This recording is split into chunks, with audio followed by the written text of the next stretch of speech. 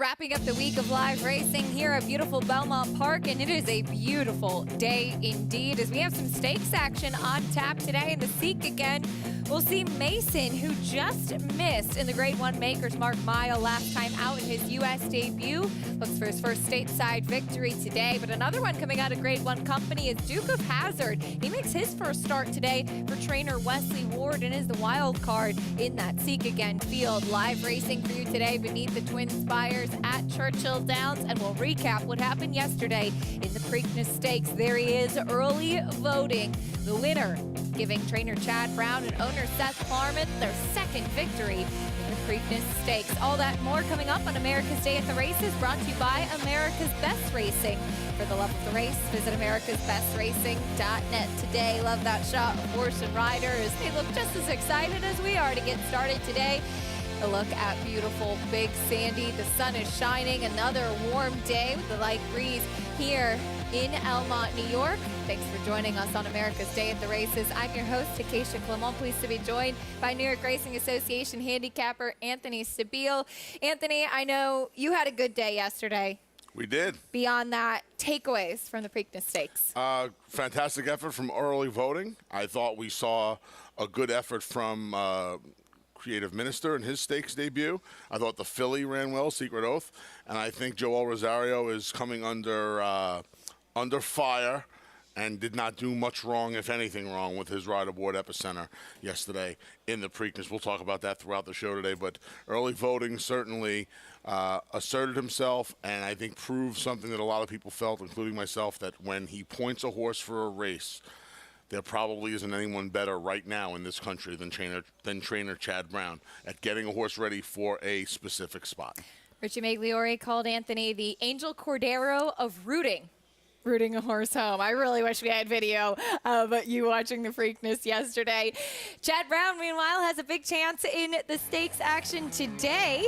Eddie Franco going to be aboard his runner Mason. Unfortunately, a couple of scratches. That means we're left with a short field going a mile on the turf, and you're going to have a very short-priced favorite, Mason, the Juddmonte homebred, who we saw come stateside and just miss a nose as a favorite in Grade 1 company. Appropriate that Juddmonte has the gigantic favorite in a race named for a Grade 1 winner that was a Juddmonte Color Bearer and Seek Again. Yeah, Mason in his U.S. debut gets beat a Zop on the outside here in that Maker's Mark Mile down at Keeneland. Much easier go of it this afternoon. Just two rivals. Wolfie's Dynagos figures to be in front. Duke of Hazzard figures to be keeping Mason company behind the speed, and it'll go from there, but I would imagine off of his U.S. debut, Mason's going to be ultra tough today. Certainly does look to be the case, as we'll take a look at what else is coming up on the program. Today's races, as always, presented by Claiborne Farm, races 1 through 9, including that Seek Again, which will go as the third today. We're on the turf at Belmont Park, fast main track and a good turf course here in New York. Churchill Downs, races 1 through 9 on the program today as well, fast and off the turf after some rain yesterday in Louisville, Kentucky. You can join Naira Bets and play all of the action on our program and more. Don't miss out on anything, because you can earn up to a $200 deposit match bonus. Sign up using promo code MATCH200 and earn up to a $200 deposit match right after your first deposit. Bet any track, anywhere, anytime. Join now at NairaBets.com to get your $200 deposit match. One of the most iconic trophies in sports, the Woodlawn Vase, escorted to the cupola at Pimlico Racecourse. We already told you who took home that iconic Woodlawn Vase, and we'll recap the Preakness Stakes after this on America's Day at the Races.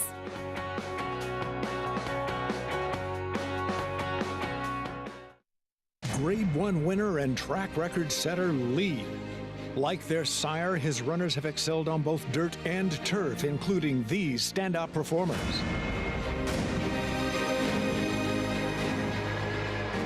Leading by 3, Gibberish and Dylan Davis. Out of a Galileo mare, this dual surface star has sired juvenile stakes winners on both dirt and turf.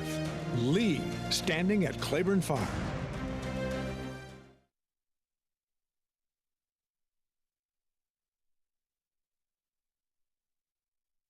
Don't see a lot of speed in this race. Got Spectro, Talamo. 1, 2, 3, 4. 1, 2, 3, 4. Paul Duca here. Hey, Polly. Hey, what's going on?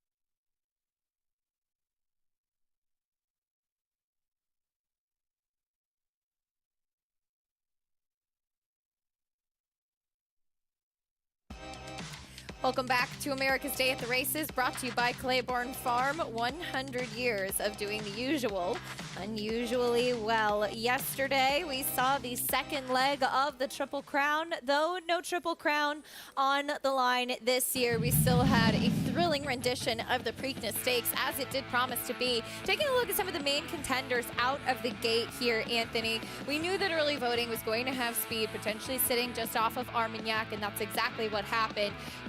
Meanwhile, Epicenter, second last early on. Talk a little bit about what you saw at the beginning of the race. So we're going to get a little technical here for you folks that are the more casual fan. The inside paths at Pimlico were the place to be yesterday. Nobody is better in this country as a jockey at identifying that than Joel Rosario.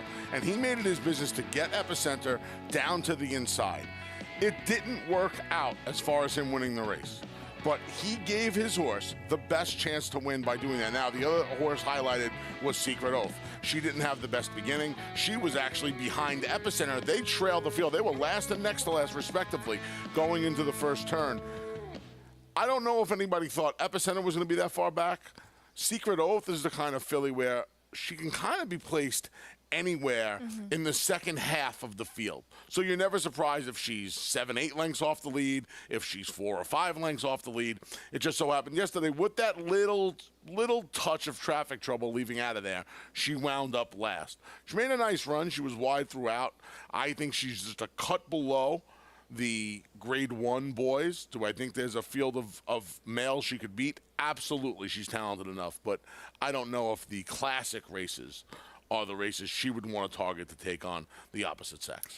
She ran a good fourth. Meanwhile, we might have seen a case of a horse coming out of a quick turnaround in the Kentucky Derby versus a fresh horse. The fresh horse getting it done as we bring in Paula Duca here with us at Churchill Downs. Paulie, I know you've been following closely this Triple Crown Trail. What were your impressions of the Preakness Stakes yesterday?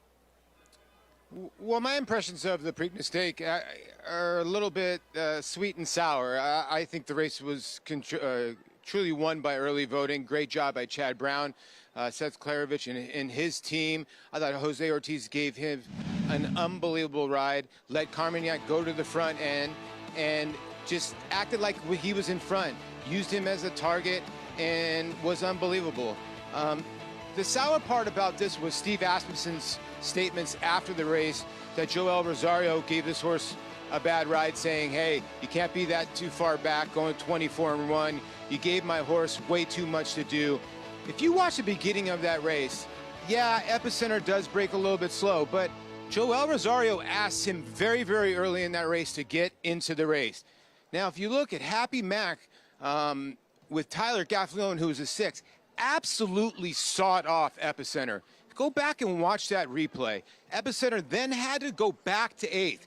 Keisha, he was trying to lay 4th, 5th, or 6th in the race, got sawed off, went to the rail like the Big A was saying, and saved every inch of ground and gave that horse maybe the second best ride in the race. I don't understand why Steve Asmussen would go after Joel Rosario, and then after that, say early voting, hey, we're going to give early voting, but not give the connections credit for winning the race, but saying, hey, you know what? Gun Reiner is the best sire of all time. Why? Because you trained him, Steve? I think that Derby loss to an 81-1 shot is starting to get to Steve Asmussen's head. Now, we all know he's a great trainer. He's won more races than anybody in the history in this game in North America when it comes to victories. But this Derby thing is starting to get to his head, and that's what I got out of the Preakness yesterday, guys. All right, Paul, thank you. We'll see what happens with Epicenter moving forward. Meanwhile, we get ready for the opener at Churchill Downs. We have a maiden claiming race to start things off. 1 1/16 on the main track for fillies and mares. 3-year-olds and upward will meet the field. Anthony, no scratches in this group of 7, starting with Margarita time. Don't get too excited, Acacia. We have a 5-hour show to get to. We can have margaritas afterwards. Second time on a sloppy track. We'll see if this horse can improve. I love a margarita. Here's the 2, Ballykeen. First time on the dirt. Stretches out from a 6-furlong debut against special weight. Kitchen sink getting thrown at this one. Kind of cold on the board at 5-1. Here's the 3, Frosted Diamond, Tyler Gaffalione up. Second start off a 9-week break. Gets leading rider Tyler Gaffalione. Sources other 2 dirt races not that good, but they were against better company, and she drops to the lowest level of her career. Here's the 4, Freudian, second last time out. 8-5 on the morning line. Second in her last 3, in fact. All on the dirt. 2 at the fairgrounds. 1 locally. Comes back in just 3 weeks. Classy Miss takes a drop in class. Yeah, she drops down off of a poor effort from the rail. Gets a little post relief in here for her second try around 2 turns on the dirt. She's 9-2 right now. Here's the 6, Lunar Ice, stretching out. There's a lot to like about her. She stretches out from the 7/8 to the 1 1/16. She's from a barn that does well with second-time starters, and at least being by Keen Ice, she shouldn't have a problem with the added distance. And here's the 7, Threeves Company. Tries to go turf to dirt for her second start, going long, first on the dirt. Didn't take a lot of money in her last 2 starts. Maybe some seasoning now, she'll be a little bit better. I love the name, though, Threeves Company. Yeah, a clever name for sure. As that's the field for the opener. There's a look at the 6, Lunar Ice. I know you had a little intrigued in this filly by Keen Ice. The mare was a better sprinter, but she did win going long, and obviously with the Keen Ice influence on the top, sire of Kentucky Derby winner Rich Strike.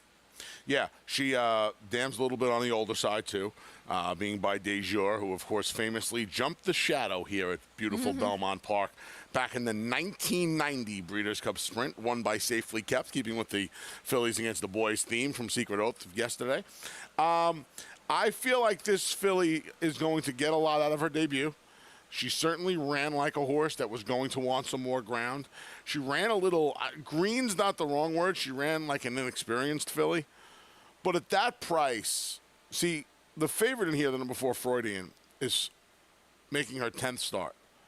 5 seconds from her first 9 tries. I'm never going to bet on a filly like that, especially at that price. So I'll take a little shot with Lunar Ice at a much better price. I'm surprised off of the debut, the stretch out, being by Keen Ice, that this horse isn't taking a little bit more money.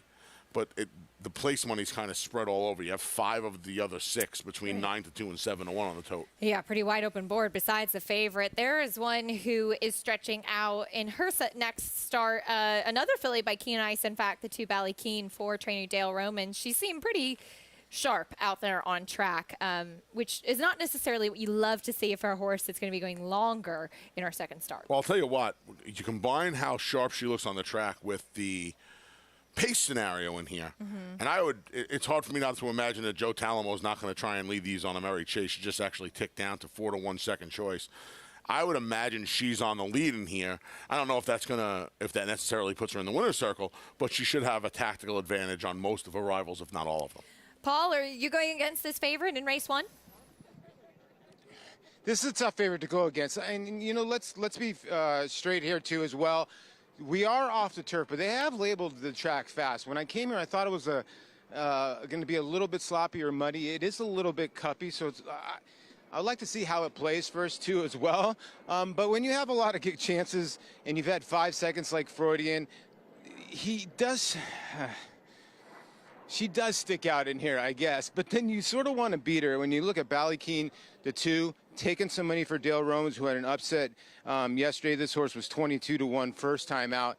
You know, guys, this was a tough one for me. I ended up on the 6 horse in here for John Ortiz. I know it was 26-1, but made up some ground on Condiment Girl, a first-time starter.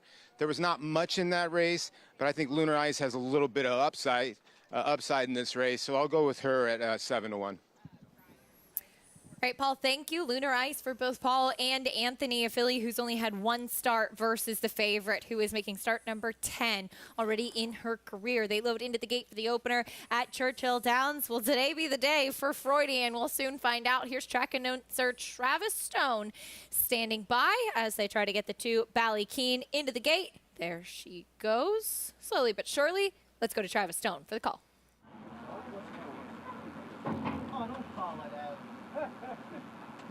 Waiting on Threeves Company.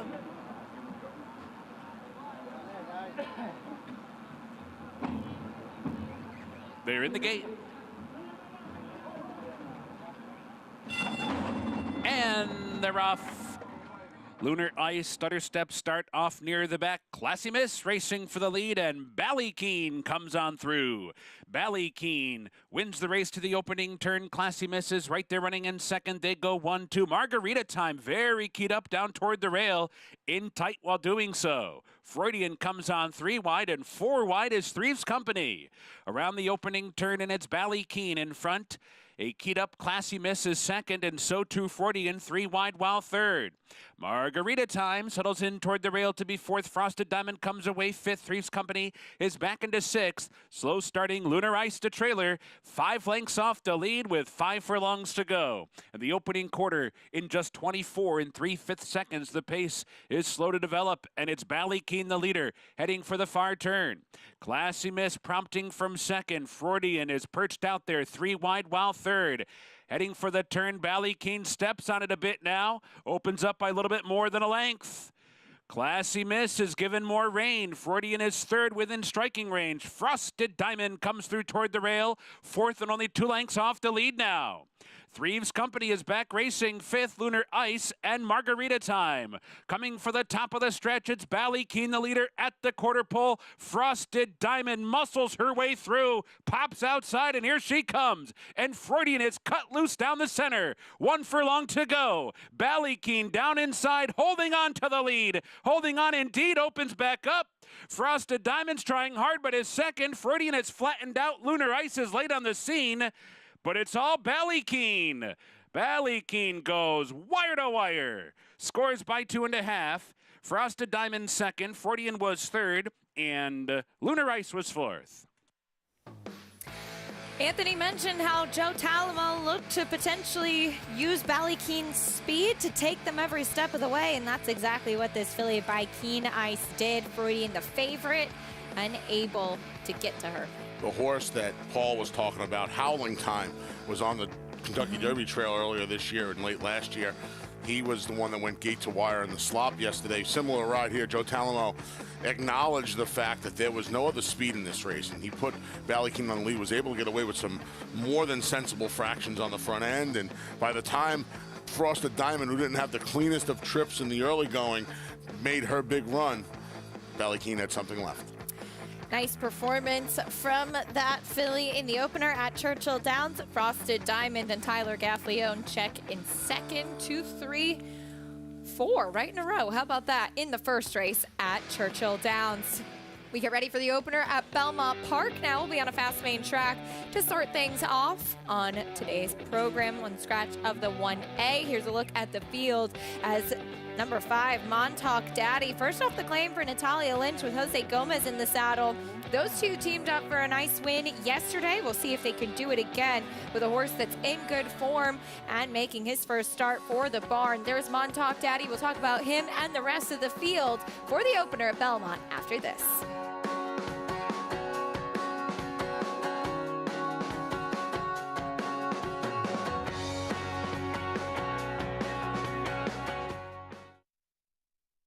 Introducing a stallion, as top class as they come. In 22 career starts, he won or placed in 12 graded stakes, competing in 15 grade ones, earning over $1.7 million. His undisputed speed is evidenced by 7 100-plus Beyer speed figures, a 3-time grade 1 winner, Raging Bull.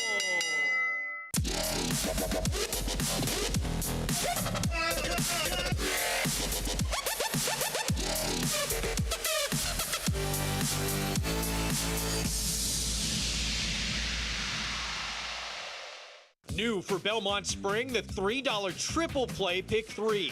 Choose the winners of the last 3 races at Belmont Park every Sunday to win big. Plus, play on Naira Bets for a free $10 triple play bet. Go to naira.com/triple play for details. 850, 75, 850, 75, 175, 175, 150, 175. Ralph, 850,000. Thank you. Volatile in front by 2. Whitmore is down at the rail. Firenze Beyer and Mind Control. It's Volatile in front as they pass the 16th hole. Volatile victorious in the Vanderbilt. 1 by 2 lengths. 850,000. Thank you. Monmouth Park summer season rolls on with live racing action every weekend in May. Win early and often with our Win Early Pick 5. First race, 12:15. Home to full competitive fields and big paydays, Monmouth Park continues to prove itself as a place to profit. New for 2022, on-site customers can lock in odds with fixed odds wagering at Monmouth Park Racetrack. You're watching America's Day at the Races, brought to you as always by Naira Bets, where you can bet any track, anywhere, anytime. Get started at nairabets.com or download the app today.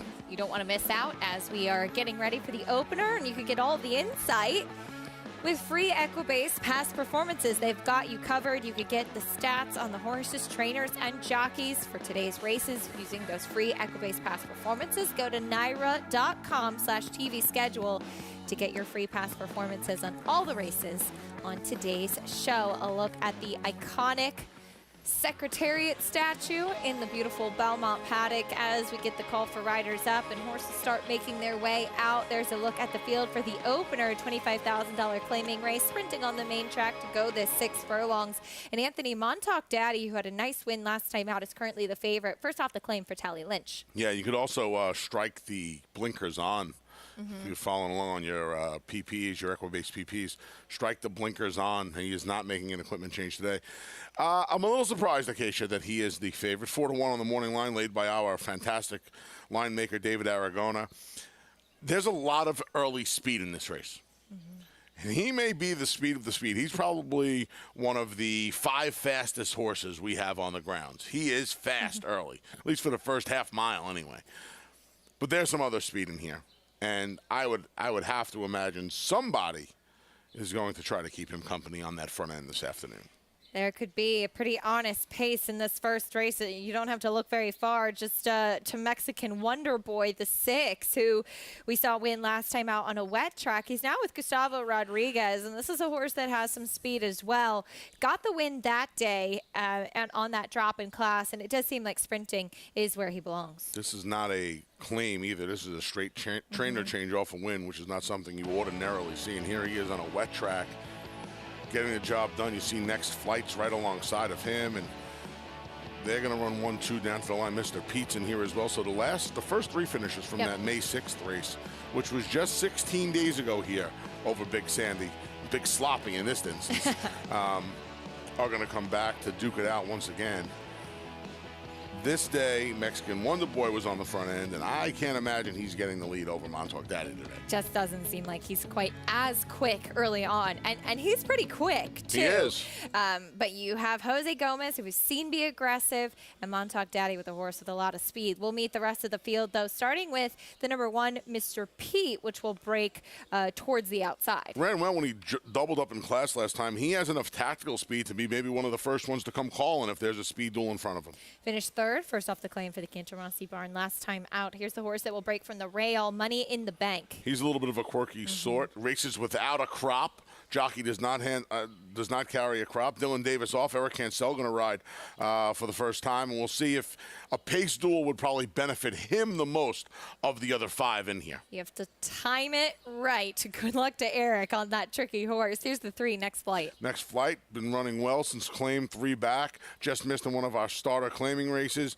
Ran Mexican Wonder Boy to a length decision last time. Another one. He has some early speed, but he's probably not faster than the 2 outside runners. Here's a big price, actually taking a drop in class, the 4, Karen's Cove. And even he's one with not without early speed. He's usually a part of the early pace scenario, and then he fades from the scene. Figures to be on a heavy chase in here under Mike Luzzi. He's 18-1, the biggest price on the board. Here's your favorite, 2-1 still on Montauk Daddy. Is he the speed of the speed? 2 starts back. He looked home Jerome, got run down late in the game by repeat winner Ragtime Blues. Last time was able to parlay a loose on the lead trip into a length and a quarter victory. He'll have to contend with other speed in here, namely this horse right on the screen now. There he is, Mexican Wonder Boy. Jose Lascano going to be aboard. It looks like we had a little traffic trouble in the post parade there. Yeah, it was a little bit of it looked like the Grand Central Parkway for a second there on a Friday night. Mexican Wonder Boy, he has the luxury of being drawn outside with post 6, can check out what the other horses do inside of him, namely Montauk Daddy. I would imagine he's lapped onto him. I'll tell you what bothers me here, Acacia. He is the price I thought Montauk Daddy would be, and vice versa. So the fact that Montauk Daddy is taking considerably more money than him for a barn in Gustavo Rodriguez, Rudy Rodriguez's older brother, who was his assistant for many years, that concerns me a little bit, because when the money talks around here, the negative money talks more than the positive money. And the fact that this horse is 4-1 does not bode well for his chances today. 2-1 on Montauk Daddy. Meanwhile, we welcome in former champion jockey Richard Migliore here with us. Richie, first of all, we know that we had heard jockey Trevor McCarthy, who was in a spill the other day, being dumped at the start of a race, would be back to ride today. We won't see him. Can you give us an update on how he's doing and when we could potentially see him back in the saddle? Yeah, Trevor's doing good. He just still some general soreness, lower back, but fully anticipate he'll be back before the end of the week. Jackie Davis, as well as Raul Mena, also unseated in an incident yesterday in the last race. Both body sore. Jackie off her mount. She actually went to the hospital, got checked out clean, but just need a couple days to get over that general body soreness. Some jockeys are so tough, and thankfully, out of the incidents, that they were all pretty much okay. Just again, a little banged up. So about horses here, I really, really like the number 1, Mr. Pete.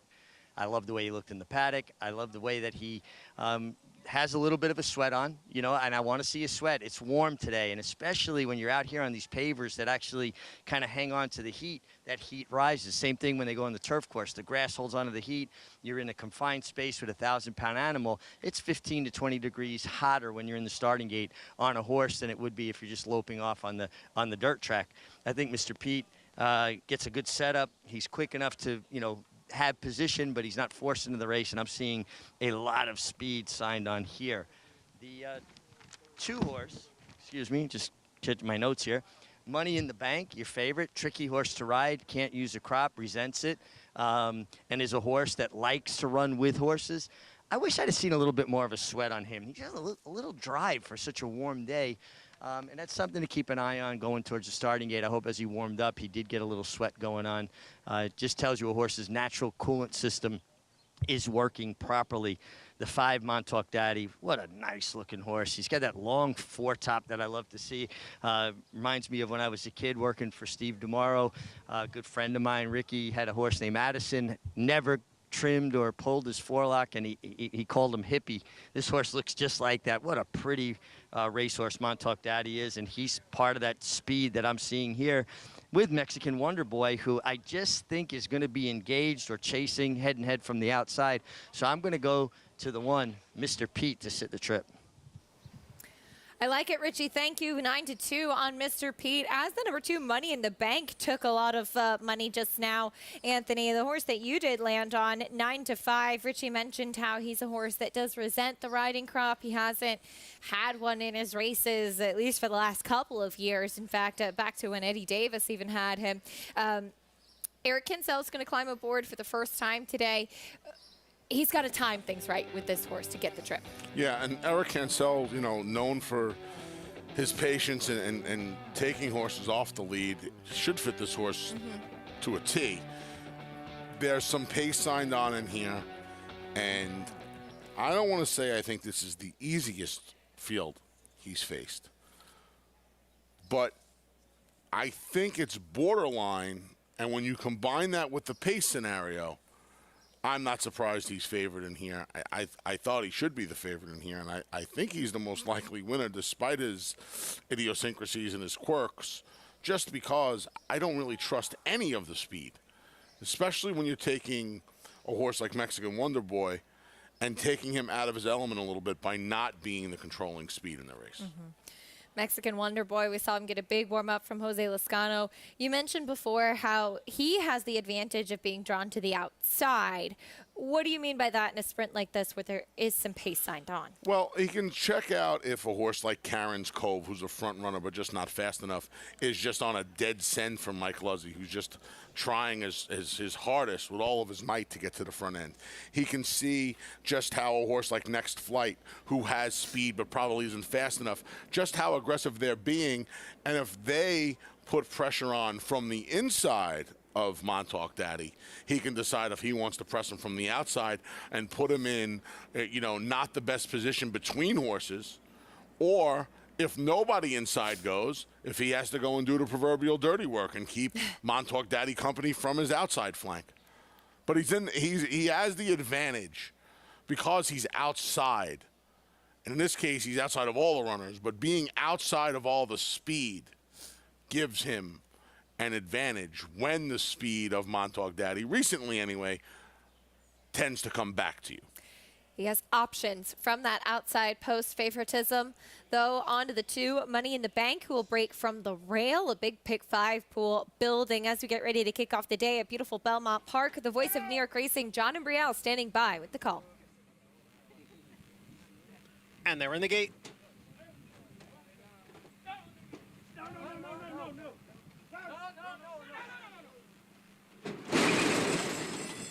And they're off.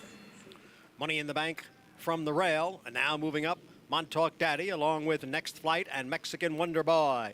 Mexican Wonder Boy flashes early speed and steps away here to lead by 2, now by 2.5. Next Flight running in second, and Montauk Daddy's on the outside in third. Money in the Bank down at the rail, followed by Mr. Pete, and Karen's Cove is the trailer in 6th. The quarter in 22-2. Mexican Wonder Boy with a 2-length lead over Next Flight, and then it's a length and a half to Montauk Daddy and Money in the Bank. They are right together, 3rd and 4th. And a break of 3 to Mr. Pete. And farther back is Karen's Cove, all chasing Mexican Wonder Boy as he leads the field to the top of the stretch. Mexican Wonder Boy in front by 2.5 lengths. Ran the half in 45-2. Money in the Bank now comes on through to take second. On the outside is Montauk Daddy in between horses, Next Flight. And then it is Mr. Pete. Mexican Wonder Boy holding on to the lead. Money in the Bank coming on now on the outside. Mexican Wonder Boy, Money in the Bank with one last surge on the outside. Money in the Bank. He got the money under Eric Cancel. Mexican Wonder Boy was second. Montauk Daddy finished 3rd. We talked about the idiosyncrasies of Money in the Bank and needing to time things right. That's just what Eric Cancel did with him today, able to run down Mexican Wonder Boy. And Eric did a good job getting this horse out of the gate today. When the gate opened, 3 or 4 jumps out of the gate, there were 4 across the track. That's usually not where Money in the Bank is, and it allowed him to find the position that kept him closer to the pace than he usually is. It was also a weird pace scenario because Mexican Wonder Boy and Jose Lezcano, from that advantageous outside post, said, you know what? I'm going to take the best weapon Montauk Daddy has away from him and put my horse on the lead. It almost worked. It almost worked out today. But Money in the Bank, got some more money in the bank today. Richie, this has to be a tricky horse to ride. Tricky horse to ride, but he could not have gotten a nicer ride from Eric Cancel. I just think that he did everything absolutely perfectly, sat the pocket, got position, and was so confident. You could see he timed his run perfectly. You know, I can be critical of riders, but I got to be fair and also give them credit when credit is due. Tough horse to ride. Eric Cancel delivered a picture-perfect ride, as did your runner-up, Jose Lezcano, who I think did everything right. When you have speed, use the speed. I really don't like when riders hold up speed horses and allow the kickers into the race. So in essence, your strategy is to try to outclose the closers. Not a good strategy. I think Jose Lezcano rode perfect, and Eric Cancel delivered a picture-perfect ride. Money in the Bank. Doing some more of just that today. A horse that went on a tear last year in 2021. We're getting 5 victories in a row. He gets back to the winner's circle today for the first time since September. We'll bring you prices and reactions after this. We'll also talk about the Kentucky Derby winner, Rich Strike. Skipped the Preakness, but has been gearing up for the Test of the Champion, the Belmont Stakes, and that will be his next stop after this.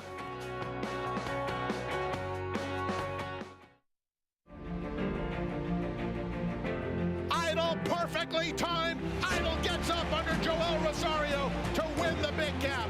It's known agenda for St. Elias Stable. Race Adler, a scintillating performance in the TVG Del Mar debutant. And Clairiere will win the cotillion. Down to the wire. Who's going to win it? It's Mala by a neck. Curlin, the classic sire.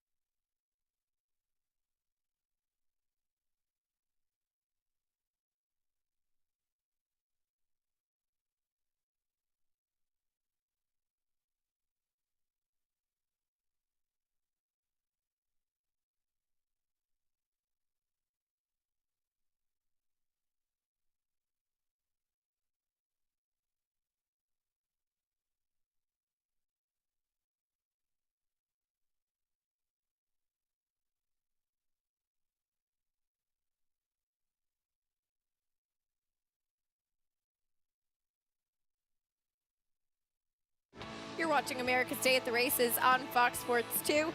One race down at beautiful Belmont Park, and it was the number 2, Money in the Bank. A quirky horse, but piloted perfectly by jockey Eric Cancel, who's standing by in the winner's circle with Richie. Yeah, thanks, Acacian. Eric, you delivered a picture-perfect ride here on Money in the Bank, but how difficult is it? You're always used to carrying a riding crop. To now go out there without it, you've got to feel almost a little bit naked in a sense. Yeah, Richie, I mean, we're very used to it, you know. I mean, it's weird. I've never had to ride without the crop here in New York, so I got a little bit frustrated, you know, when I wanted to ask him for a little bit more, you know, and not being able to hit him just to get a second reaction out of him. You know, I know he doesn't like it. That's why we don't carry it with him. But he's a horse that he tries, you know. I mean, can't say anything else about it. Well, it seemed to me like just inside the 8th pole, you kind of pointed him at the horse on the lead, and when he saw him, he kind of bore down like he wanted to run and catch him. Yeah, I mean, the horse, like I said, you know, he was trying very hard. The horse on the lead just tried to stay steady.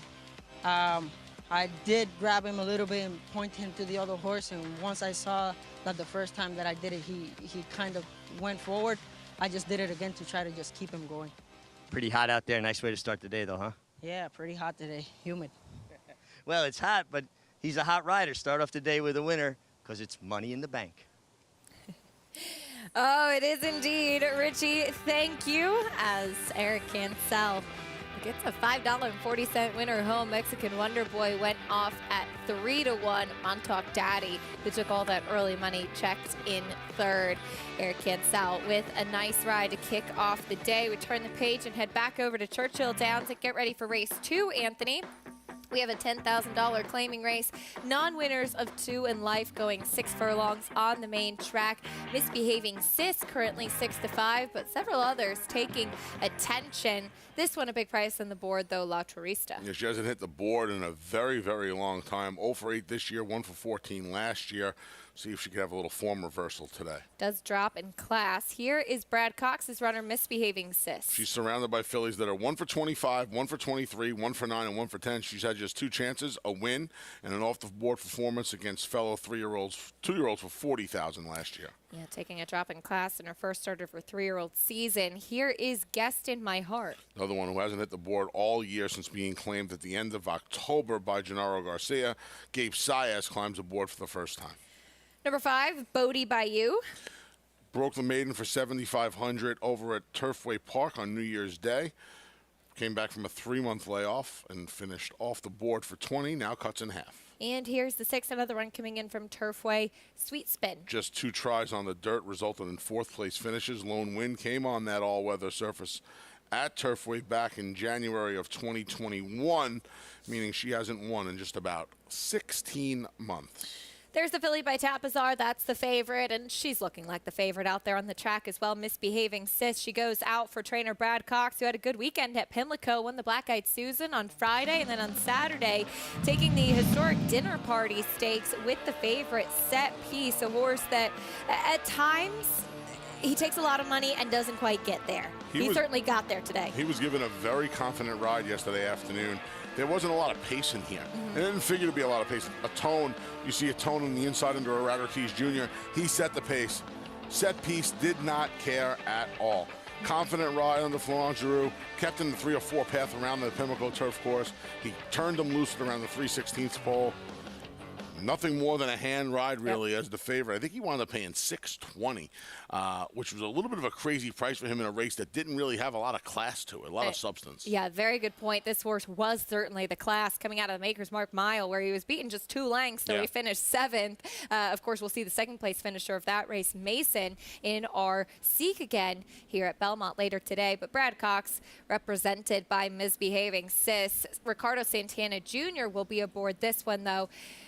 She's facing 3-year-olds for the first time. She's only raced twice, but you kind of touched on it. The rest of the horses in this field have just had so many chances that she makes sense as the fresh face. The worst reason, in my opinion, I don't deal in absolutes in life, let alone in our great sport, especially when you're gambling your money. But I can say this. The worst reason to bet on a particular horse is because you don't like the rest. You might be right, and if your horse is 4, 5, 6 to 1, that's all well and good. That's my one rule. If you like a 6 to 1 shot, I will not give you a hard sell against him or her. I'm not going to be the cause for you not betting on a $15 horse. That's my rule. But when you look at this field, and I looked at this field, and I'm telling you I crossed off every other runner except Misbehaving Sis. That doesn't necessarily mean I love Misbehaving Sis. I think she's going to win, but the best reason I could give you is she's not facing a tough field. And to me, that's not a good reason, certainly not a good enough reason to warrant taking 6 to 5. She's a short price. It does seem to make sense. There's a look at the number 4. Guest in My Heart. Gabriel Saya is going to be aboard this one. I think the question in this race, too, Anthony, is where's the pace going to come from? Guest in My Heart at one point used to be forward, but she hasn't been recently. I would be stunned.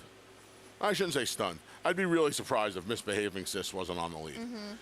Her debut was going 5.5 furlongs. She was just a length off of it. Her second start, She didn't break that well that day She either. didn't break that well. Her second start, she was facing winners for the first time. There's different rules with the Lasix as well. Indiana, 2-year-olds can run with Lasix. Kentucky, they cannot.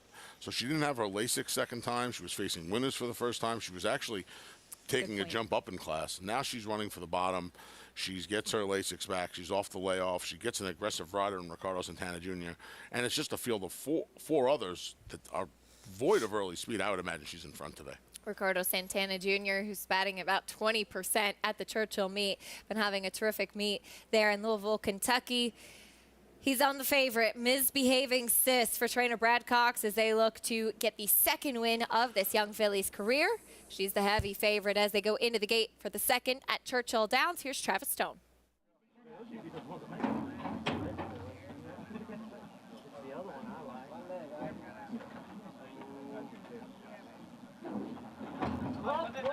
They're in the gate.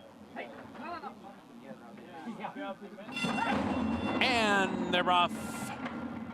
Bodie Bayou, good beginning. Misbehaving Sis comes through toward the rail. Guested My Heart between them, backing off this early pace.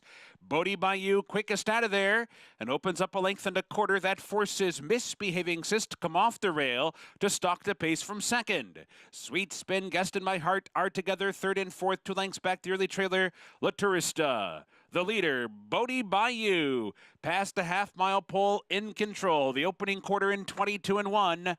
And the big favorite, Misbehaving Sis, is sauntering up alongside. So they round the far turn. Bodie Bayou holding on to the lead with 3 furlongs to go. Misbehaving Sis nudged along in second. Sweet Spin comes on 3 wide third. Guested My Heart is fourth. La Tourist is trying to catch up from fifth at the quarter pole. Bodie Bayou comes powering off the turn and kicks away by 3. Misbehaving Sis is fully extended, trying to hold second. Sweet Spin closing outside, and La Tourist is coming on late too. Bodie Bayou clear by 2. Here comes La Tourista, weaving through the pack on through to the lead. And it is La Tourista, a last to first winner. Misbehaving Sis photos with Bodie Bayou for second and third. Sweet Spin was fourth. An upset in race 2 at Churchill Downs. La Turista, who's just 1 for 25 in her career. Going back to the beginning of November of 2021, Anthony, you can't see her even hitting the board. Today, she gets the win under John Court and turns those numbers around. She was last. Acacia passed the 8th Yeah. ball. Was able to make up a half a dozen lengths and win it by a couple of lengths over Misbehaving Sis, who got Bodie Bayou very late in the game. Edgar Morales did a good job. The only time Bodie Bayou won was when she went really fast early on New Year's Day, and he tried to put lightning in the bottle. It didn't work. I cannot. It was a perfect ride. I mean, he took the favorite out of the out of the pace scenario and almost stole this thing on the front end. His filly got a little leg weary the last 16th of a mile, setting it up for La Turista. An upset, dropping in class. She faced $20,000 types last time out, in for the straight non-winners of 2 condition today. Maybe that made all the difference as she gets the first win in quite some time. Now making it 2 for 26. John Court in the saddle, bringing prices and reactions. And we'll talk about the Preakness winning trainer, Chad Brown, who looks to continue a strong meet here in New York. He has a heavy favorite in the Seek Again Stakes today and a lot of other live runners. More on that after this on America's Day at the Races.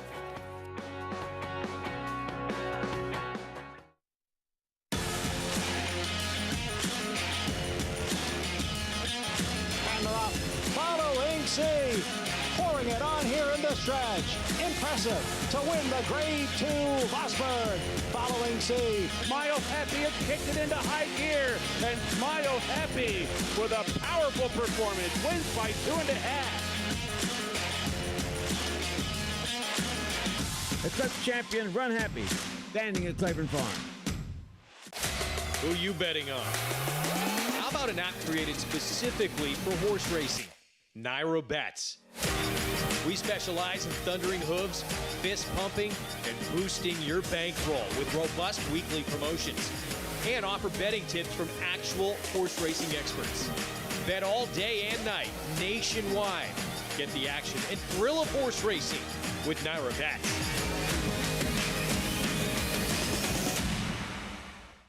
The momentum continues for War Dancer. Following a triumphant Saratoga meet as the #1 second crop sire, his progeny have posted 14 more wins in 2022, like Pop the Bubbly. And it's going to be Pop the Bubbly. You Should Be Dancing. On the outside, You Should Be Dancing, the winner. And Fun While It Lasted in an 8-length blowout. Final furlong, it's Fun While It Lasted until the 16th lap has 8 lengths on them. Now with $3 million in progeny earnings on dirt and turf going long and short, War Dancer is a sire on fire. Join the momentum today at wardancerstud.com. Racetrack Television Network brings you every race, from every track, on every screen, every day.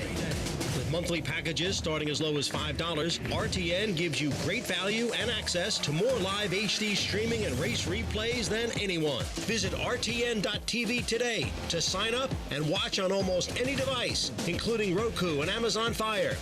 RTN has packages that start at $5 per month.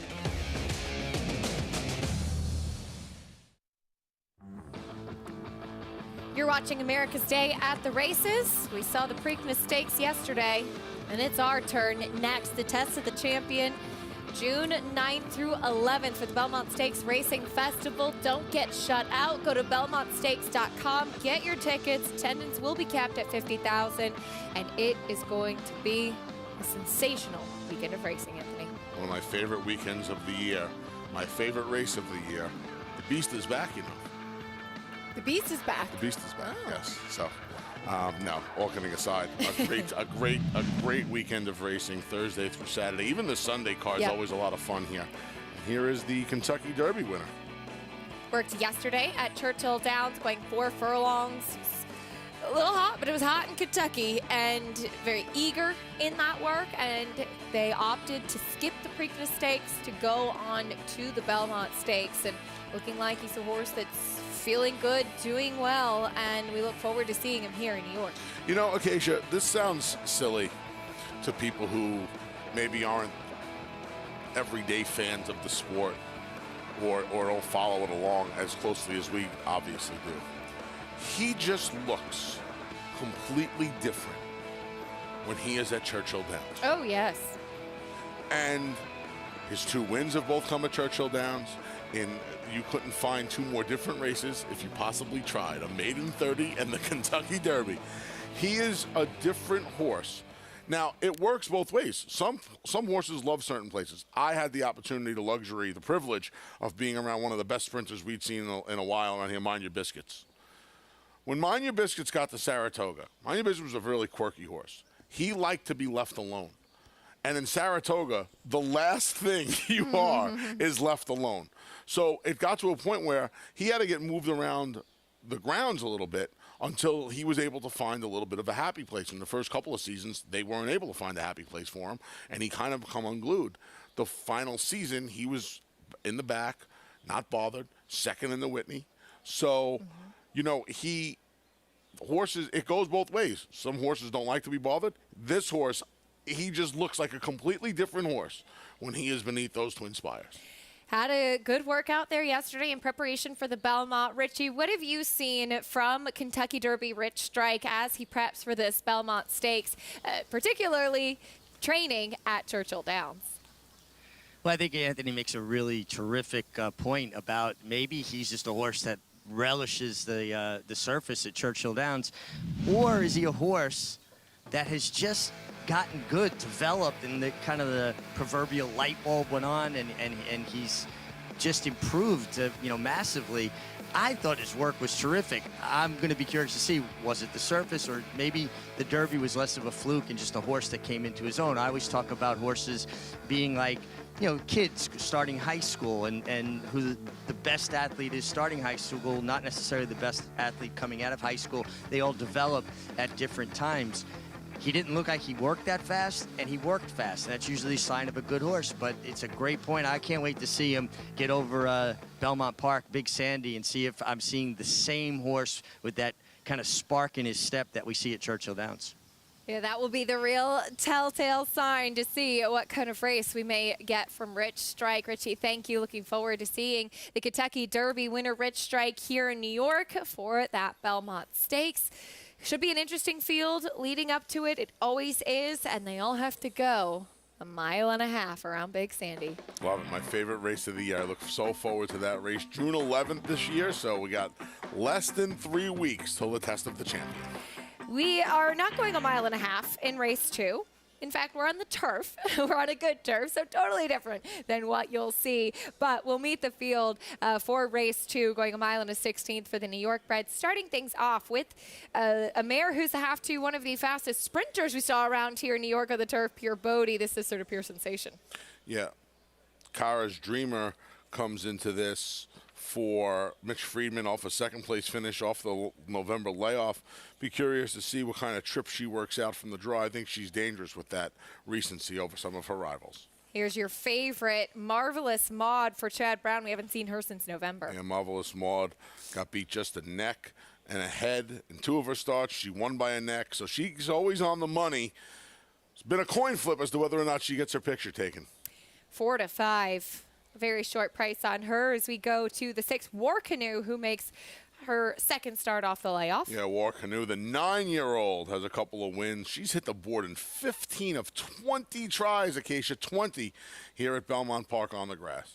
Here's another layoff runner, Classic Colors. We haven't seen her since July. Yeah, long layoff for this Christophe Clement runner, Jose Ortiz, back aboard. She won 2 in a row back in September of 2020 and April of 2021. That gives you some hope that she can perform well off of a layoff. And the number 10 to the outside, don't forget about her, Instinctive, first start since December. Yeah, like I said, some recency for Kara's Dreamer. This filly hasn't run since December, hasn't hit the turf since the last week of November when she got beat a length. Marvelous Maud was just 3 parts of a length in front of her that day. You can earn a $10 bonus today. How does that sound? Just by playing with NYRA Bets. Bet $50 each at Belmont Park and Monmouth today, and you could get a $10 bonus, win or lose. All you have to do is opt in at NYRA Bets. Always plenty of promotions going on over at NYRA Bets, so be sure to check that out as we go to the number 2, Kara's Dreamer. As Anthony mentioned, she does have the recency with a lot of layoff runners in this field. Second last time out in a good effort behind She's the One in her first race from that November to April layoff. I like her a lot today, Acacia. She got didn't have the best trip in here for the simple fact that they walked on the front end, and she wound up having to be wide as well. There she is, the gray filly, daughter of the Factor, coming down the center of the track. So there was no pace in the race. She was outside most of the way and coming off that November break. So she was gone essentially 5 months. What an effort. The Grays hit the wire 1-2. Big effort. I'm a big fan of the recency. She has a race under her belt. Pure Bodie, the number 3, hasn't run since November. Marvelous Maud hasn't run since November. Classic Colors hasn't run since July. Instinctive hasn't run since December.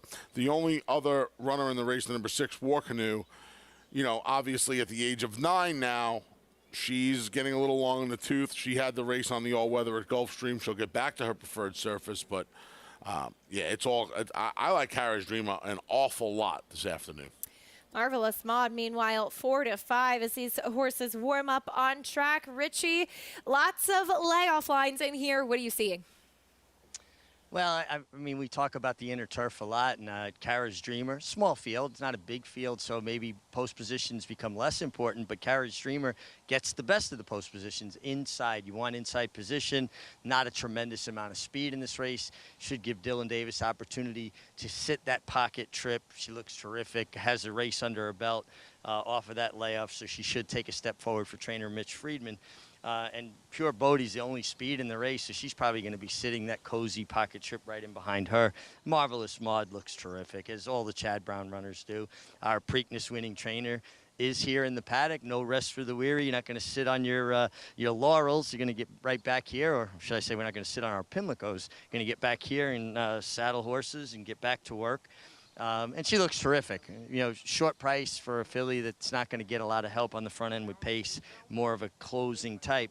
The 6 War Canoe, full disclosure, I'm a big fan. I love this diminutive little mare. She's not very big, but solid, thick throughout. I was talking with Steve Cosaris, her trainer. He said, you know, she needed a race to get her started. That's why they tried her on the synthetic. She's back on her preferred surface. Kendrick Carmouche called in sick yesterday. Obviously, he's feeling better. He's back aboard this filly. He's had success with her in the past, but might not get the help she needs from a pace standpoint on the front end. And then get to the 7 Classic Colors, who I was not really, she wasn't grabbing my attention so much in the paddock, but gosh, I loved her warm-up, and I really like everything I saw from her. And maybe she's going to lay close enough and get first run on her main rivals with Preakness winning rider Jose Ortiz aboard. And not only was Jose Ortiz riding today, Jose was out working horses this morning as well. How's that for dedication to your craft? Listen, this is what these guys do. These guys and gals, it's 24/7. You know, people think we eat on Christmas, right? You eat on Christmas Day. You don't eat what I eat on Christmas Day, but you eat on Christmas Day. You eat on Easter. You eat on Passover. These horses, they need to be taken care of every day. More often than not, that is the work ethic of the people who are part of the game as well. We work every day. There are many days you don't do something. You look at your PPs. You do something, right? You're out at the barn with your husband, watching horses train, taking videos. It's 24/7. Same thing for the horses. Same thing. So it's not. Am I surprised that Chad Brown's here today? Absolutely not. Am I surprised Jose Ortiz was out working horses this morning? Absolutely not. People think, oh, he went out. You know, because if you win the World Series, you go out and party for 3 days until you got to get on the float and you get your parade. Doesn't work that way. Jose's got to ride 6 horses today. And he is going to, as a professional, he is going to stay tried and true to his profession, and he is going to be here to honor his commitments both in the morning and in the afternoon. So tough, and that's what it's all about, Richie. I know you are well familiar with getting on a plane right after you win a big race to come back and ride and work horses the next day. Yeah, it's just what Anthony said. You win the Super Bowl, and they ask you, oh, you just won the Super Bowl. What are you going to do? And you're going to Disney World. No, you ask a jockey, you just won the Preakness. What are you going to do? Oh, I'm going to hop on a plane and fly home because I got to work tomorrow at Belmont Park. And that's a jockey's life. But I will say this. It's a great feeling to get up early in the morning after a big win and go to the track. People are happy to see you. That's when you create more business. And, you know, as the saying goes, you make hay when the sun shines. And you in the Preakness, boy, is that sun shining bright. I love that. I love hearing that. And it really is. It's just – but and to say it's fantastic. Jose, Irad, Chad Brown, they're all here. But that's our sport. That's what it is. That's what Richie's saying, too. I mean, I remember my father-in-law, Christophe Clement, won the Breeders' Cup.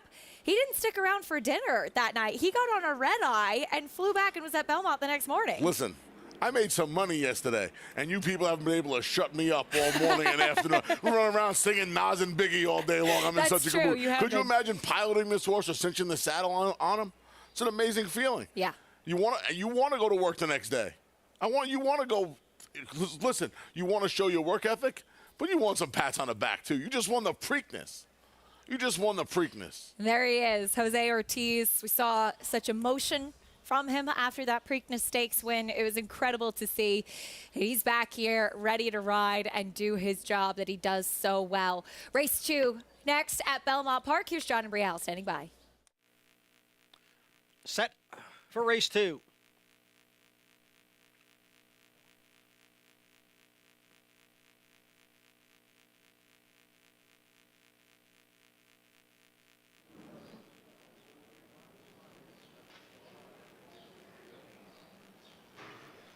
And the rough.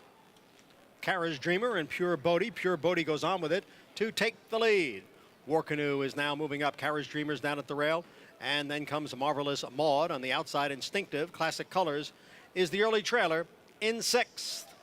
It's Pure Bodie, the leader here by a length, with War Canoe running in 2nd. Kara's Dreamer down towards the rail, next and 3rd. And on the outside is Instinctive. Then the odds-on favorite, Marvelous Maud, racing in 5th. 4.5 lengths from the front. Classic Colors is at the back in the opening quarter mile over the good turf. 24 3/5 seconds. And it is Pure Bodie with the lead. War Canoe sitting right behind in 2nd. And then Kara's Dreamer and Instinctive heads apart 3rd and 4th. Marvelous Maud remains in 5th.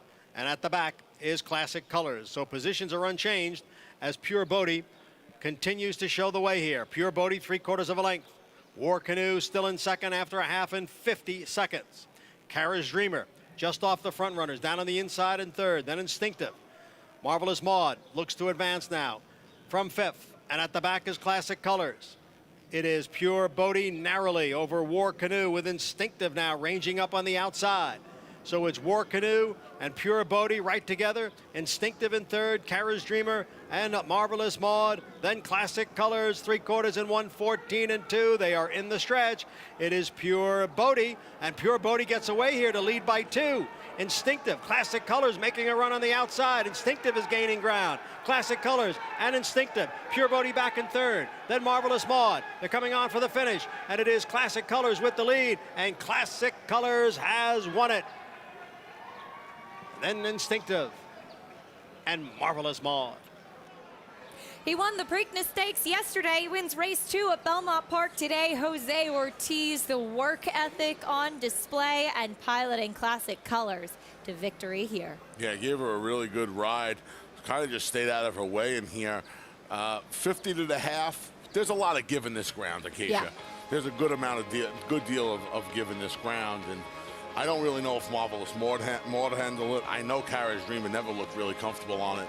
But this filly certainly did, and you kind of felt like not only is Christoph so good at bringing these horses back off the layoff, but you felt like the fact that she had already won off a significant layoff, the time between races was not going to be that big of a hindrance, and it wasn't today. She was a juicy price, too. It's 9-2. You get $11 on her. Yeah, she was over the number 10 Instinctive, who was 32-1 off the layoff under Manny Franco. She put in a big run, actually, and Jose Ortiz in Classic Colors able to outfinish her down to the line. And love that conversation we had prior to the race about Jose back here to ride, and pretty cool to see him right back in the winner's circle as well. Obviously, this is a different type of race versus the Preakness Stakes, but to a rider, to a trainer, every win is important. Absolutely. Every win's important. You know, we're at Belmont. We're getting ready to go up to Saratoga in a few weeks, couple of months, right? I've been just Saratoga on the brain now with the Belmont up ahead. Yeah. And Christoph's off to a fantastic start, and Jose, right on the heels of that Preakness victory, a very emotional victory for him yesterday, right back in the winner's circle here at Belmont. His first Preakness win yesterday. He pilots Classic Colors to victory here in race 2 at Belmont Park, bringing prices and reactions. Great to see Jose Ortiz back in the winner's circle once again.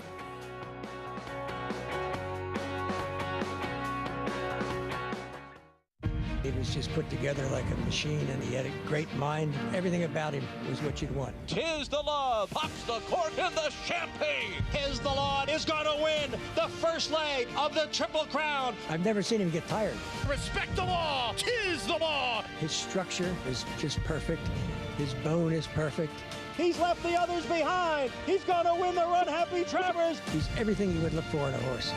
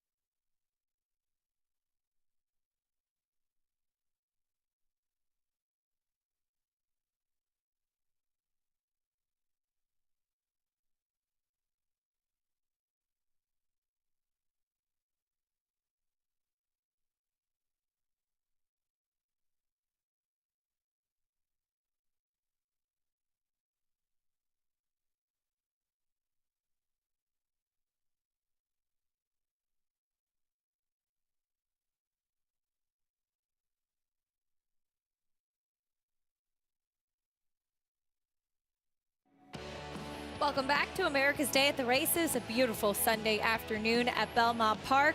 Race 2 in the books on the turf, and it went to Preakness winning jockey Jose Ortiz and classic colors for trainer Christophe Clement. As Jose, we saw him in the Preakness winner's circle yesterday, and he's in the Belmont winner's circle today, standing by with Richie. Yeah, and wins the second race here today with just such a confident ride, but coming off such a great ride in the Preakness. And to me, the key to the race was the first eighth of a mile, Jose, when you're allowed the outside horse to clear you with early voting, and you were in just the perfect spot. Yeah, I was in a perfect position going into the first 10, and that was the plan. I knew the 7-horse Armagnac got speed, so I wanted to break clean and keep my position, you know, stay on the 5 path as long as I could. And when he cleared me, I knew I was going to be clear. Well, you put yourself in control of the race, but the work before, the last work before the Preakness, you kind of rated him a little bit off of work made. Was that kind of like a test drive to see if he would do it kindly? Yeah, we did it twice, and he did it nicely. He rated off a horse, and I felt like he was relaxed. He never was pulling me, you know, very keen. He put his ears up next to the horse, and I was very confident when Ida went to the lead, and I was able to give him a target, because I think here in the morning, I give him a target, and he just galloped out so nicely, so strong. I think with a target, he's even better horse. Well, you worked with this horse in the morning. You work a lot of horses in the morning. You came immediately back after the Preakness, and you were out at the barn, at Chad Brown's barn this morning, and working horses. That says a lot about your work ethic. I mean, yeah, but it's nice horses, you know. I work on a really nice horse for Belmont. I work Jack Christopher. I work Regal Glory. I mean, it's fun to go out there and work those kind of horses. They target in big races, so it make it a lot easier for me. I mean, I drove back. I was very happy. I mean, I would do it 100 more times, you know. Well, I love it. I just asked you one more question. You were quite emotional after the race. I mean, it's so meaningful to win these kind of races. Can you explain to us a little bit about the emotion that runs through you after a moment like that? Yeah, Richie, you know, it's a dream come true for me. As a child, I was dreaming to win those kind of races, and you know, they're very hard. They don't come very often. To get it, it's very emotional, it's amazing. My family was there, my kids, my wife, and mom, dad watching me home, all my family, all my friends, and I think that's what makes it emotional, you know. All the hard work, you look back, a lot of things goes to your mind, and you work hard, but that's the moments that you say, man, it was worth it, you know. Congratulations. It was great to see that emotion on full display, and it is about kind of those freeze frames of your life getting to the pinnacle of the sport. Jose, just an incredible ride from Jose Ortiz. An incredible ride indeed, Richie. Thank you. Love hearing that interview from Jose as he brings home an $11.80 winner here in race 2 in classic colors. And I don't think he was missing working Jack Christopher this morning. No, I don't think so. You know, it's kind of cruel for Chad to even do that, right? Like, I know. I think we're going to win. It's about the horse. You got to keep the horse on the schedule. I think we're going to win the Preakness, but just make sure you're on the van, the proverbial van, back to the Big Apple tomorrow, because we have to. I mean, one of them back. How about that, by the way? Early voting, Zandon, right? Jack Christopher wins the Pat Day Mile, undefeated Champagne winner. Zandon third in the Derby, big effort, Bluegrass winner. And now you have the Preakness winner. But he's a turf trainer, Chad Brown. You know that, right? Turf trainer. That's right. That's what they say. It's so silly. The narratives are so silly sometimes. Congratulations to Jose Ortiz, and even seeing some of the emotion there with Richie, too. You could just tell how meaningful it is, of course, when the Belmont with Tapwrit picks up his Preakness win. And he just says that Kentucky Derby win as far as his own Triple Crown goes. But here's the field for the third at Churchill Downs. We'll be sprinting on the main track, going 6 furlongs, a non-winners of 2 in life, and 3-2 right now on the number 7 Gun Lap to the outside. Yeah, I would imagine this son of Run Happy, who should be forward in here. I wonder if Joe Talamo, we know how trigger happy on the speed horses Joe Talamo is. See what you he did really there? is. He's good on the front end, too. I would put this son of Run Happy on the front end today. I guess Ridge Point, the number 2, the other horse taking any kind of real money on the tote, would be the other speed, the quote-unquote other speed. He's fast enough, but he really falls apart late in the game occasionally. I would imagine Gunlap's going to have this front end to himself, and I think that's enough of an advantage. Yeah, hasn't been able to sustain that speed in his last two. Ridge Point, that is Gunlap, the favorite to the outside. They go in for the third at Churchill. Here's Travis Stone standing by. Puppy and Gunlap.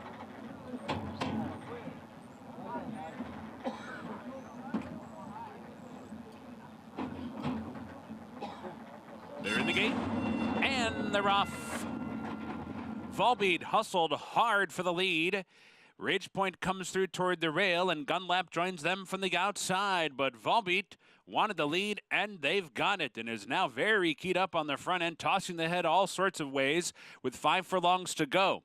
Gunlap comes on to track the pace from second. Ridgepoint toward the inside is racing third. And then it's Bronze Beast who comes away fourth, but only 2.5 lengths off the lead. Another 3 from there back to Formal Order, who's inside of Stud Puppy. The trailer is Clemenson. Round the far turn, Gunlap taking it to Volbeat.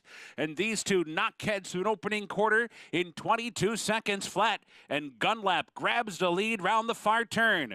Volbeat trying to keep up. Ridgepoint rolls up on the outside, third and now second, and 2 lengths behind Gunlap. Off the turn into the stretch, here comes Ridgepoint. Ridgepoint slingshots past Gunlap and quickly builds a 3-length lead. Gunlap tries to respond back in second. Formal Order comes on to be third, but Ridgepoint is running away from them. Opening up by 5 as they come for the wire. It will be Ridgepoint, a clear-cut winner. Gunlap held second, Formal Order was third, and Clemenson rallied for fourth. Ridgepoint, a clear-cut winner indeed today as he took that drop in class, but a different pace scenario than we anticipated, Anthony, particularly because we saw the 6 Volbeat very headstrong early on. And Francisco Arrieta did the right thing today. Ridgepoint had not been successful in his last 2 starts, his 2 starts against winners, chasing after the early pace. He allowed him to settle. He let Volbeat and Gunlap go out and duke it out in front of him, and he came and picked up the pieces. Boy, at the quarter pole, he came with that big rally, and you just knew he was just going to blow on by, and he winds up winning by daylight. Number 2, Ridgepoint, the winner.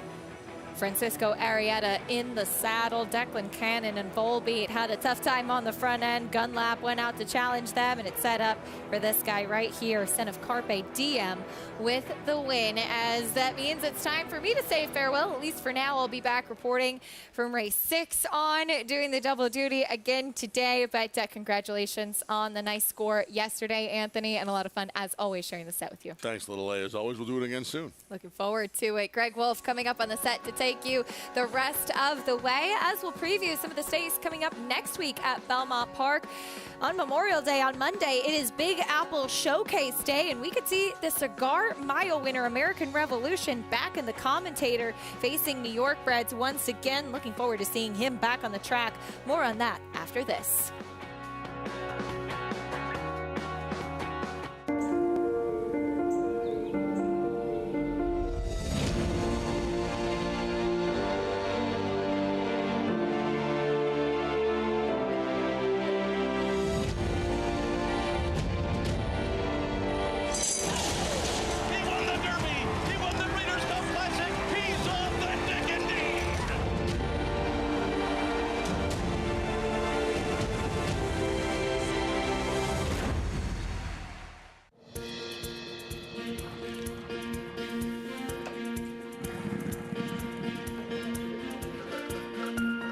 We take pride in what we do. For me, it's more of a passion than actual work. I'm an assistant trainer. Carpenter. I'm a peace officer. I'm a jockey. I'm a gardener. I'm a groom. Clocker. Assistant starter. Trainer. ESL teacher. I love what I do. There's so many jobs that come together every day. It's a collective effort that really makes this ball go round. We are New York Racing!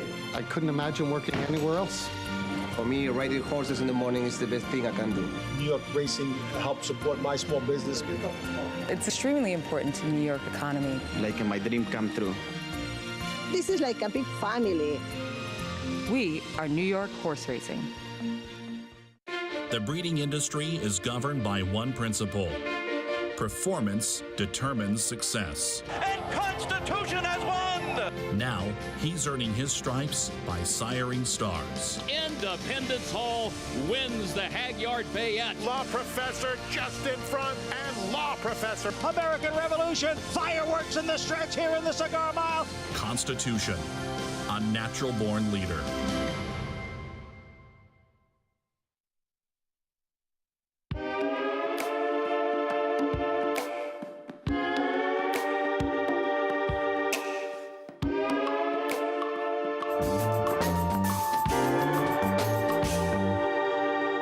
Son of Warfront, the Sons have done well.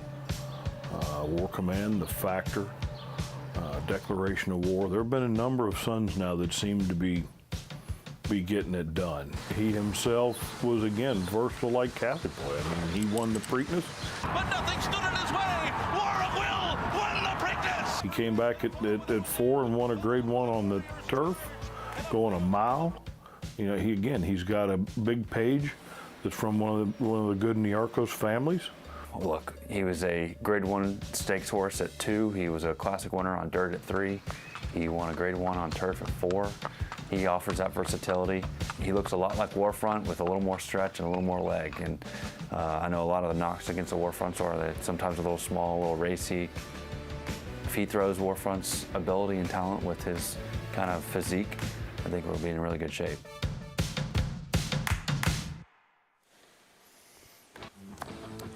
Good to be with you here on America's Day at the Races with continuing live coverage from Belmont Park in Churchill Downs. Our program brought to you in part by Claiborne Farm. 100 years of doing the usual.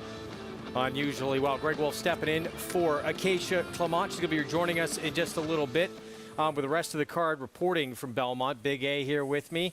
And going to preview some big races to come at this meet. We have so much still to look forward to here at Belmont. Of course, the Belmont Stakes, 3 weeks away. Less than 3 weeks away. I heard you talking about Saratoga earlier. We got a lot to happen before we get there. We do. We have Big Apple Showcase Day on Memorial Day, which used to be the Met Mile, but now we, of course, Met Mile on the Belmont Stakes undercard during the Belmont Stakes Racing Festival. I love the New York Bred Days. We have 3 of them now in New York. Big Apple Showcase Day on Memorial Day. Upstate, we have Travers Eve is the big card, and then, of course, Empire Showcase Day in the fall here at beautiful Belmont Park. We have the vendors out. It's fantastic. Really, really good. Love the New York Breds, and may have American Revolution making his 4-year-old debut in the commentator. Last time we saw him, he was a grade 1 winner, the best moment of his career for Todd Pletcher, who was 1-2 in this race, by the way. So he'll make his 4-year-old return, son of Constitution, in that commentator. This was fun to watch. It was. It was a lot of fun to watch.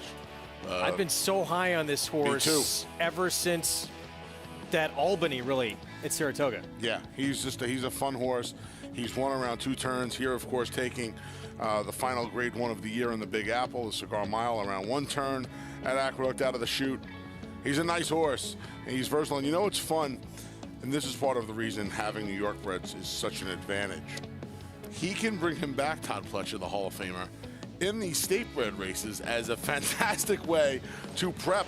You know, I would imagine the Whitney is the short range target for American Revolution, having won the Albany going the mile and 1/8, same distance as the Whitney at Saratoga.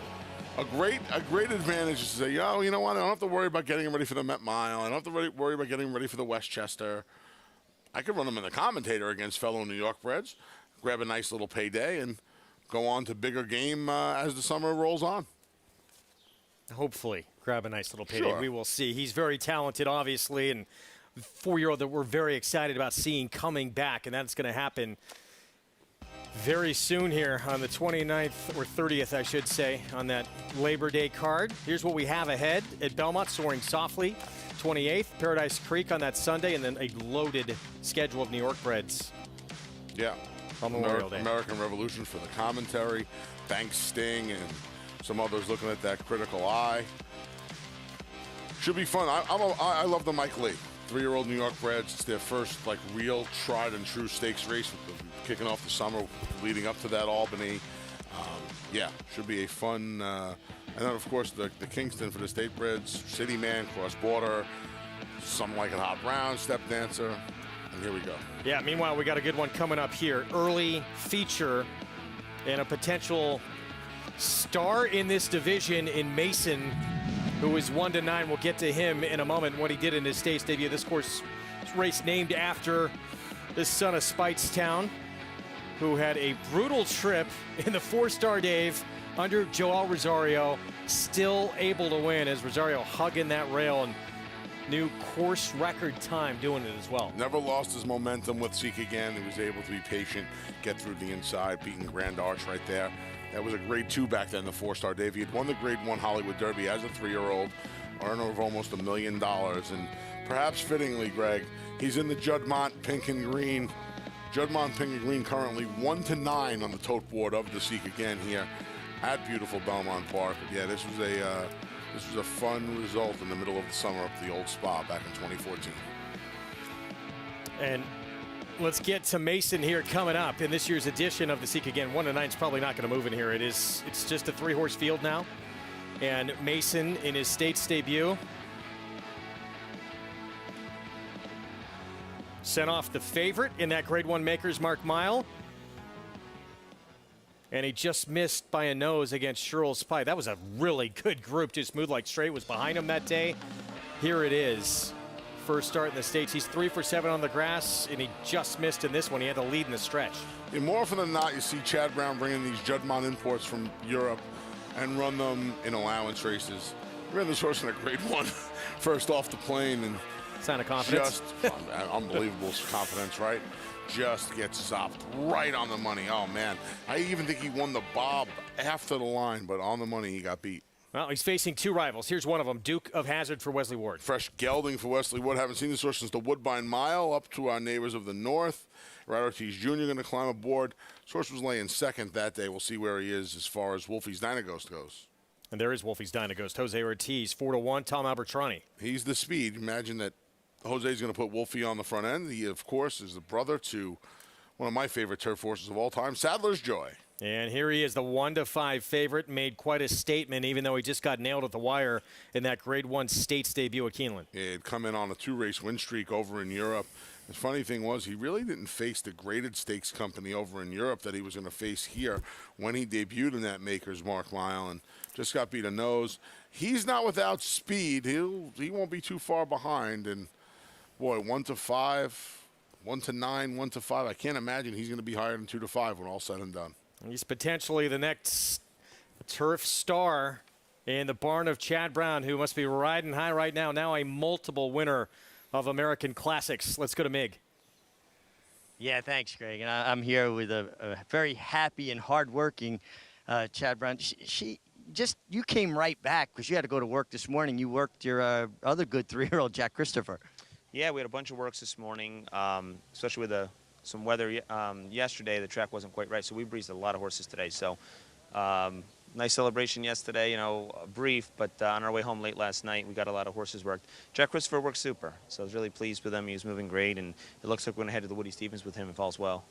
Great. Now let's talk about the big moment yesterday. It had to be so satisfying because it seemed like the last few works for early voting that you consciously were kind of rating him and making sure that you could do what you did yesterday, lay second if it dictated it. Yeah, we certainly did, and team effort. I want to thank my staff, particularly the New York division that had the horse most of the time. He was up here all winter. They did a fantastic job dodging some weather. Naira always providing great conditions, even through the winter, not easy, communicating well and such. And yeah, with my team, Jose actually breezed the horse a couple times recently, and it was just really good chemistry, good planning. We didn't really have to teach him the rate. He was agreeable to it, but we wanted to be prepared in case he had a target. I always believed he's better with a target. He waits on horses a bit, and when I saw that target go out there over the first turn, I felt really good. How satisfying is it to have a plan, see that plan executed, and have that kind of success? I can't overstate how gratifying it is. When you lay out a plan and there's a lot of moving parts with, strategy and shipping and staff and everything having to come together, health of the horse and such, and it all came together. And it was just a perfect day yesterday. He's a very deserving horse. There's a lot of talk about this horse's trip and that, and I must say, Early voting, he's run 4 times, he does his job. He breaks from the gate, he makes his own trips, he doesn't provide any excuses, and he goes out there and he runs his race. I'm really proud of him, and he's a deserving winner yesterday. He was a deserving winner. Reminds me a lot of a horse like Freehouse. We had a conversation, just a tough horse that shows up. Yeah, like I said to you, he's like a barroom brawler, this horse. He's looking to mix it up with other horses. He loves the competition, was why I always thought he is better with a target and such or horses around him. An honest, hard-trying horse, and most of all, a very intelligent horse, like I said. To start your career 4 times, doing everything the trainer asks you to do, it'd be a dream horse to train all the time. Chad, congratulations. Great job. And guys, for a trainer who trained his first winner in November of 2007 to accomplish all he's accomplished, his second classic, just incredible. One of the great trainers, arguably the greatest there is right now. He's putting together a surefire, unanimous Hall of Fame Valley career as soon as he is eligible. He's got another star he's about to unleash here coming up at the Seek again.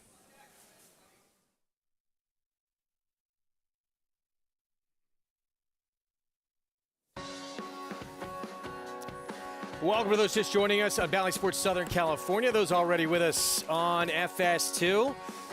Thanks for spending part of your Sunday afternoon with us. Early feature here, this Seek again on the turf. Just a 3-horse field. We'll get to the favorite in a moment. Greg Wolf, Anthony Stabile. We, for those who were with us, I know we have a new audience with us as well, but with Richard Migliore just talked to Chad Brown. Of course, just won the Preakness. Congratulations to him, his entire staff. Second Preakness win for him, and loaded with 3-year-old talent. A trainer who went in, end of last year, looked like he had potentially the best 2-year-old turning 3 in Jack Christopher in the country. Horse got injured and winds up winning a classic anyway without that horse. It's amazing, Greg, because now Jack Christopher, undefeated, our Champagne winner of Grade 1. You almost feel like after Zandon finishes a solid 3rd in the Derby after winning the Bluegrass, and then this horse, Early Voting, wins the Preakness, Jack Christopher might be the 3rd string. I'll tell you what, that's the best 3rd string I've ever seen in my entire life. I'd be intrigued to hear who he thinks is number 1 on that list. It might be Jack Christopher. We'll see. But yet 3 incredibly talented 3-year-olds. And by the way, Chad Brown saying passing on the Belmont with Early Voting and going to target the Travers with either the Haskell or the Jim Dandy. He's got a star in this race that looks sensational in his state's debut. Grade 1 Maker's Mark Mile runner-up, missed by a nose. 1-5 favorite Mason. And just the 3-horse field in this race. Let's go back downstairs to Richard Migliore. Yes, a small field. Mason, son of Kingman. Kingman throws a particular type of horse. They have a very similar look. He passes on that kind of shorter, stouter build, usually have great turns of foot. He's 1-5. I can't see past him. He should be basically just right off of Wolfie's Dynaghost, and with his turn of foot, I really can't see him getting beat here, guys, at a very short price. And Chad Brown's success keeps marching on. Appears to be a coronation in here. We should see, obviously, this horse is pointing to much, much bigger prizes down the road. I would imagine we'll see him in the 4-Star Dave. That would be the plan, I would assume. Right, if not something sooner. But I would imagine the 4-Star Dave, right? Chad brought him here, middle distance in the mile of the Maker's Mark Mile, obviously. Mile here in the Seek again. So, yeah, I would imagine one of these middle distance types. And 4-Star Dave, Bernard Baruch, both at Saratoga. And then we'll see what goes on in the fall. 2 rivals he'll face here. Duke of Hazzard for Wesley Ward with Irad Ortiz Jr. Jose Ortiz, there is your Preakness winning rider with Early Voting on Wolfie's Dynaghost, who should be your pace setter in this race. And Mason waiting to load last, the Juddmonte homebred, son of Kingman. For Preakness winning trainer Chad Brown, Manny Franco will ride. It's the Seek again, 3rd here from Belmont. Mason, the 1-5 favorite. Let's go upstairs. John Imbrial with the call. And we're set for the start of the Seek Again Stakes.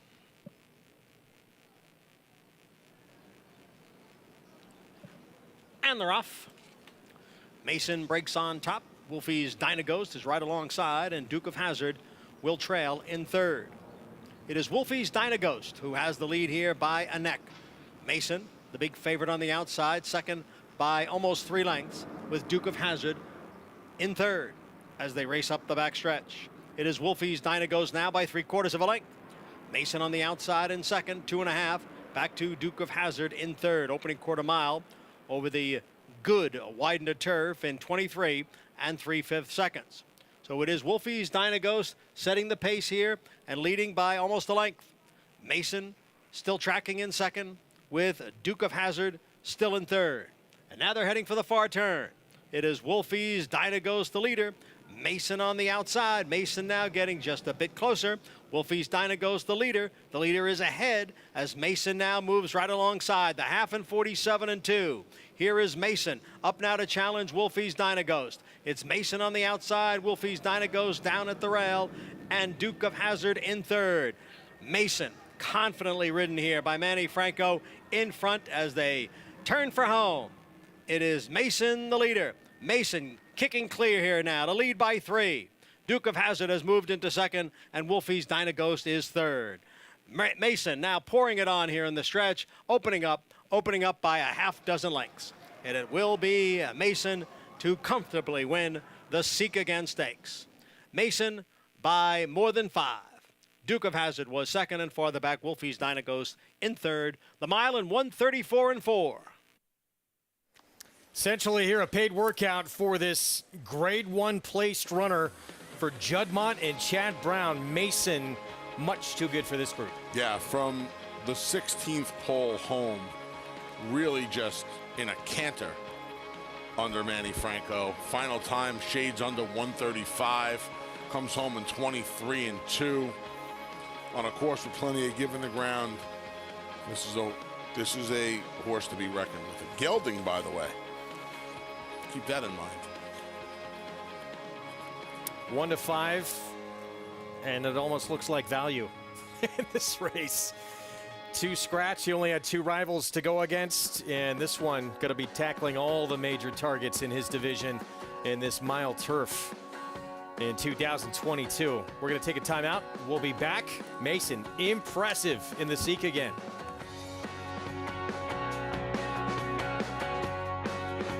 A Grade 1 winner on both dirt and turf, War of Will became a classic winner with this victory in the Preakness Stakes and added a Grade 1 with turf credentials in the Maker's Mark Mile. From ages 2 to 4, this versatile son of War Front proved his class at the highest levels. Now his first foals have arrived.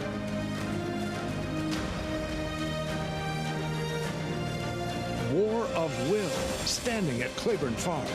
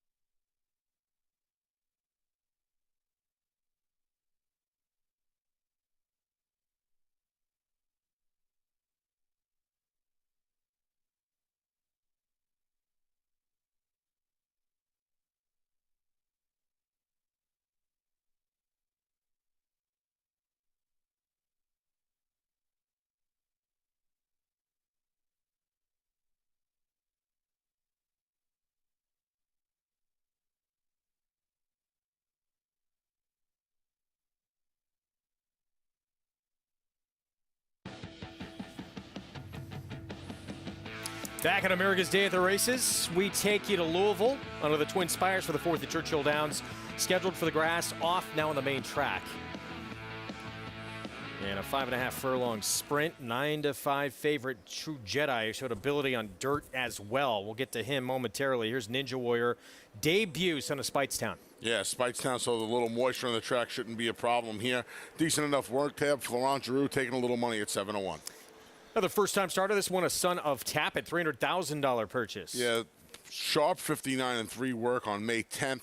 Gets Lasix Adam Beskitzen. Not a lot of money. Think this might be a stepping stone to the turf. First-timer who is taking no money at all. My grass is blue. Yeah, looks like this horse, another one, just going to leg up for a turf try next time out. 3 turf starts for Rum and Tonic. Stays in the race. Blinkers come off. Son of Unified, the blinkers come off. Raylu Gutierrez goes on his 4th rider and his 4th start. Different rider. Sorry? 4th different rider. Embrace, 33-1. First-timer by Blame. Yeah, first-time Lasix for Tom Drury, who does a good job overall, but the first-time starter numbers are a little low. See if the force is with True Jedi. Actually ran pretty good on the dirt at Keeneland. Yeah, dirt and turf, plenty of speed. Mitch Murrow going to climb aboard for the first time. See if he handles the move to the dirt today. Cloud without rain. That second start, well, both starts has shown very good speed. Yeah, cuts back from 6 and 6.5 to this 5.5 furlong distance. Hasn't taken much money, though. Division Street, another one who showed pace. It was on synthetic, though. Yeah, that was the son of Street Boss. They do everything. Joe Rocco Jr. won a race yesterday from Mike Tomlinson. See if they get the job done at a big price. First-timer, not taking much attention. Honorable Val. No, Gabe Saez for Darren Miller, son of Broken Val's a 4-year-old debuting in May. He's 37-1. Mike Maker debuter, who was 5-1 morning line with Tyler Gaffleone and not taking a lot of money. Horse wintered at Turfway Park. Worked a little bit better on their all-weather than he has on the main track. 2 also eligibles, Get In, Let My People Go, Victoria Oliver. Yeah, this horse added blinkers last time to no avail. See if this second start on dirt off of that long layoff can help the cause. And guest speaker, Ricardo Santana Jr., Brad Cox, 3-1. He chose to ride this one over the 5. Rum and Tonic did, Ricardo Santana Jr. He's making his third start off of a layoff from Ellis Park back in August of last year. 2 minutes to post. Here in the 4th, it's the start of the Derby City 6. There is your favorite at 2-1. Paul LaDuca, what do you think of True Jedi? Well, I think he's obviously the one to beat in here. When you look at his last 2 races, the son of Carpe Diem, he's run 2 good races. His last one at Keeneland, where he did show some speed. It seems like the Keeneland numbers and the Keeneland races have held up here at Churchill Downs. He showed some speed on turf. So to me, he's shown a lot of versatility. He's come back out of that race and has worked okay for Christopher Davis, who's a very underrated trainer. Now, to get to my selection, it's the 14, and I hate to say it, it's Brad Cox, but when you look at guest speaker, this is a horse that lost the Balladai first time out, was 90 cents on the dollar, had a brutal beginning, came back, lost to Condemn, and made up some ground. But that last effort was a good effort behind B-Doc. B-Doc ended up coming back to run second in a stakes race yesterday at Pimlico for Doug O'Neill. This horse got some gate issues. Hopefully Ricardo Santana can get guest speaker out of the gate. I just think this race is 7-14. These 2 horses have run really fast numbers for one of these first-time starters to really run. One of the other first-time starters I'm kind of against, but I got to love the name, is Disco, the 11 for Tyler Gaffleone.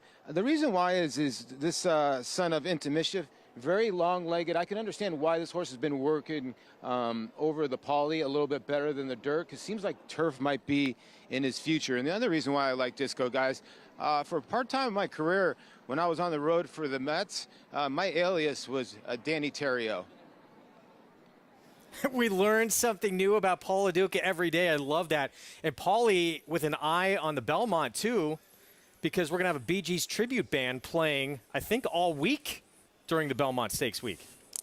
I'm looking forward to fist pumping with DJ Paulie D. I know he's going to bring a little Rhode Island here, but I got to hold down Queens. I got to let Paulie D know that Queens gets the money. Disco at 9-1. It's Maker Gaffleone, who was 5-1 on the morning line. Not a good sign you're seeing almost double digits Dead here. on the board. Yeah. DOB, my friend. And that's not date of birth. Dead on the board. Can I recommend were you a Bee Gees fan at all? Of course, I mean, look at me. Am I a Bee Gees? Look at this hair right now. So I have a hand comb on the set, Greg. You think I'm a Bee Gees fan? Their documentary, I believe, on HBO, it was incredible, must see. Andy I told didn't me about realize that when people turned on disco, an entire baseball stadium was throwing disco records out onto disco the field. night. Yeah. And burning them. Disco demolition night, I think they called it or something. The White Sox. Yeah. Yes. Yeah. That's why I will say sometimes, like right now to me, the 11 disco is dead as disco on the board. Yes. That's what I usually say. But I didn't want to do it there. It didn't seem right. True Jedi, meanwhile, the 7 doesn't have to go 6 furlongs today. No, he doesn't. There he is, the 7. Got a little tired late last start. Maybe the 5.5 will be right up his alley. But there is other speed, in fact, right next door to him as well. Yeah. I like the 14 a little bit like Paulie. I like the way the 14 looked on the track, most importantly. But the outside draw can be tough with that 5.5. Because the turn kind of hits you quick. Usually these races are dominated by the inside runners, but guest speaker has some ability. There's Santana, Brad Cox, and one of the main contenders. 4th from Churchill, start of this Derby City 6. Let's go to Travis Stone.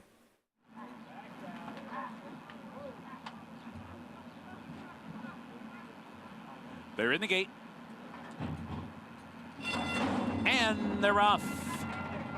Good beginning for Rum and Tonic racing for the lead. Cloud Without Rain is there. Let My People Go. True Jedi not far behind.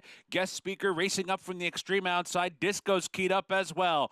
Down the backstretch they go. Cloud Without Rain comes away with the lead. Angles over toward the rail where Rum and Tonic is racing second. Let My People Go is third. Guest speaker up into 4th. True Jedi is racing in 5th. Disco's now 6th. Embraces 7th. My Grass is Blue is 8th. And then it's Silver Blur 9th by 4. Honorable Vows all the way back in 10th, just outside of Division Street, and it's a long way back to the trailer. Ninja Warrior at the quarter pole. Cloud Without Rain's been the leader since the start and heads for home. Surrounded by challengers, though. Let My People Go. Coming on strongly. Grabs to lead it to 3/16. Guest speaker is there. Rum and Tonic in tight toward the rail. Switches back out. Down to the final 16th. Let My People Go. Clear by 2. Cloud Without Rain fights on. Rum and Tonic, guest speaker. Here's the wire. Let My People Go. Got it. By a length in the end, Rum and Tonic ran on for second. Then it was either Cloud Without Rain or guest speaker. So the Pioneer of the Nile, Let My People Go, also eligible at 16-1 to start the Derby City 6. So Paulie was right. He was going to get a also eligible home. It was just the one that was 4 times the price of our pick guest speaker. Let My People Go. Bejarano and Vicky Oliver team up here. This was a nice effort. They were a little confused here. Turf, dirt, long, short. Of course, found his friends today and gets out of the maiden ranks in start number 6. 13-5, I believe the 8 got third. It was close. But Rum and Tonic. It's a great name, by the way. Who had never been on dirt, winds up second. Great name, Let My People Go. Pioneer of the Nile. That's a good one. I like that. I like that one. Big number here. BBN Racing. Bejarano and Oliver team up. Yeah. They've won quite a few races together the last few years since Bejarano moved his tack back to Kentucky. Quite a few Mason, races. Meanwhile, back at Belmont as easy as could be, as expected in the Seek again. Much tougher competition will be coming for future starts down the line. He is eyeing all the major targets this year. Manny Franco continuing to deliver for Chad Brown. This was a bit of a walkover, but this has been a potent team together. Let's go down to Mig. Yeah, here with winning rider Manny Franco. Mason, best horse in the race, but he looked strong early, and I could see you were trying to get him a little bit of cover, taking back him, and then Irad kind of flushed you out of the pocket down the backstretch. Yeah, that was my concern, because I knew I'm going to be on the clear, so these kind of horses like to be in cover. And the race before, when he ran in Keeneland, he was the same way, king a little bit. So when we passed like the three quarter, going to the 5-8, I'm trying to put him behind Jose to get him to relax a little bit. But when I looked to my right, he was trying to, keep me there inside. So I just decided to stay out, and the horse did the rest. He was ready for the race. It's a fine line of balance, right? You don't want to get the best horse trapped, and at the same time, you want him switched off. You've got to be almost defensive when you're riding the best horse. Yeah, definitely. And with a race like that, everybody think that it's going to be easy, but it's not. Sometimes the races with not much horses in the race kind of be difficult because everybody try to trap you because you're in the favorite. So I just try to give it the best ride that I can give it to the horse because I know I was in the best horse of the race. Manny, how meaningful is it to get a good opportunity for a trainer like Chad Brown, a steady supply of good horses, and that he has so much confidence in you? Man, it means a lot to me. I mean, I think that's all the riders need, like these kind of horses.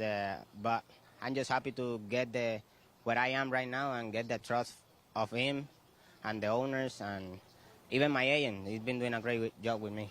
Congratulations, Manny. Great job. Thank you, Richie. Guys, it's incredible how many graduates of the jockey school in Puerto Rico are just doing so well. Whoever the teachers are there do a great job, and they're turning out a great product. Well, that young man right there may be the most athletic rider in the room as well. He's now won, I believe, with 7 of his last 10 mounts for Chad Brown. That's pretty amazing. Pretty amazing. Yeah, Manny's a really, really good rider. You know, he had a little bit of a slump. He's made a change in agents, and I think it's helped kind of wake him up. The end of Aqueduct, he really started to wake up, and now, again, you know, we get over the Belmont Park and start to build some momentum, and to keep that momentum. And look, when you have a guy like Chad Brown and all those horses supporting you, it's going to help, but it also allows you to show off your skills to other trainers, and it's a domino effect. The business picks up, and keep on rolling. And, you know, he's riding, obviously, for Chad Brown, but Chad's spreading the wealth a little with some of these riders going elsewhere, but he's really earned the trust of Chad as well, which is so important. He's not afraid to put him in big races on important horses. I think that point builds Manny's case even more. The Ortiz brothers are back. Joel Rosario's back. John Velasquez is back. Flavien Prat is essentially riding first call for Chad Brown at this point. Yet Manny winds up on a horse who you and I both think has the chance, and based on his first 2 races in the States, right? What I think it was 104 buyer figure in his first race, right? He ran a big. I'm not certain, but I'm sure he ran a big enough fig today. He put him on one of his better middle distance horses right now. So that is that, and you know what? He beat Jose and he beat Arad in the race. So that gives you a sense of how much confidence Chad Brown has in Manny Franco. Mason, impressive. A lot more still to come. We're going to take a timeout. We will look back to yesterday and that marathon on the lawn at Churchill Downs to close out the card. Cellist Julien Leparoux for Rusty Arnold. What a huge move this one made around the final turn and into the stretch to get the win. We'll be back.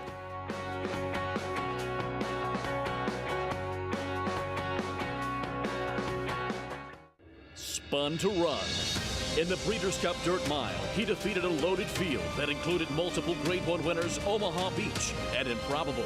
His brilliant speed figures were among the fastest of any 3-year-old at a mile or more. And he hails from the legendary Danzig sire line. Multiple graded stakes winner, millionaire, Breeders' Cup champion, Spun to Run, standing at Gainesway. Who you betting on? How about an app created specifically for horse racing? Naira Bets. We specialize in thundering hooves, fist pumping, and boosting your bankroll with robust weekly promotions. And offer betting tips from actual horse racing experts. Bet all day and night, nationwide. Get the action and thrill of horse racing with Naira Bets. Irish Hill and Duchess View Stallions, proudly standing the ultra-fast, multiple stakes winning son of Uncle Mo, King for a Day, the only horse to defeat 2019 3-year-old champion Maximum Security. Well, King for a Day was basically a clone of Uncle Mo. I mean, good speed, the ability to carry it over distance of ground, real professional horse and a really cool horse to train. Sire maker extraordinaire Uncle Mo, represented in New York by King for a Day. Visit IHDVStallions.com to book your mare today. Racetrack Television Network brings you every race, from every track, on every screen, every day. With monthly packages starting as low as $5, RTN gives you great value and access to more live HD streaming and race replays than anyone. Visit RTN.tv today to sign up and watch on almost any device, including Roku and Amazon Fire. RTN has packages that start at $5 per month.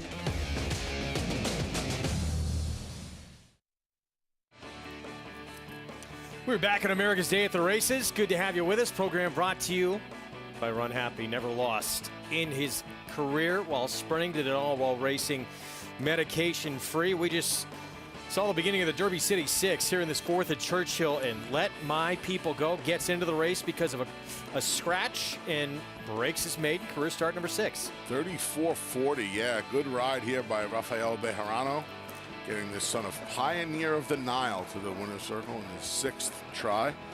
Kind of tried a bunch of different things with him. Finally got the job done in this off the turf for going the different distance of 5.5 furlongs. 34-40 for the victory.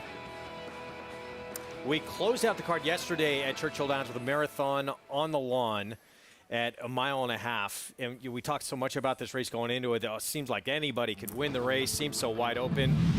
Had that feel. What a move, though, Cellist made. A horse who had been Grade 1 place in the past in the Belmont Derby. Had been a stakes winner on this turf course. I know it's a new turf course this year.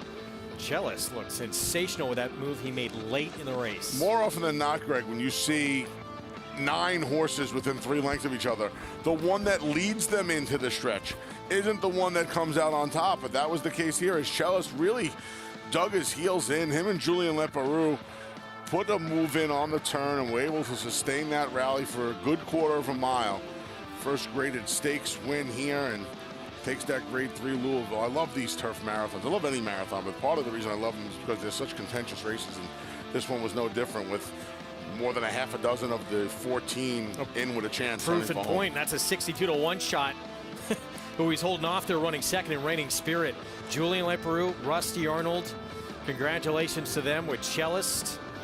And a big victory to close out that card on Saturday afternoon under the Twin Spires back here in New York. Seek again in the books. Mason impressive. We move on to race 4. Start of the pick 6. 6.5 furlong sprint main track for New York breds trying to get the first win of their career in this $25,000 maiden claiming group. Here's Disengage, blinkers off. Yeah, first time in a long time. Sources says the blinkers off in the new barn for Joe Parker. Big price, and he should be.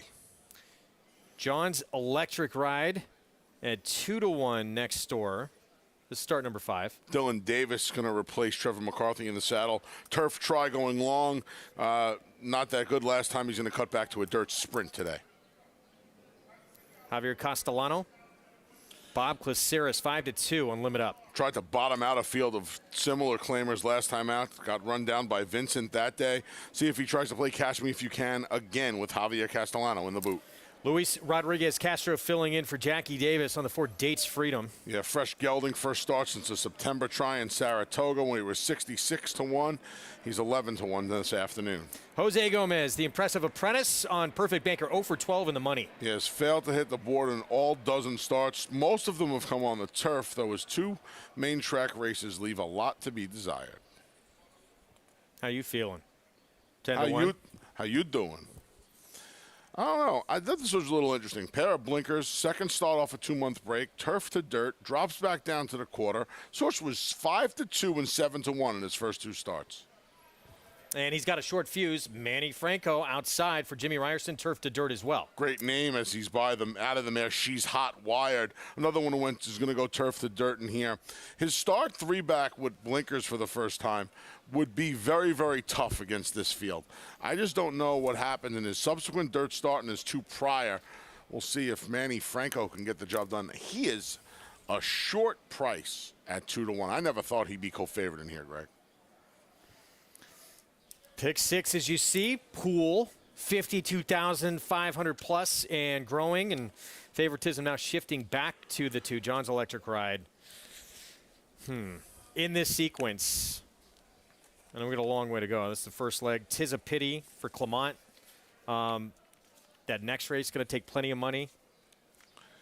Yeah, this was an interesting sequence today. When we saw the probables for the Seek again. You kind of figured it would not be part of the pick six today. I like a horse a lot today. We're going to talk about the triple play later on. The horse I like a lot is in the triple play. It just so happens to be the number that's on your screen. In race 7, I like Malibu Curl. So if you're making a pick six today, head over to Naira Bets and play along. The triple play tickets up at Naira Bets. We'll talk about it a little bit later on in the program as well. But if you're making a pick six today, Malibu Curl would be the horse I would use, the number 2 in race number 7. She offers some value for Tommy Albertrani and Preakness winning rider Jose Ortiz. She's 6-1 on the morning line. She probably will be right around that on the tote board. I'm playing her today. What about the sprint? Quick in the 8th, Mr. Phil. I know, God, what a reversal of form it's been for him since going to Rob Atras, but I like him a lot today. Scratched out of the run happy in the Maryland Sprint in the last 2 weeks to run in this spot. I like Mr. Phil.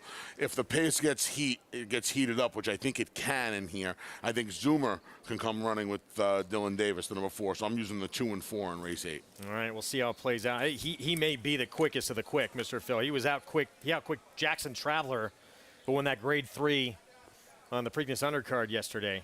But that's a competitive group in that 8th, going 7/8 later this afternoon. Part of this pick 6 sequence.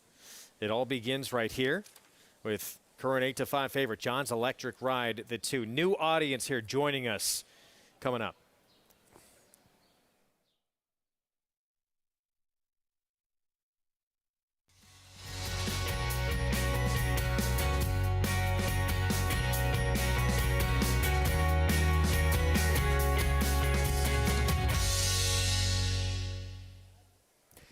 Welcome to those just joining us on SNY. Good to have you with us. This is America's Day at the Races program, brought to you in part by America's Best Racing. For the love of the race, visit americasbestracing.net today.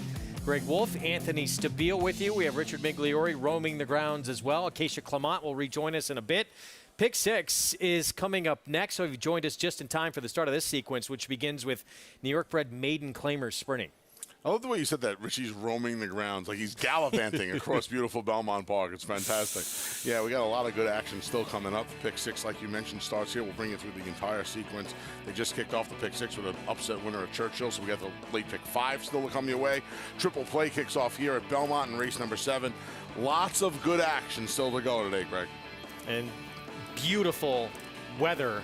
Look at that turf course. I wouldn't recommend dressed as Anthony and I are, suit and tie, if you come out to the racetrack, but it is a great day to get out here. $200 deposit match sign-up bonus for new members at Naira Bets with that code right there, match 200. So go to nairabets.com, download the app, punch that in, and bet any track, anywhere, anytime, including this Pick 6 coming up. Let's take a look again, odds and the field for this 4th that will begin that sequence.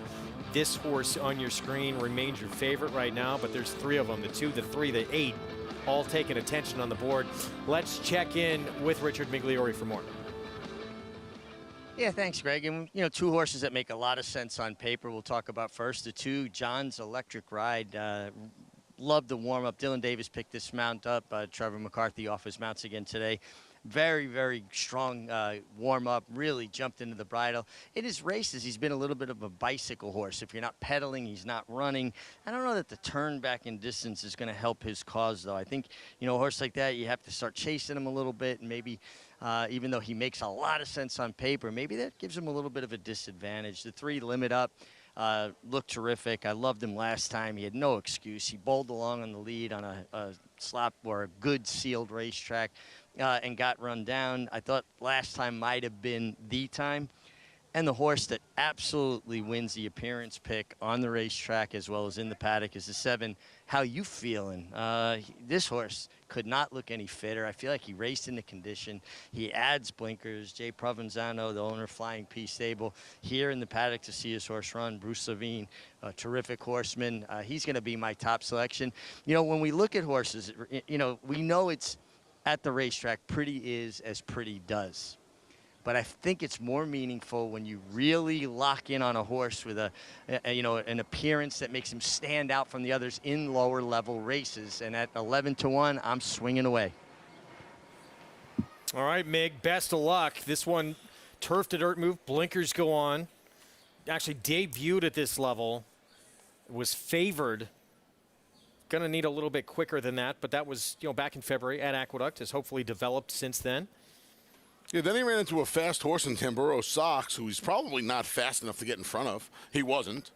The blinkers, I like the turf tightener. That's an old school move, Bruce Levine. Old school move there. Blinkers, Luz, turf tightener. He would be the interesting one.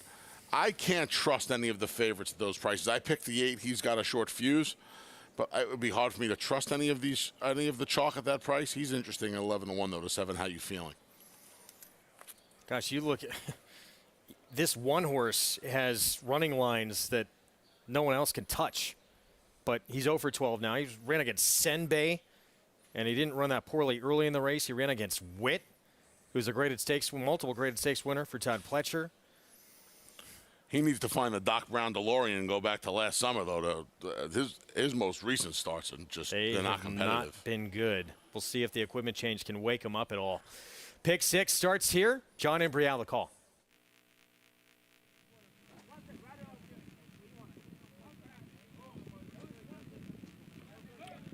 Set for race 4.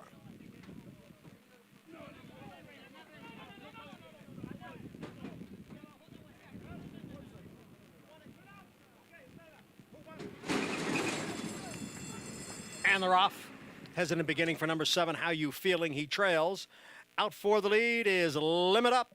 Limit Up is the leader. He's got a short fuse on the outside. John's Electric Ride down at the rail. Those two heads apart, 2nd and 3rd. Then it's Perfect Banker, who's running in 4th, followed by Dates Freedom in 5th. Disengage is 6th, and it's 5 lengths. Back to slow starting How You Feeling, the trailer, in 7th. Limit Up leads here by 1 1/4 lengths. He's got a short fuses on the outside in 2nd. The quarter went in 23 seconds. Limit Up in front as they go around the far turn. He's got a short fuse. Chases in 2nd with John's Electric Ride down at the rail and Perfect Banker alongside. And then it's a gap of 2 back to Disengage and Dates Freedom. And it's a big break back to How You Feeling in 7th. They're at the top of the stretch, the half in 47 seconds. It is still Limit Up with the lead. Limit Up heads for home in front by 2 lengths. He's got a short fuse being asked for more in 2nd. John's Electric Ride looking to come on through. Here comes John's Electric Ride now, gaining ground on Limit Up. Limit Up and John's Electric Ride driving on the outside. John's Electric Ride on to victory here. John's Electric Ride ridden by Dylan Davis. Drew away at the end. Limit Up held 2nd. Then he's got a short fuse and Perfect Banker. John's Electric Ride kicks off the pick 6, does so as the 8-5 favorite, as you heard Dylan Davis filling in for the injured Trevor McCarthy. This covered up along the inside, tripped, and then tipping off the turn seems to be working today on the dirt anyway. First race was won in similar fashion by Money in the Bank under Eric Hansel, and it's basically a carbon copy. John's Electric Ride just rides the rails, tips off the turn at the 8th pole, and able to gobble up the speed. This one won by a little bit of a bigger margin, however. Yeah, really opened up, found another gear mid-stretch. It just makes it a no contest. 8-5 is the favorite in the end. Public got it right. Dylan had a big 4-win day yesterday, won the nightcap as well. Rudy Rodriguez and a son of Shackelford kicks off this pick 6. Yeah, logical result to kick things off. Always like to see that. If you're playing and you're alive, like to have as many people alive as possible. We could have some chaos later on in the card, namely in the form of Malibu Curl, please.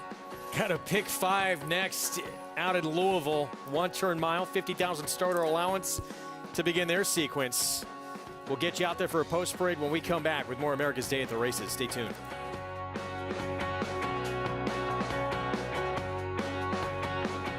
Catalina Cruiser. He won 7 of 9 starts coast to coast, with 6 triple-digit buyers and 5 dominating graded stakes wins, including a record in the Grade 2 True North Stakes.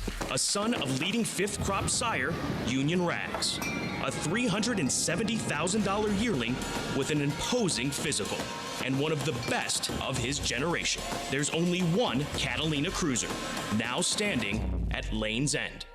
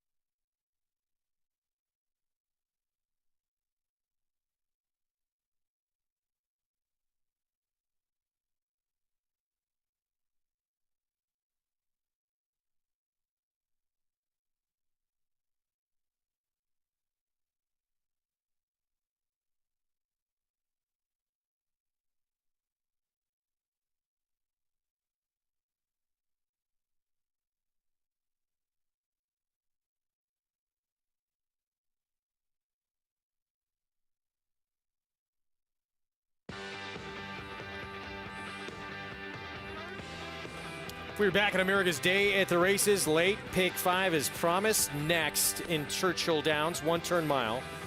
And current look at the odds of this group. Wide open race as the board reflects. I didn't know what to do in here. What'd you make of it? No one higher than 8-1 right now. Your favorites are 2-1. Yeah, I crossed 2 of the 6 fillies off. Well, your favorite right now is a filly stretching out on dirt for the first time. Did go long in the grass. Didn't show much, but it's been a different runner on the dirt. Should be, you would think, with that sprint speed, the one along with Condiment Girl in front. Condiment Girl is impressive first time out. Here's the one, Early Rose, Eddie Keneally. Yeah, got the maiden broke 4th start last time just 3 weeks ago beneath the Twin Spires. That was over a sloppy track. This will actually be our first start on fast ground. 3-year-old debut coming up for Ring Me Darling. Claim 2 back for 50. They tried her in the stakes race at Remington Park, and now she's back in a starter race. She already had a claim voided, but she's won 3 of her 6 tries so far. Miss Chamita, Joe Talamo aboard. Would need a tremendous form reversal. This filly hasn't won since August of last year. She's run 15 times. Distant third, already. but a third to Secret Oath in her past performances. The 4 went by Stanley Market. Going to be part of that pace, you would think. And Condiment Girl, first time out winner, won by 7 lengths against 30 maiden claiming. Tyler Gaffalione states for Robbie Medina, former assistant to Hall of Famer Shug McGee. She was a big price. She paid $28.40 that day. She'll be part of the pace along with Stanley Market. And Big Java outside coming in from Oakland. Broke her maiden going 2 turns first time out, then tried winners and cut back last time. Gets back out to where she belongs and at a distance she should like. See if she gets the job done at 8-1. She's the biggest price on the board. 3-year-old fillies going a 1-turn mile to kick off this pick 5. Let's go to Paula Duca. Yeah, these 3-year-old fillies, Greg, you and I have had many talks about 3-year-olds and 4-year-old fillies. They can change overnight, and this is a tough group to gauge in here because you're ranging from 2-1 to 8-1 with the prices here, and it's really tough to gauge. I'm in agreement with Anthony. The 4 and the 5 should be the 2 speeds in here. The 4 Stanley Market comes off of really fast races, going 21-4 and 45 and change, and has shown the ability to have a little bit of stick and does have the lone win here at Churchill. That was in the Victoria Oliver barn. Now, Condiment Girl, first time out for Robert Medina. You know, she didn't catch the greatest field at all. Now, Lunar Ice did come back early today, and I thought ran a sneaky good 4th after not breaking well. But Condiment Girl did show a lot of speed after breaking slow. Tyler Gaffalione sticks. That is a big plus for me. The 4 is getting a tiny bit worked up on the racetrack. I don't know if that is her or not. The other horse in here would be Ring Me Darling, the 2. This horse looks like that she likes to sit in that garden spot, and look at her wins. When she wins by 4 1/4, by 7, by 2 3/4. All of her rest of her races were in a juvenile filly race, a trapeze race. But you do look at one time that this horse was avoided claim after she won by 7 lengths in September here last year. So I thought she had a big look. And the other one is the unknown, is the 1 Early Rose. I thought the horse warmed up tremendously for Rafael Bejarano, who's going to look for a double on the card. If this horse can stay with intact, showed speed on a sloppy racetrack, can sort of do it on not so fast a racetrack. I think the 1's got a giant shot here, guys, but a wide open race. If I had to make a win bet, I'd make it on the 1 just because you're getting 9-2. All right, Paulie, thanks. I mean, the 2 top choices on the board right now are the 2 fillies who are multiple winners. They're the only 2 multiple winners in this field. Early Rose, she is coming off a win last time out. It was on a sloppy racetrack, so different conditions today. 2 best figs by far, Greg, are on sloppy tracks. And the fact of the matter is, her first sloppy track race, this one right here, is exponentially better than that one. So maybe she took a liking to Churchill Downs. She was a little closer to the pace last time under Luis Saez. Now Saez obviously not there. Rafael Bejarano takes over the controls. She cuts back to the 1 turn. She is not fast enough to keep up with the 2 1-turn horses in here, Condiment Girl, the 5, and the 4 Stanley Market. She's just not. But that's not to say she can't get a really nice ground-saving trip under Bejarano and hope those 2 knock heads and she could pick up the pieces. She's, you know, Paul's right. I think the 4 fillies they're honing in on all kind of look the same as far as their chances go. So you almost owe it to yourself to bet the biggest price of those 4 horses. That's what I would do. Meanwhile, This filly's the only one in the field that's undefeated. Her debut, she won a Keeneland 7/8. It was a 30 maiden claiming race, but she did this about as easy as you could hope for. Winning by 7 lengths, was forward and just dominated from the get-go. Yeah, she was forward.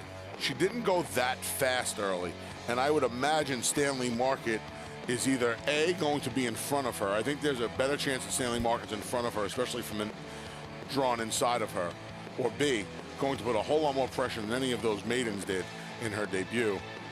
These big margin victories, they look nice. Sometimes the horses don't get as much out of them as they do if they get themselves in a little bit of a stretch stool either, so she's not as battle tested. It's a sharp beard right there. Oh, look at that.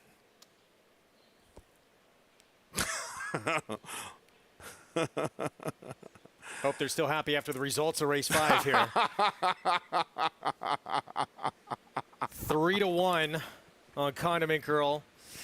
Tyler Gaffleone. But it's that filly in the background there who's favored the 4. You know, that's a dangerous move to take the significant other to the racetrack, by the way. I get very grumpy. I don't think it's not one of my go-to moves. You better have seen me at King Umberto's after the races are over. Well, if you have a good day, then everything's wonderful. You would have wanted to see me yesterday. I went home, had a condition, went to sleep, but yesterday would have been a good night to hang out with the Big A. I don't disagree with that. But it's still a risky move. It's a very risky move. I agree. 4-1 on Early Rose. I dabbled. I bet a few bucks on Early Rose here. She's just too big of a price, and she's supposed to get the right trip. And at the very least, she has the win at a mile and a 16th. So the advantage in that category goes to Early Rose and Ring Me Darling, right? They've won going a mile and a half and a mile, whereas Condiment Girl, the 5, and the 4, Stanley Market, have never won beyond 7. So I think you want a horse that has a little bit more stamina, a little bit more bottom, if you will. And, you know, Paul, like I said, it's a really good point. In a race like this, where it's kind of hard to separate the 4 contenders, let the board be your guide. I took the 9, now 9-2. It's a juicy price on this horse. Now all she got to do is win. That's the easy part. About to load up. Good luck. Pick 5 begins here. Travis Stone with a call. Waiting for Stanley Market, Condiment Girl, and Big Java.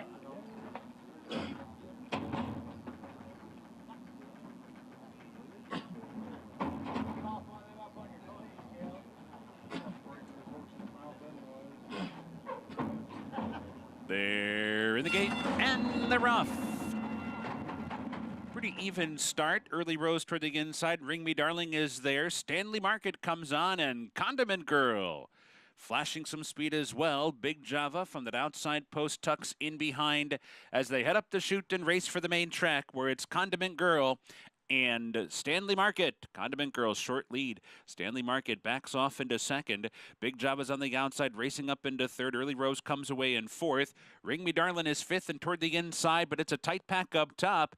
And then it's 7 or 8 lengths back to the early trailer, Miss Chimita. 5 furlongs from the wire. Condiment Girl, an opening at the inside for Stanley Market, and John Court comes on through with her. And these two will knock heads past the half-mile pole.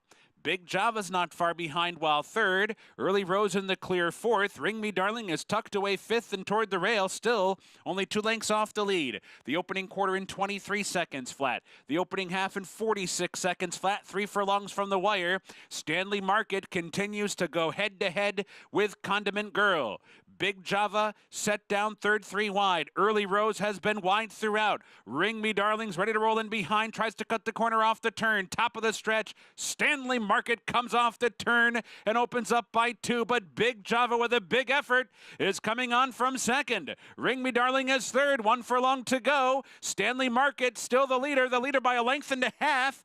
Big Java slowly but surely getting there. But so too is the wire. Stanley Market, Big Java. Here's the wire. Stanley Market the winner. A length in the end. Big Java couldn't get by. Miss Chimita third and Ring Me Darling was fourth. The stretch out paying dividends for this Donna twirling candy. Randy Morse, 61-year-old John Court aboard for the win. Was able to sit off the pace provided by Condiment Girl, who, like we had talked about, Greg, you know, those horses off the one big open length victory, sometimes they don't get a lot out of that race. She winds up trailing here. She finishes last in the field of 6, but this filly, John Court, did a good job with her. Big effort from Big Java as well. 4-6. Be a good exacta. And it was one of the 2 multiple winners in here. Winds up getting another one. 3 for 9 now for Stanley Market. That's a good point to bring up, too. Those straight 3-year-old races, the multiple winners have an edge over the fillies that have just, especially in the filly races, I think, they have an edge over the horses that have just won once. Dylan Davis coming off that 4-win day yesterday on Saturday. Picking up early on Sunday where he left off with another win here. 8-5 John's Electric Ride for Rudy Rodriguez. Yeah, like I said, Dylan just saved all the ground. This is the second, like I said, they were almost carbon copies. This win margins are considerably bigger, but it looks like so far today, as this track dries out a little bit, they just want to save a little ground and tip when the real running anyway begins. $5.30 for the win. 2, 3, 8 in the 4th. We got the late pick 5 coming up next here in New York. And Joel Rosario right back to work after Epicenter comes up short in the Preakness. Joel Rosario, reigning Eclipse Award winning rider. It's going to be on the one to beat coming up on the lawn next for Christophe Clement. The ultimate accolade for a racehorse is to be named Horse of the Year. To be enshrined to the Hall of Fame is to achieve immortality.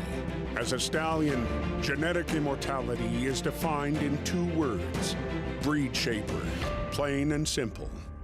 2-time Horse of the Year and Hall of Fame inductee, Curlin, is just that. Breed shaper, Curlin, the classic sire. Now more than ever, it's time to get with the program because New York breds start with an advantage. New York breds run for serious green at Belmont and Saratoga. New York bred maidens run for up to $75,000 and allowance horses for up to $85,000. And serious New York bred owners can collect awards of up to $20,000 per horse per race in open company. So get back with the program. Seriously.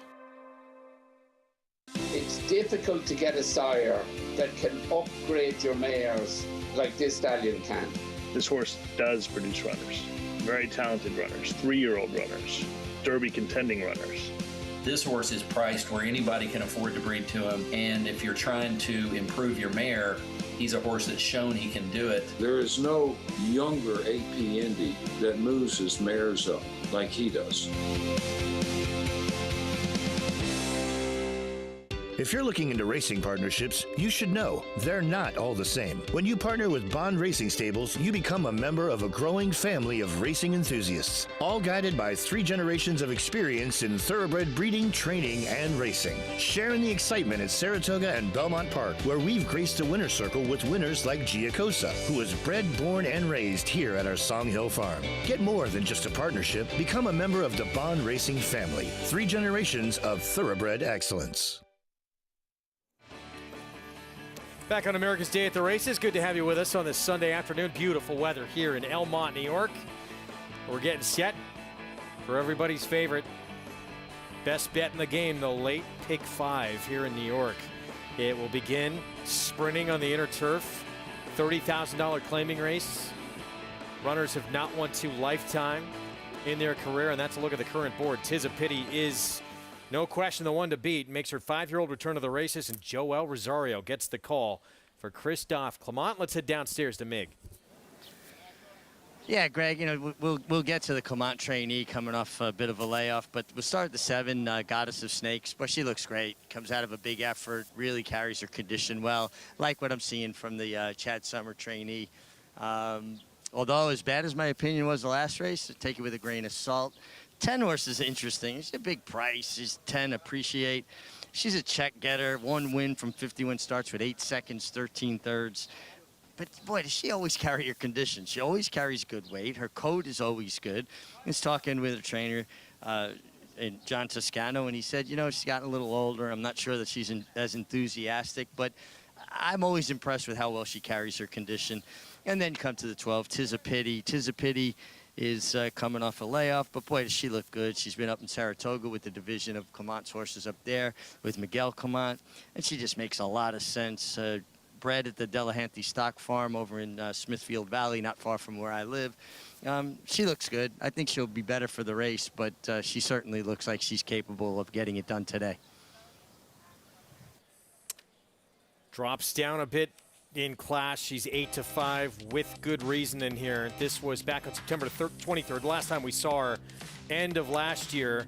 Wide trip here, was eating up a ton of ground late against Social Whirl, who was winning her 3rd in a row. Yeah, and she drops back down into a claiming race for the first time since getting out of the maiden ranks in her 2nd start. The rule of thumb is you break your maiden, you cut in half next time. Well, there's no half here in New York. She's in for the bottom today, and in the lifetime conditions anyway, the 2 life conditions. So she's back where she belongs. That was a big effort last time out as well. She did get a monster hot pace to run into that day. She still came up a little bit short. It was a good filly that won that race, though. Is she going to get the pace to run at this afternoon? She ran well enough in her 2 prior starts to the last one that she didn't get that big of a pace, and she still ran really well. I think that's what gives you a little confidence. Obviously, Christophe can get him ready off the layoff, as was evident earlier in the day by Classic Colors.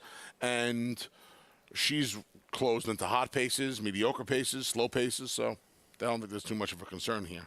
The concern with me would be a little bit the draw, because she's destined for a wide trip, and on the turn, you know, she's going to be hung out there unless Joel decides to save some ground early on, which was kind of counterproductive in a race like this, because you'd have to imagine she's going to need to get outside for her late kick.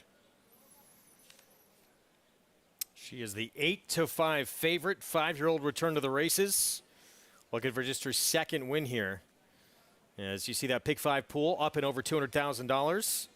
Post parade coming up in a moment. There she is, the 12 filly, squarely the one to beat. As we take a look at proper grammar, Heeman Harkey will be aboard. Returned from a January layoff, trailed the field against state-bred allowance condition horses, now drops back into this level where she got beat a neck the last time she ran at this level. Going short. Next store, 60 to 1 shot. Who's 0 for 2 in the money on the turf. Queen Tigua. Yeah, she's going to try and show some speed in here, I would imagine. She's a gigantic price. We'll see if Louis Cardenas can get her in front. She seemed to have lost a little bit of her speed in her last 2 tries. Yeah, her only win, it came on dirt at Finger Lakes. Next store, the 3, Celine the Queen, Michael Dubsilks, Rudy Rodriguez. Dropped in and switched surfaces last time. This is exactly what I was talking about, Greg. Broke her maiden for the 40, now drops into the bottom for the 32 life. Yeah, it was forward. It was a slow time, however, that afternoon. Frosted Bourbon, Javier Castellano, Mark Hennig. Yeah, again, dropping out of the state-bred allowance conditions. She was another one. She broke her maiden for the 40, but that was on dirt this past winter at the Big A. More Mango, 38 to 1, been off since February of last year. Gary Richards going to fill in for Jackie Davis here. Broke the maiden for 40 at Saratoga back in 2020. Source has not run in 15 months. Summer at the spot last time sprinting at this condition was 2nd behind a next out winner. Yeah, cuts back, gets a trainer change. 2nd off of a July layoff. Manny Franco stays. This horse was wired by Love's Misery last time after breaking poorly. Goddess of Snakes, that was a big figure last time out, makes her a major contender. Yeah, gets Kendrick, attended the pace last time. She's a turf horse who can run well on the dirt as well. I think she's a player in here. Of all the gin joints, could be leading the way in here. Blinkers really seemed to help. It was her best race by far, and it was turf sprinting. The race 2 back was not very good last time. She really woke up with those blinkers. Idaka at 31 to 1 gets back to sprinting. Went gate to wire, 3 back at Tampa in her South Florida unveiling. Finished 3rd and 5th respectively. Now bumps up in class and cuts back in distance. Appreciate 40-1 here, John Toscano Jr. Luis Rodriguez Castro picks up the mount here. This horse finished 5th in the return to turf. Lone win from 51 tries came on the lawn here at Belmont. Evidence-based. I thought this one interesting. Getting back to sprinting on the lawn. The last time doing that, she won. Yeah, that was for Chad Brown back in July of last year. Dylan Davis picks up the mount for the injured Trevor McCarthy. First time Jeffrey Engelhardt, who's had a really good run here the last 5 months in the Big Apple. Another one whose lone win came here at Belmont. And can Tizapiti get the trip in here in her 5-year-old return to the races for Christophe Clement with Joel Rosario? She is a short price. You have to have confidence, like in Classic Colors earlier, that this horse will run well, as she's won already off of a 15-plus month layoff in her career. See what kind of pace scenario she gets. More importantly, we'll see what kind of trip she works out from that outside post-12 draw. Get signed up, started, play this pick 5, do it with Naira Bets. See that pool size, $266,000 and growing. You can get involved, get that $200 deposit match bonus. Sign up with that code, match200 at NairaBets.com or on the Naira Bets app. 3-2 favorite here. Tis a Pity. And Joel Rosario. No rest for the weary. So there is over a $250,000, over $276,000 in the pick 5 pool, late pick 5 pool. You and I talk about this all the time. We're both big horse racing fans. We're both big sports fans. I think our love of pick 5s is probably the thing we share most. Unfortunately. On this planet. Hey, speak for yourself, man. I like this sequence today because I have some differing views later on in the card. A couple of favorites I think can get beat. And I'll tell you what, we talked about this filly being a lean earlier. I've kind of switched camps. I picked her, but the more I look at this race and the more you and I discuss it, the more I think she could be ripe for the pickings today. I went 5 deep in here. I used the 6, 7, 8, 11, and 12. And I think I want to talk about evidence-based a little bit. I'm ordinarily one of these people that wants nothing to do with horses claimed off of certain people. Chad Brown being one of them. But you brought up a good point. This horse turf sprinted. Now, I know 7 furlongs is a lot different than 6, both on turf and on dirt. It's far different on turf than it is on dirt. But this horse is one race around the one turn on the turf. There she is. Was a win. And it produced a speed figure that would put her right on the money in here. Well, it was the best number Tis a Pity's ever run. Yeah. I'm not saying, and again, this was almost a year ago. It was for Chad Brown. I get all of that. But you're going to tell me this horse should be 11, now 14-1 on the tote board? I don't know how she's supposed to be 14-1. I'm with you. Sneaky in here, getting back to doing what she won for, sprinting on the lawn. Let's go down to Mig. Yeah, very intriguing scramble here. Big field, turf sprint, trips are going to play a big part. I kept going back to the 7, the Goddess of Snakes. Just made a lot of sense on paper, I thought. Has more recency. Really caught my eye in the paddock and continue to do so on the racetrack. She should be forwardly placed and get a trip under Kendrick Carmouche. Listen, your favorite Tis a Pity makes a lot of sense. I lean with Anthony's opinion. Tough post, going to have to find a way to save some ground someplace. Listen, gets Joel Rosario, one of the best turf sprint riders in the game. And she's not going to surprise me when she wins, but I'll go to the slightly better price, 3-1 on the Goddess of Snakes as opposed to 3-2 on the 12. Tis a Pity. Feel like the race strongly runs through those two, though.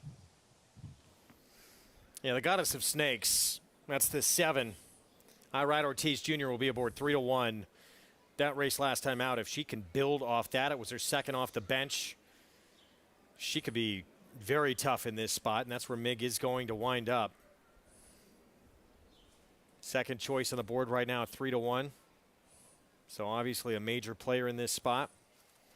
And she won't be near as contingent on trip as the big favorite is. Correct. All correct. I thought there were several in here that had chances, obviously. And a race like this, the number 6 was another one. Big price, 9-1 on Summer at the Spa. she's cutting back. She's had success sprinting. In fact, her lone win came at this 6 furlong distance. So I thought she needed to be used. It was at Aqueduct, and it was a long time ago, almost over 2.5 years ago, and it was at a big price, but she can win. Definitely a spread race. I thought originally I was going to lean on Tizapity, but the more I looked at it, the more I thought it could be a spread race, which now means Tizapity will gallop and pay $5.20. That's just how it works, right? Got to have a positive mindset going in. It's a big part of it, Yes, being successful in the game. I'd be scolded by my mother now saying, you always tell me, don't put it out in the universe. It's true. I just put it out in the universe. There's the favorite. There's Joel Rosario, runner-up finish on Epicenter in the Preakness. Another one. None of the runners this year are going to run on all 3 legs of this Triple Crown. Derby winner will be back, though, for the test of the champion. There's the favorite moving in. Let's go to John Imbrial. Here in the gate.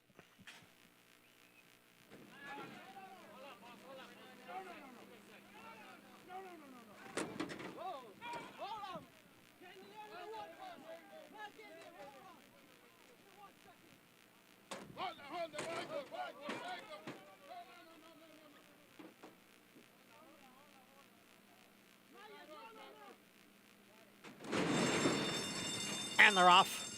Slow starts for both Proper Grammar and Evidence-Based. It is Celine the Queen, along with Of All the Gin Joints, and the two of them are right together here in the early going. Adaka's on the outside, next in third. Then the Goddess of Snakes racing in fourth, followed by Appreciate on the outside, who is moving up from fifth. Summer at the Spa down on the inside in sixth. Tis a Pity is alongside and in seventh. Then a break of 2.5 lengths to More Mango, who is in eighth. Down on the inside is Queen Tigua. And then at the back, it is Frosted Bourbon, followed by Proper Grammar, and way back is Evidence-Based. The quarter 21-4 of All the Gin Joints takes the field to the top of the stretch. A Docker on the outside, Celine the Queen. Summer at the Spa is down at the rail. And then comes Appreciate, along with the Goddess of Snakes and Tis a Pity. It is Of All the Gin Joints, Summer at the Spa now, right alongside Summer at the Spa, and Of All the Gin Joints, Tis a Pity with a late run. They're coming on for the finish. Summer at the Spa to win it here at Belmont by 2. Tis a Pity was second. Appreciate up for third. Of All the Gin Joints faded to fourth.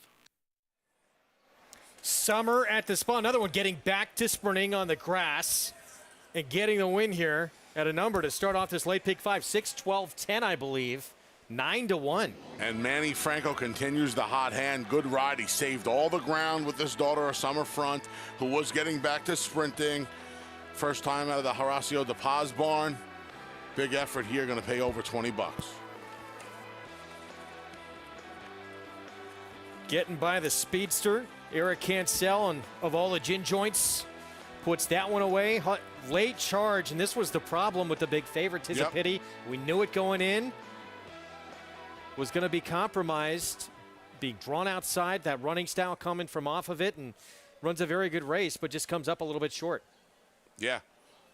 And you figured that having to be wide, and, you know, I'll tell you what, she got the pace on it. 21-4 on this turf course for an opening quarter. As you see, it was a little bit more of a reasonable half mile. 45-1. There's some give in this ground, Greg, so Summer at the Spa certainly got a pace to run at. 9-1 start, beating a 3-2 favorite to begin off this late pick 5. We will have the prices when we come back. That'll be a nice little birthday present for Seth Klarman. How about that? Who grew up just 3 blocks away from Pimlico, collecting a second Woodlawn vase. We'll tell you all about early votings, Preakness, Triumph when we come back.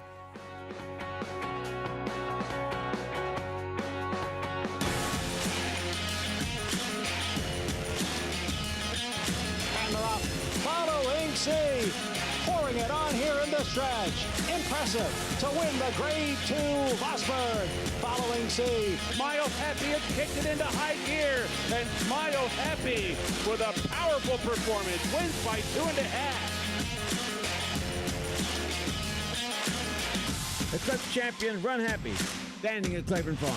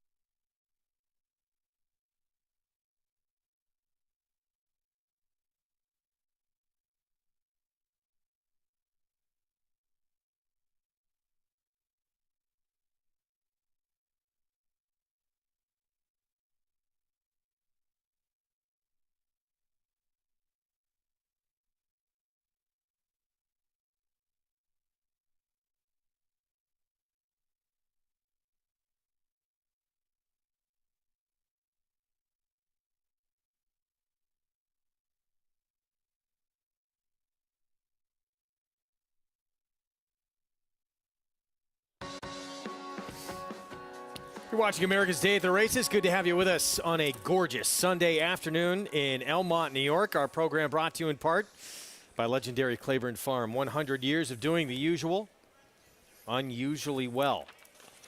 Churchill Downs, race 6 is next. We'll kick off the late pick 4 on their Sunday card.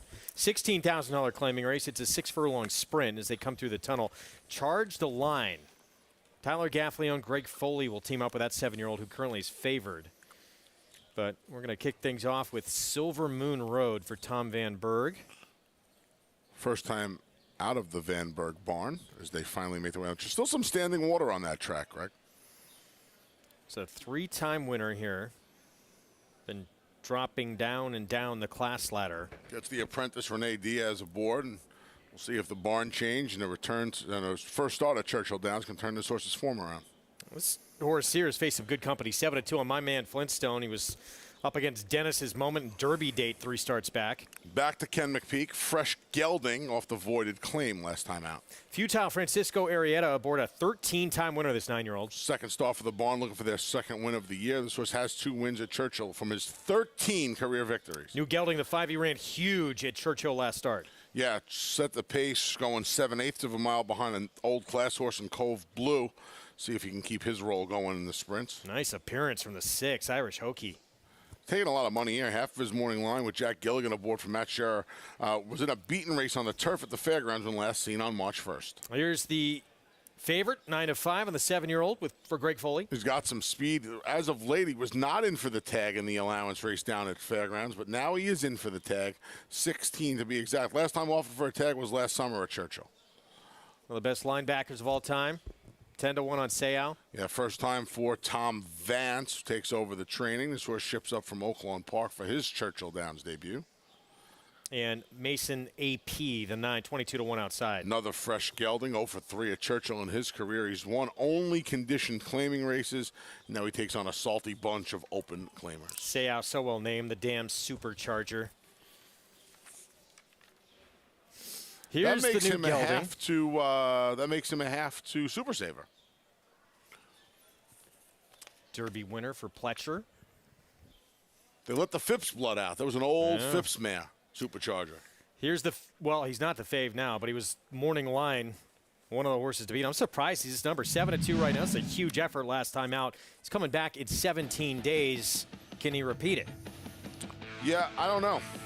I don't know if he can repeat it, actually. He's going to face some pace pressure in here. He didn't really face much pace. He was just off the pace last time. I would imagine he's going to be forward in here. But, you know, there's some more pace in here. He's got Silver Moon Road on the inside. When my man Flintstone's right, and maybe he will be as a fresh gelding, he'll be forward. I would imagine Mason AP, who doesn't have much of a chance on paper, but he's a fresh gelding. He'll be forward. The favorite will be forward. A lot of gas in here early, man. A lot of gas in here on paper. 7-2 right now. Bejarano back aboard. Let's go to Paul. Yeah, I'm in agreement with Anthony. I think there is a lot of gas in here. And we'll start with the 5, David's Gem. I find it hard to believe that he's been gelded since his last start. He ran his complete top last time, and he ran a 5 if you're a thoroughbred player. And usually when you geld a horse, it almost takes 2 weeks for them to even get back into training. This horse is wheeling back in 17 days to run. So I believe he ran as a gelding his last start, and that was the improvement. Now, what do you get? He is sort of the question mark in here after running that big number. I do think the 6, Irish Hokey, is a horse that if he can get back to his numbers way back when, Matt Scherer is very good from turf to dirt in 61 to 80 days. I thought that horse had a little bit of a shot. When you look at the favorite, the 7, Charge the Line, this is the horse that's going to go to the front end. Dropping in class, has probably the most speed, or does he have the most speed? Those 14 seconds just linger right there, don't they? So at 2-1, do you really want to take that price? And I want to thank Anthony, too, as well. There was so much confusion in this race, who was a gelding or not. The 3 is a gelding, too, as well. My man Flintstone for Brian Hernandez. That got announced just, hours ago or so. It was on the website. It wasn't on the other website. And this is another horse that shows speed. So for me, I'm going for the bomb, the 4, Feudal. I understand this horse hasn't won forever. Second time routing in a new barn, Francisco Arrieta. There's a ton of gas in here. You're getting 16 to 1. I'm going to take a horse that's coming from way out of it, and I think this horse can run second or third. I'm going to put this horse right in some trifectas and put some of the other ones on top, guys. All right, Paulie, good luck as they make their way to the gate. 6, the Churchill coming up. It's the 7 remains your favorite. Charge the Line. I love the appearance Irish Hokie made. Last time the 6-horse Irish Hokie was at Churchill, ran probably the best race of his career. Yeah, he can win. Listen, I'm on the same horse as Paul. I like the 4 Feudal. I bet him to win, and I did so. If my buddy Phil's watching right now, he'd be so proud of me. At that price, I back-wheeled him. I couldn't tell you the last time I back-wheeled a horse. I was probably 200 pounds, so that makes me 12 years old.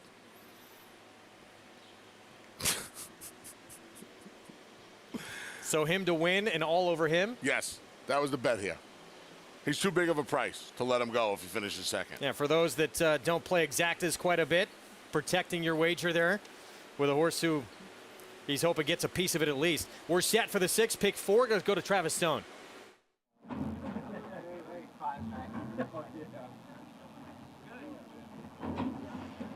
They're in the gate. And they're off.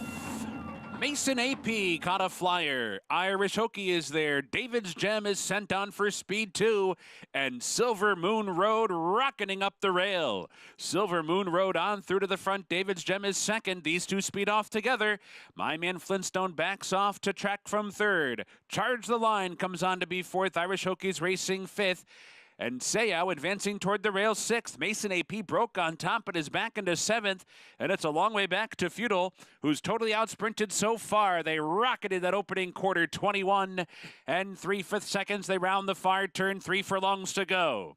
David's Gem on the outside of Silver Moon Road continue to knock heads to the quarter pole. My Man Flintstone is just waiting back in 3rd. Charge the Line comes wide from 4th, while Seau cut the corner down inside 5th. Off the turn, David's Gem's in front, but it's a tenuous lead. My Man Flintstone runs up on the outside. Seau comes through toward the rail. Irish Hokie is there, 1 furlong to go. David's Gem with something left. Something left, clear by 3. Seau into 2nd, My Man Flintstone, Irish Hokie, and Feudal, but David's Gem was sharp today. And streaks under the wire to win it by 2.5. Seau 2nd, Irish Hokie, and Feudal. David's Gem, he ran a huge last start in the race. It sort of came out of nowhere, and he backs it up 17 days later again. This time one better with a win. Clobbering time today. He took on all challenges and just kept on going on the Bejarano. Big effort from this son of gemologist who he came to play today, Greg. That was a big race. He ran really well last time, like you said, and 17 days later with a far different pace scenario, you figured that he would be in trouble today. He rose to the occasion in a big way. 109.4 final time. David's Gem, his last 2 starts, he has been a completely different horse than the prior 22 starts of his career. Bejarano for Gennaro Garcia, Southwest Racing Stables. And we're going to take a timeout. We will talk Preakness when we come back. What's next for the Preakness winner? What a performance. Chad Brown, Seth Klarman. They've won it twice now in the last 5 years. We'll be back. Stay with us.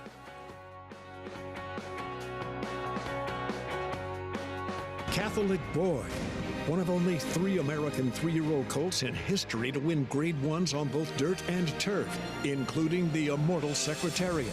A 6-time graded stakes winner from ages 2 to 4, he was the fastest 3-year-old of his crop over 10 furlongs. Now his progeny are bringing top dollar in the sales ring. Dual Surface Grade 1 winner Catholic Boy, standing at Claiborne Farm. Who you betting on?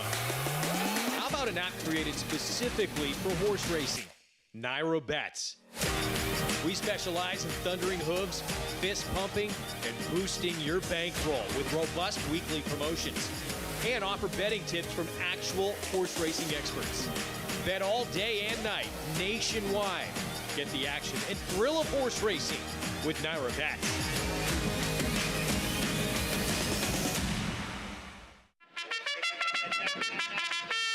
Monmouth Park's 50-cent win early pick 5 is one of the country's earliest pick 5s, making it the perfect way to get your wagering day started. With a 12:15 post on weekends and 2 p.m. start on Fridays, the win early pick 5 is home to 6-figure pools and a low 15% takeout. Start your day winning early. Play Monmouth Park's win early pick 5. Win early, win often. Racetrack Television Network brings you every race, from every track, on every screen, every day. With monthly packages starting as low as $5, RTN gives you great value and access to more live HD streaming and race replays than anyone. Visit RTN.tv today to sign up and watch on almost any device, including Roku and Amazon Fire. RTN has packages that start at $5 per month.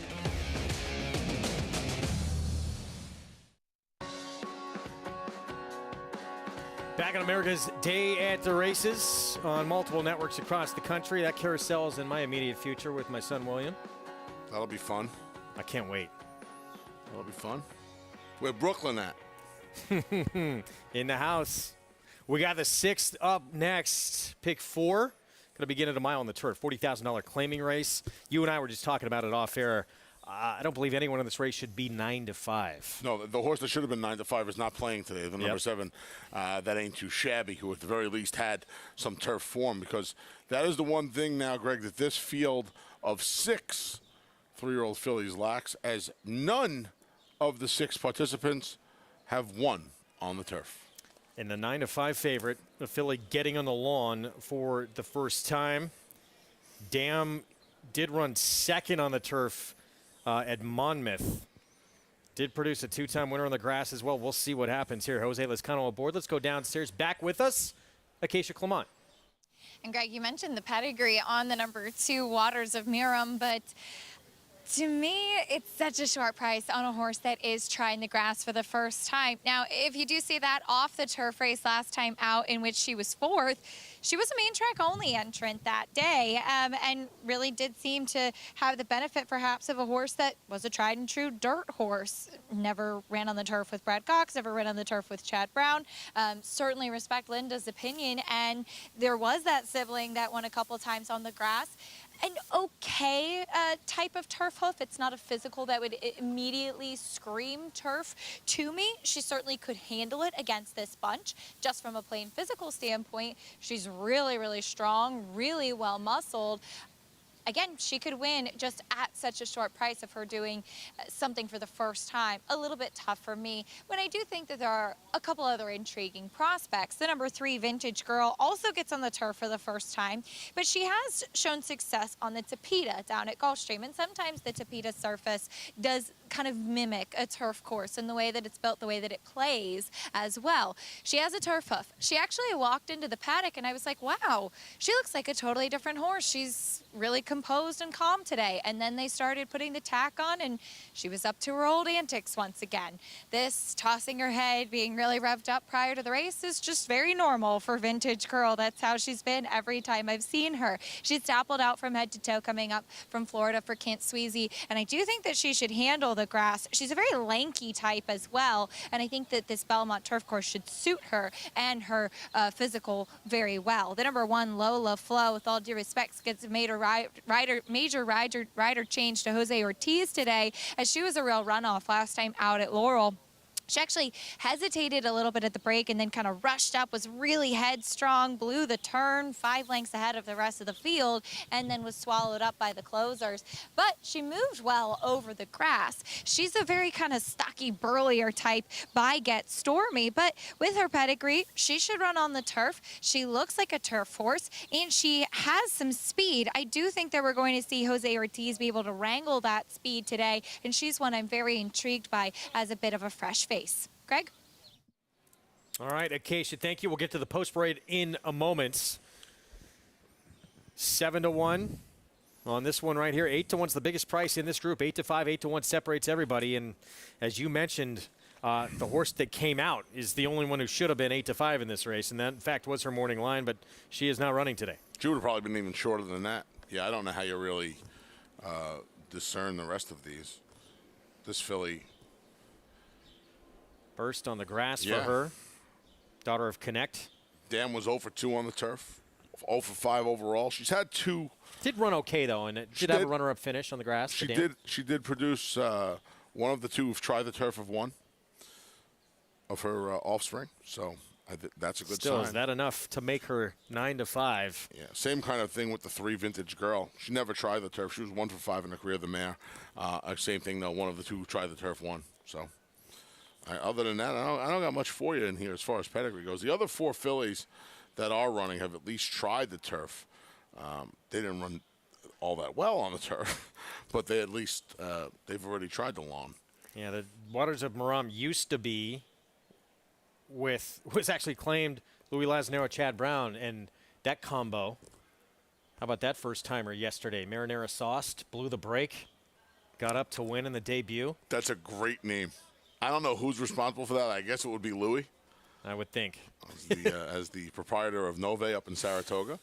But that's a fantastic name. What a run, though, huh? Yeah, it's incredible. Walked out of the gate, and he was just flying off the turn. You can play this newest bet at Belmont, low takeout triple play pick 3. It's coming up next in the 7th. Look for triple play P3 in your wagering menu and get involved. Post break coming up here for our pick 4, though, which is first right now in front of us. Mile on the Grass as they come through the tunnel. Sun shining here in Elmont, New York, and now we're squarely on to this 3rd and final leg of the Triple Crown of the Belmont. Rich Strike laying in wait, and potentially a filly. Todd Pletcher thinking Nest may come to the Belmont Stakes against the boys. This is one of those seasons where I would not blame anybody for taking a shot and thinking outside of the box. Here is Lola Flo to kick off the post break for Norm Cash. Career best effort last time on the turf when a 7-pound bug rider tried to take him gate to wire. Gets Jose Ortiz now. 0 for 10 so far this year. Waters of Merom 6-5 favorite again, the turf debut. Yeah, dropping in for 40,000 after a couple of tries for 80, one of which resulted in a win. We'll see if this horse handles the lawn today. Win on synthetic last out for Vintage Girl. She is also going to get her first test on the grass. Yeah, I wouldn't be surprised if she's laying not too far from the early lead in here under Kendra Carmouche. The win was in her 9th try last time out. Grizz Tormenta tried turf for the first time last start. Did not look too good over it. Powerful claiming combo here. Tom Morley flying P Stables takes this Daughter of Mission Impossible out of a fairgrounds beaten claiming race. She didn't run 2 steps on the turf that day. We'll see if she gets some improvement here with Jose Gomez aboard. Clara Bell, Dylan Davis will ride for Mike Maker. She's hit the board in 2 of her 3 turf tries, one race in which back on Valentine's Day resulted in a bunch of next out winners. She doesn't have a lot of early speed on the turf, yet took them gate to wire on a good track last time out. And Miss Invincible has not quite been living up to her name. She has run 3 times on the turf. She's beaten a combined almost 40 lengths.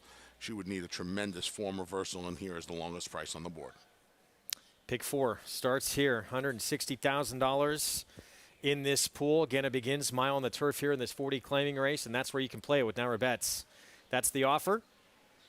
That's the code to punch in for new members. Match 200 on the app or at NairaBets.com. So 4 minutes away here from the 6th at Belmont. Mile on the Grass to begin it. 6-5 favorite, Waters of Merom, but there's Dylan Davis teaming up with Mike Maker here.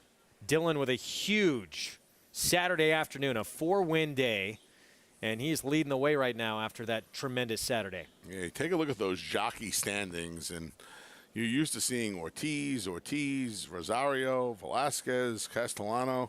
It's a brave new world, my friend. Dylan Davis and Manny Franco slugging it out at the top of those standings with Jose Lezcano a half a dozen behind the leader right now. It's a lot of fun when you see the parity in the room and just how contentious this jocks room is. Yeah, and keep in mind too. I mean, the big names too. They're out of town for the big events. But still, it's good to see new fresh blood, if you will, at the top of the leaderboard. And it's a familiar bunch of names that we've seen all winter and spring long. It's good to see the next wave of top echelon riders. I mean, look, we've produced. And part of that next wave right there, this young man who's leading the way, coming off the first riding title of his career at the Aqueduct Winter Meet. Dylan Davis, 27 years old. He's on the 7-2 shot. Let's head back down to Acacia. And on his off days, Dylan Davis has been driving up to Saratoga to work horses as well. That work ethic on full display. And the horse that he's riding in the number 5, Clara Bell, if you look back at the race 2 back, which was her last turf start, she seemed like she's kind of just a late running type. Like there wasn't much intensity early on, a little bit awkward out of the gate, was allowed to settle, and just a bit of a grinder late. As a result, I love the warm-up that Dylan Davis gave her today. She was very unassuming back in the paddock. He took her right away from the pony, gave her a big warm-up. She perked up a lot, and really, really liked what I saw from her back on track versus what I had seen from her in the paddock. She looks like a totally different horse out there. So I was very much on the number 1, Lola Flo, as a new face with Jose Ortiz, but I will say that my opinion of the number 5, Clara Bell, was really elevated after the warm-up that I saw today, Greg. All right, Acacia, thank you. 2 minutes to post here coming up. Pace-wise in here, Big A. Lola Flo tried to steal a race in the front end on the grass last time out. She's drawn inside. Would you expect that's the game plan again here today? I would imagine. I would imagine so, sir. I don't know if it'll work. I can't imagine Waters of Marham is going to be too far back. You know, when she won first off the claim for Chad Brown, she got herself involved in a pretty solid pace. And, I mean, they crawled home. She won, but they crawled home. And then they ran her into Busanda, and she was beaten as the favorite. When they lost her for the $50,000. But she has enough tactical speed where I don't think Lola Flo, unless she goes on that mission she went on last time, I don't think Jose Lezcano on Waters of Marham will let Lola Flo and Jose Ortiz get too far out of their sights. Yeah, I mean, she has been forward. She's been on the lead several occasions on dirt. She actually wasn't too far out of it in a dirt sprint. Will that translate to grass? Talking about Waters of Marham, the 6-5 favorite in this turf debut coming up. We will see. Yeah, I hope she gets a good time. I'm alive to the 2 and 3 in my pick 5. And Lezcano, I mean, he has been, especially of late, he has been very aggressive. He has been. Even times when you think he was on horses who maybe wouldn't be near the pace. I don't understand the lack of aggression in the rider colonies around the country, but especially here. Because when there is aggression shown, it usually works. So. Well, we thought 6-5, 7-5. No one should be that short in here. This is a crazy price. Even money now on this filly. I mean, she does not have an overwhelming pedigree. Connect is not an overwhelming turf influence. There's very little production. I don't get it. She's dropping in half. Maybe to drop. I mean, she's dropping in half. Well, I heard you talking about this a little bit earlier, too. It was, I believe, a race at Churchill Downs with Acacia. But I think part of it here is there's not a lot of others to like in the race. Correct. And that's why this one's taking all this money. And that can be a bad reason, as you said, to like a favorite. Awful reason. But there is not a lot else in this race. There's not. There's just not a lot. You know, there's not a lot to go off of, I think is probably a better way to put it. 6 fillies combined, 2 of which have never tried the turf. It's funny. Those are the 2 horses I used in the pick 5. The 2 and the 3. They've never tried the turf because Lola Flo 0 for 3. Grease Tormenta 0 for 1. Clarabella 0 for 3. Miss Invincible 0 for 1. So a field of 6 in which 2 haven't tried the turf and the other 4 have made 8 starts with 2 third-place finishes, 1 third-place finish, 2 third-place finishes, and a second-place finish. Not the most awe-inspiring group of fillies we're going to see on the grass. Vintage Girl to 3. Turf debut for her as well. She won on synthetic last time out. At least she has the recency of that win, and synthetic can translate to grass. We'll see. Kendra Carmouche will be aboard. And we'll see how she does. Midnight Loot filly out of a Leighton Heat mare for the turf debut coming up. Yeah, we'll see how she handles the green stuff today. But, again, you got everyone in this field with a maiden win to their credit. That's it. The favorite, a 3-time winner, but on different surface. We'll see if she can get it done against this group on grass at 6-5. Start of this late pick 4 on our Sunday card. John Imbrial with the call.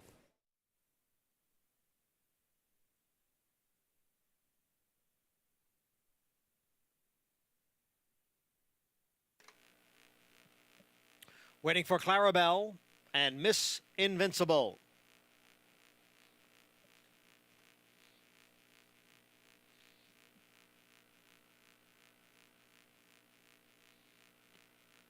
They're all in line.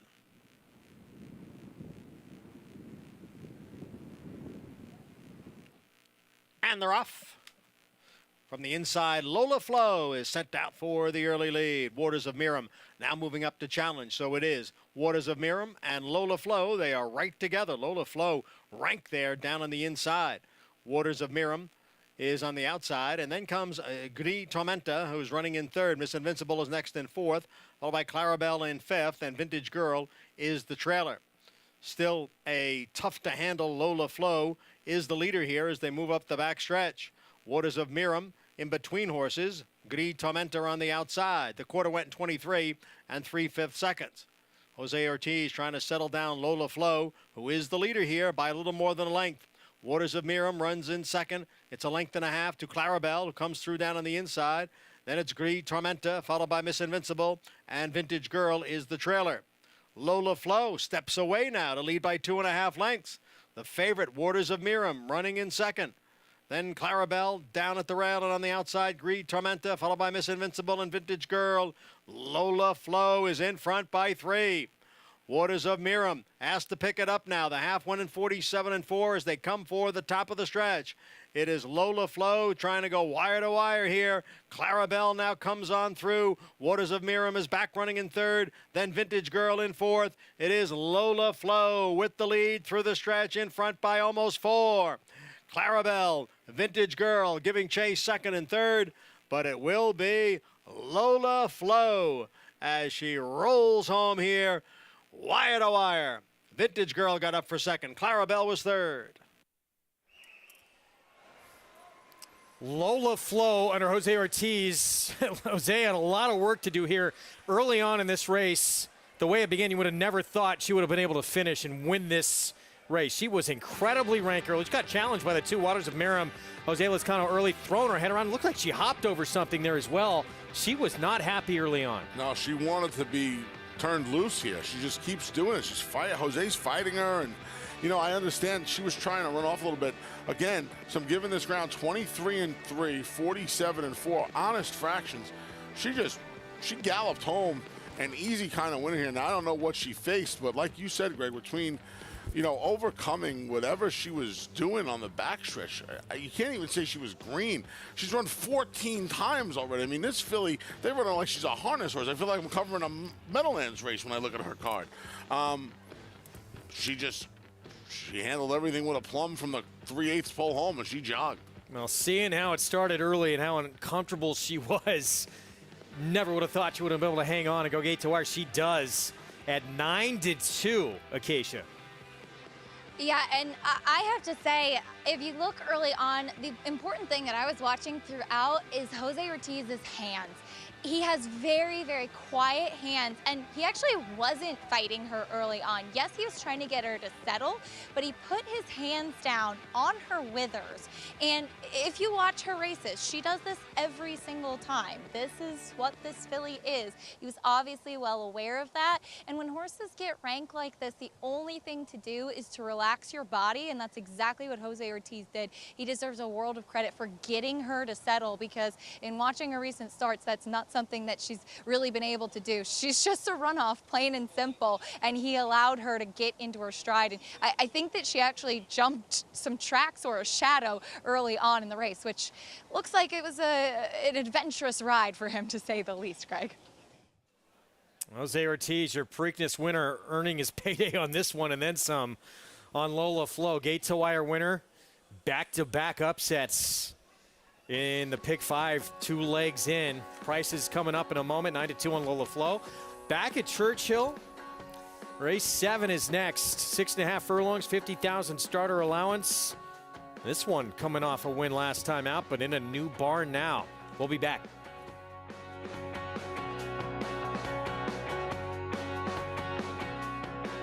Harris Harris Farms, proudly standing Smiling Tiger, a triple Grade 1 winner, defeating Breeders' Cup champions Dancing in Silks and Amazombie, a leading California sire with over $9.7 million in progeny earnings, with 94 winners in 2021 and graded stakes superstars like Spice Perfection. Spice Perfection wins the Grade 1 La Brea. And Tiger Dad. Smiling Tiger, a leading California sire, standing at Harris Farms. It pays to be Cal bred.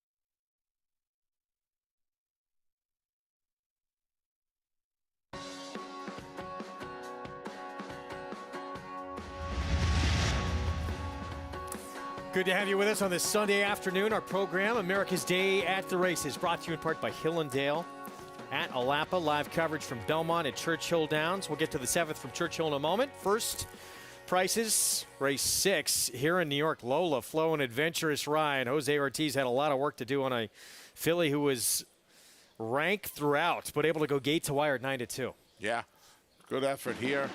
Just able to take him on a merry chase in a race where some of these fillies had no turf form. She, at the very least, showed some speed last time and was able to get the job done at a decent price.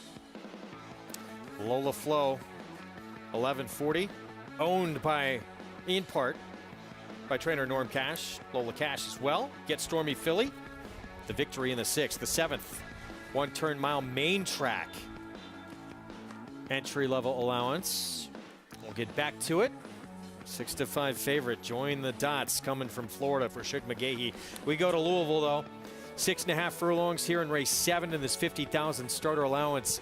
Wow.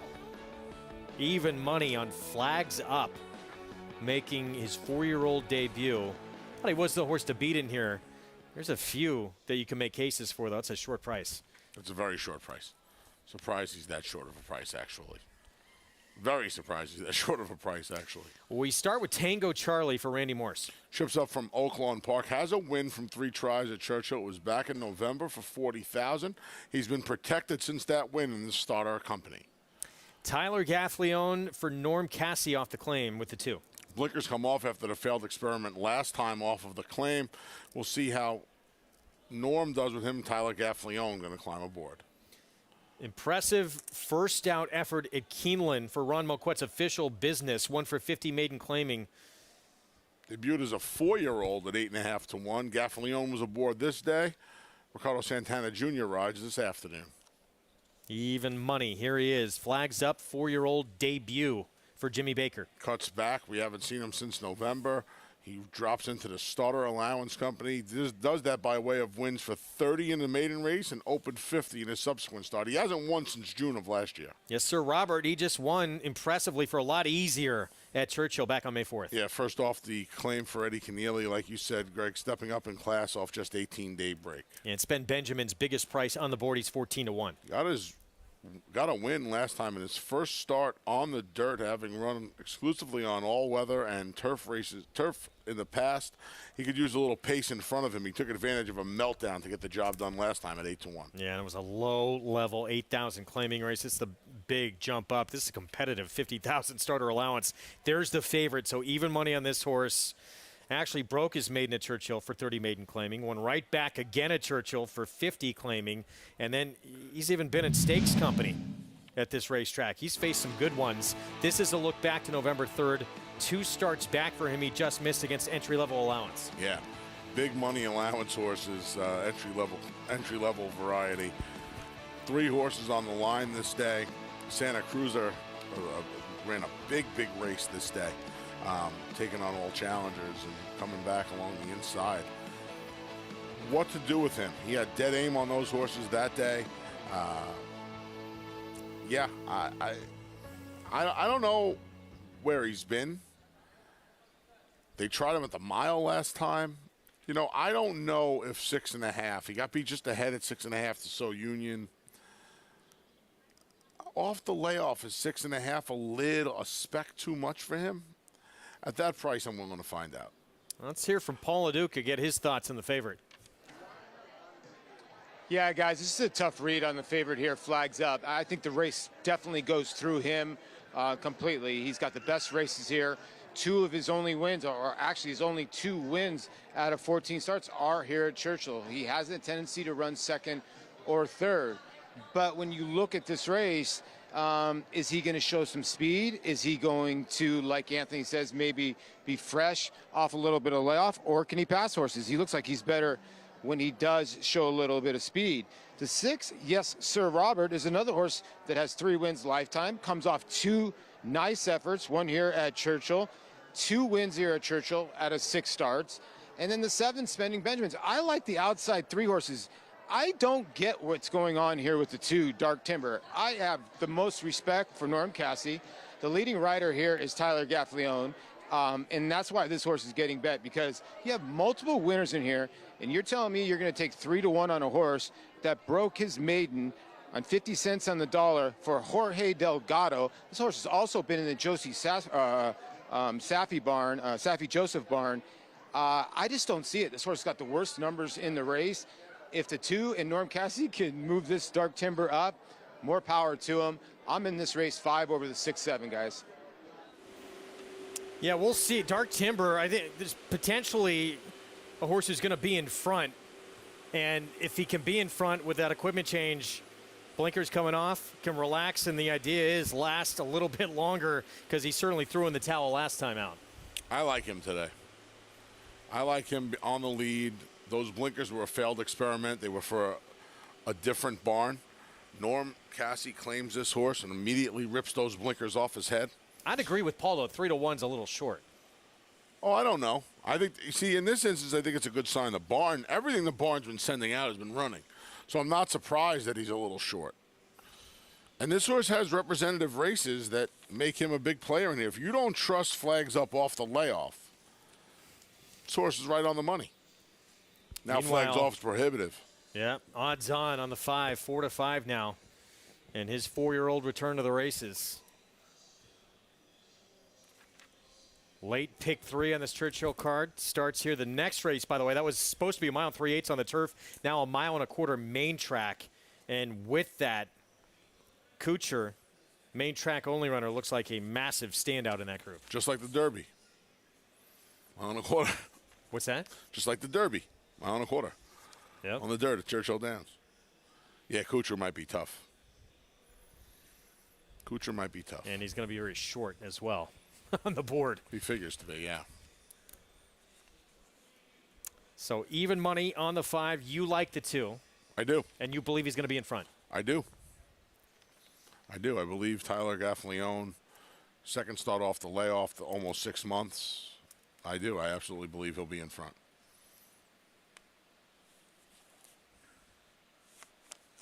Meanwhile, official business, just that 1 start in Ron Moquette. Look, he ran a number that if he can prove off it, he's going to be competitive as well. But sometimes it's Not always the best thing to win first time out because you get thrown into a lot deeper waters very fast. Paid $250,000 for him, and he debuted for $50,000. Feel like they got away with a little base on balls there as well as he did run. Still in the barn, and now a much tougher test here. Ricardo Santana Jr. will ride the 3, but it's the 5. Flags up, odds-on favorite. Let's go to Travis Stone.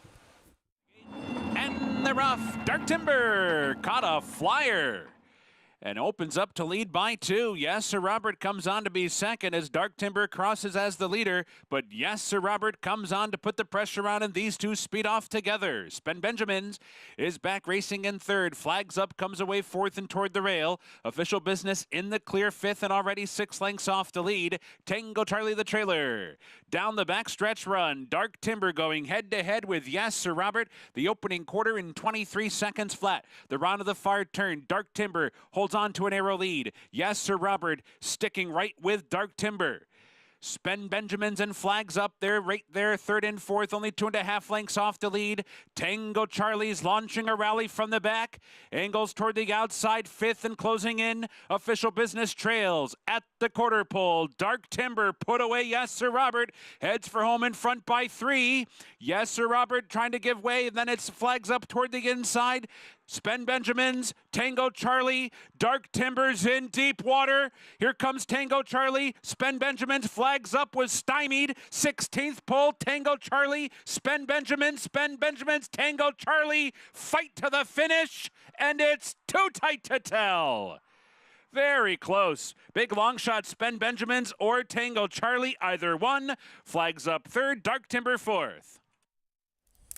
2 runners that look like about the most illogical of anyone in this group in a photo finish here in the 7th at Churchill. That's really, really tight, Greg.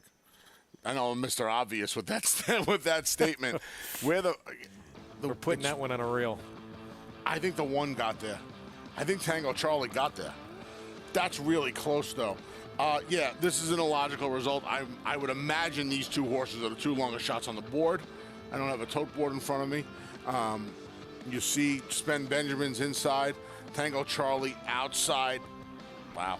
Yeah, they were the 2 biggest price. So 7-1 on the 1, 21-1 on the 7.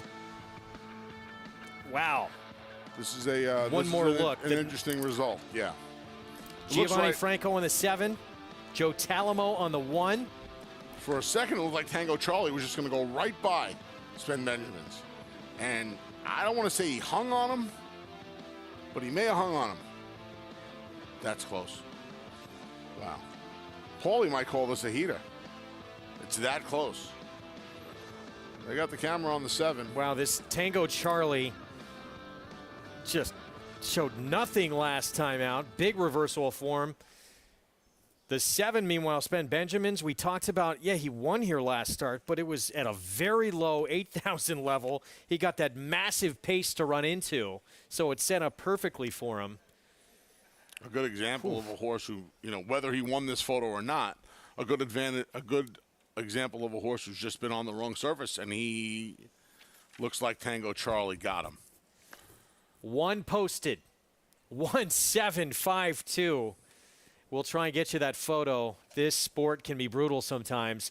Both these 2 running too huge to lose. And again, you look at this race, I think most would have agreed these were the 2 that did not figure really in here. Yeah, the last time this horse got the money was in a straight 40 against 3-year-olds back in November of last year, where he was able to set a moderate pace and cruise home. Today, he passes almost all of his rivals to get the job done under Joe Talamo, who's quietly gaining some momentum down beneath the Twin Spires. Yeah, that's a tough break. That's almost Tango Charlie's bigger than Spen Benjamins. That might have been what got him the money. Spen Benjamins fits inside of Tango Charlie when you see them both extended there. So 7-1 over 21-1 in that 7th at Churchill Downs. 1-7-5-2 as we get back to Belmont. 1 turn mile here in this first allowance level race. And that right there, that filly, what do you do with Join the Dots? Making her 4th career start. She actually broke her maiden in her debut at Belmont, her first time back in New York. She got a thoroughgraph figure last time out that towers over this field when she couldn't run down Miss Michaela, who was a gate-to-wire winner. Our triple play wager begins here. Low takeout, It's up next. Look for Triple Play P3 in your wagering menu. It's every Sunday at NyraBets.com. What was your take on Join the Dots? I'm trying to beat her. I'm going to try and beat her today. We got the Triple Play coming up, and here's my ticket. And as you will see, there are no Join the Dots on my ticket. I want to try and get some value in the first leg here. I really like Malibu Curl, but I want to use Honey Money as well. Who's finally getting a fast track for Bonnie Lucas, who's deputizing for Wayne Potts. First time in 6 tries, 6 starts, so she's going to get a fast track. So we'll use those two in here. Mr. Phil and Zoomer in our co-feature of the day, and then a bunch of maidens in the last. We'll use half the field. I like the 6, Jimmy the Boot. See if Clement can get another win on the card, but we're going to use 6 horses. And you can do that because the 8th race is as wide open as it is. And this race, we're going to try and start this thing by beating that filly right there. I don't trust her, Greg. Even money. Join the Dots coming back to New York where she broke her maiden, Acacia. She is, and I saw her down this winter in her last couple of starts at Gulfstream Park, and she's just never been one that I've been able to warm to. There just isn't much of her. I will say, if anything, her weight looks a little bit better now as she comes up here to New York versus her last 2 starts over the winter. She did win first time out going 7/8, which is not an easy thing to do. She's just a little bit of a smaller, unassuming type, and I do wonder if she has continued to go on. Like I said, she has physically filled out a little bit more, and yes, she was chasing a wire-to-wire winner last time out in Miss Michaela. Family Time also wired the field 2 starts back, so maybe she's just been victim of some races that haven't exactly set up for her.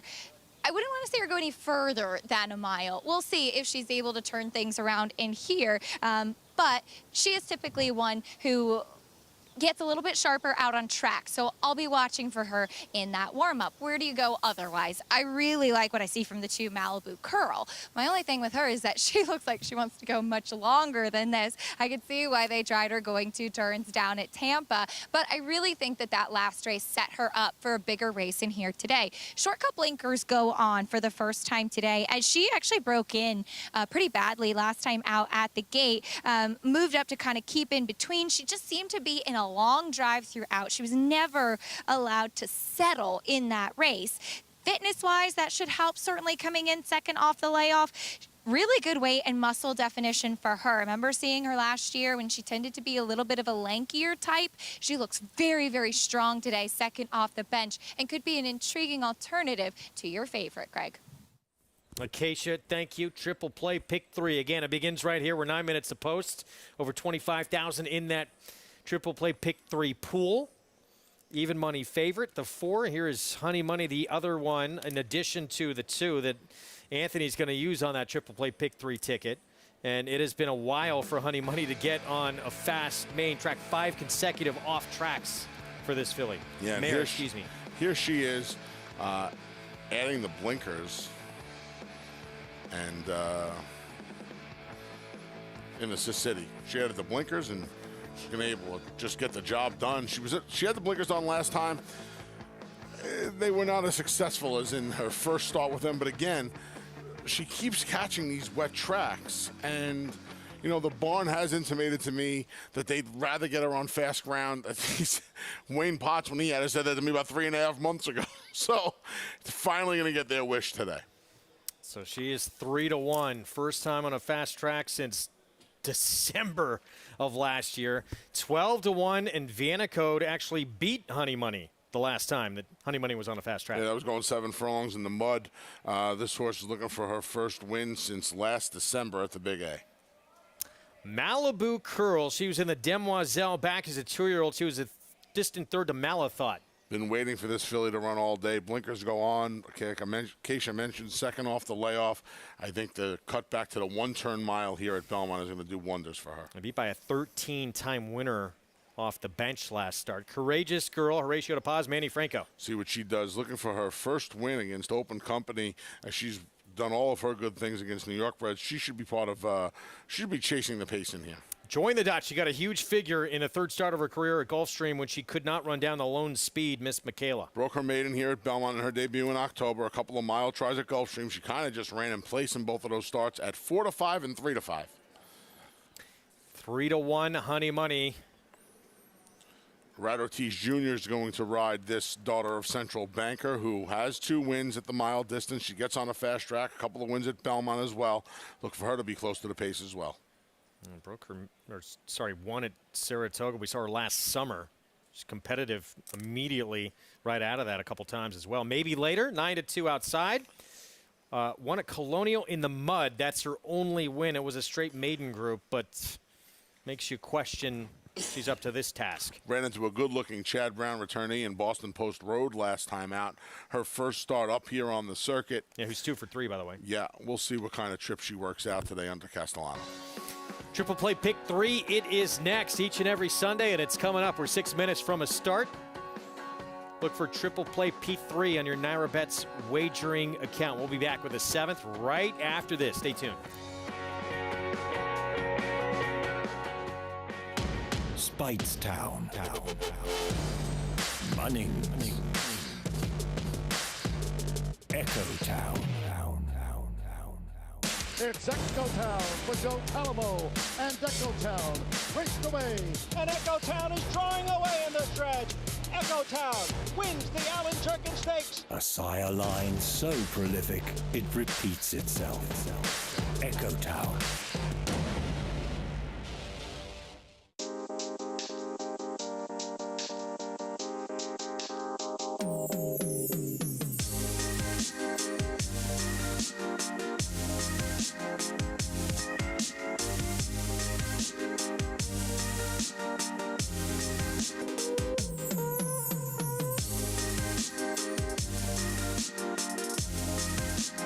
Stay fabulous. Resorts World. 850, 850, 75. Ralph, 850,000. Thank you. Volatile in front by 2. Whitmore is down at the rail. Firenze Fire and Mind Control. It's Volatile in front as they pass the 16th hole. Volatile victorious in the Vanderbilt. 1 by 2 lengths. 850,000. Thank you.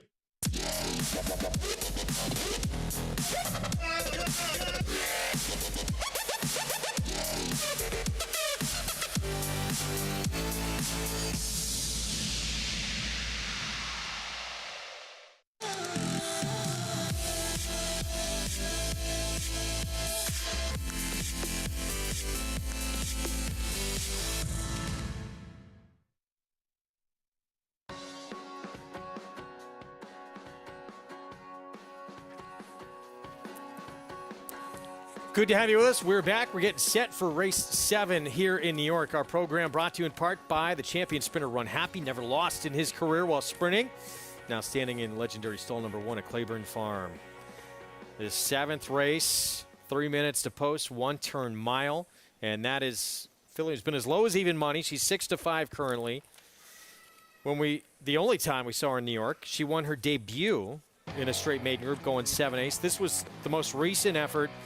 Miss Michaela, that filly in front, she was in front, gate to wire. Join the dots was much the best of the rest of this bunch. Yeah, she got beat by Family Time, 2 back in the same fashion. She's just not gaining any ground, Greg. She runs evenly around there.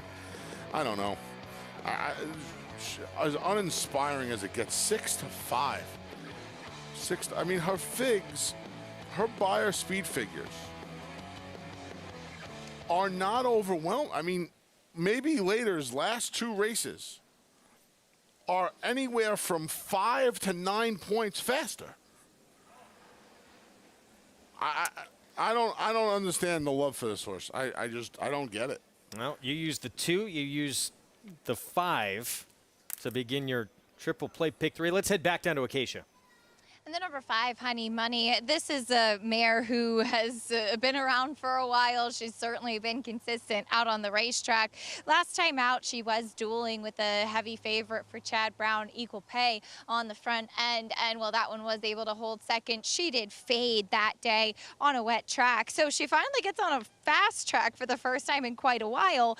And I've always been of the opinion that while she has been able to run over a wet track, she's not a wet track horse. She's that bigger bodied, bulkier type of physical, one that we often talk of maybe having trouble on a wet track. So I think she's really going to appreciate getting onto a fast main track today. And I do think that she'll appreciate getting an extra furlong, going the mile, because there is so much to her. To be honest, when she came back in the paddock, she looked a little bit dull acting. And once they put the tack on her on the track, just a 5-year-old mare that's been there, done that. She knows what her job is. She came alive on the track with the warm-up that Irad Ortiz gave her and really puffed up a lot on track. And given her seasoning and the fact that she finally gets to run on a fast track today, I do think that she is a major player in this spot. I think that she's happy, as am I down here, Greg, that the sun is shining. Yeah, it's just tough to imagine 5 consecutive times getting bad weather and off tracks. It did get a win in one of those, though. Won the Sis City on a good track 2 starts back. That was adding blinkers for the first time. Yeah, blinkers seem to wake her up. I mean, she's run well enough on wet tracks as of late. She's just gotten good in her 5-year-old year. 2 for 5, you know, the end of her 4-year-old year, I should say, into her 5-year-old year, dating all the way back to last summer in Saratoga. She's really gotten good. Again, this triple play pick 3 each and every Sunday here at the meet. Starts here. You can play it with Naira Bets. Triple play P3 is where you find it in your Naira Bets wagering account. We're up to almost 40,000 in that play. Anthony has one up for you. You're going to try and beat this favorite here. The last race, I mean, races 8, well, for you all 3, but certainly races 8 and 9, extremely competitive. The last is wide open. Yeah, for sure.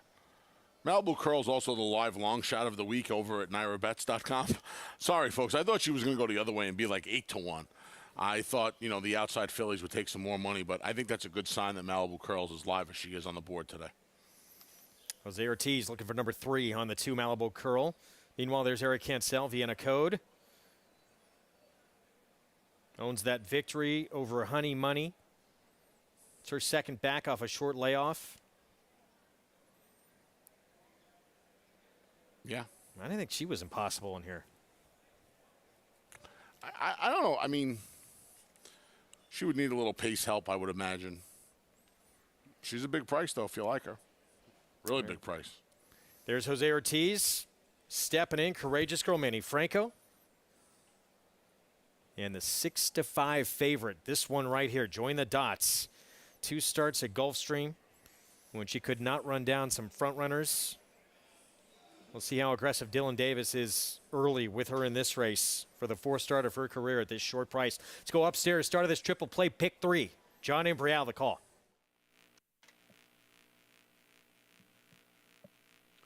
They're in the gate for race 7.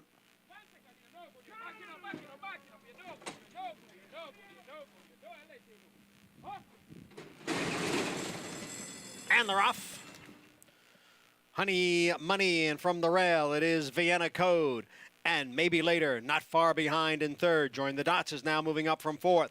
Then Courageous Girl and Malibu Curl trails the field in 6th. They race up the back stretch. It's Vienna Code on the inside and Honey Money on the outside. And the 2 of them hook up. And they got a length on Maybe Later, who sits behind in 3rd. The favorite joined the Dots towards the rail in 4th. And the quarter went in 23-1. At the back are Malibu Curl and Courageous Girl. Vienna Code now leads Honey Money by a full length. On the outside is Join the Dots. On the inside is Join the Dots. On the outside is Maybe Later. Maybe Later in 3rd. Join the Dots on the inside, runs in 4th.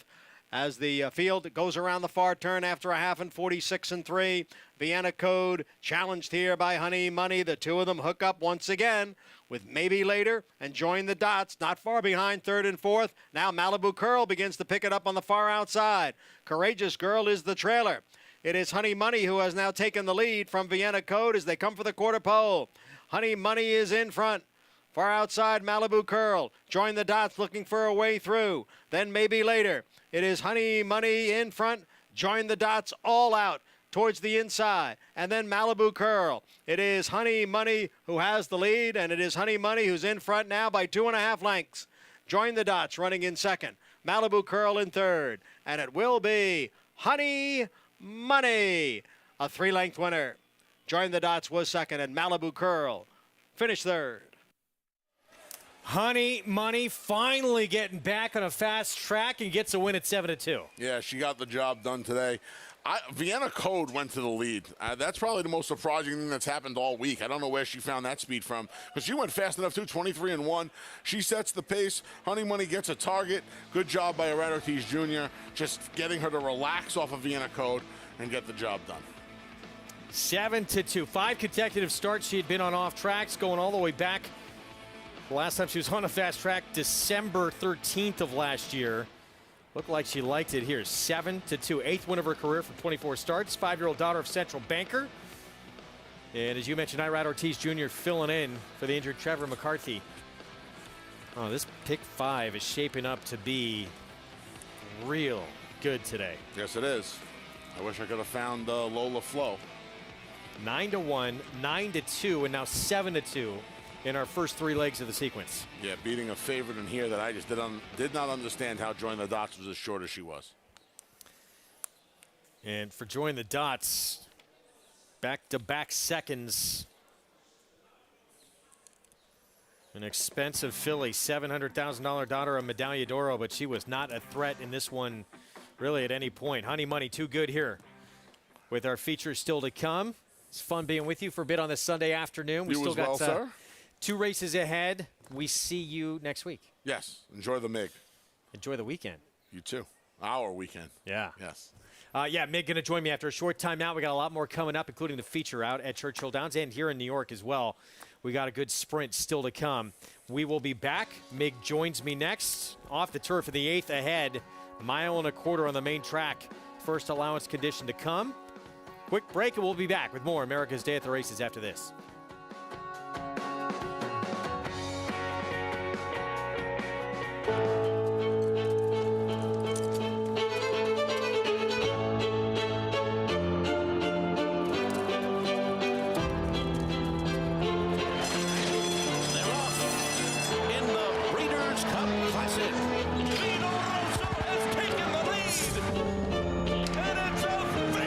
Performance by Vino Rosso.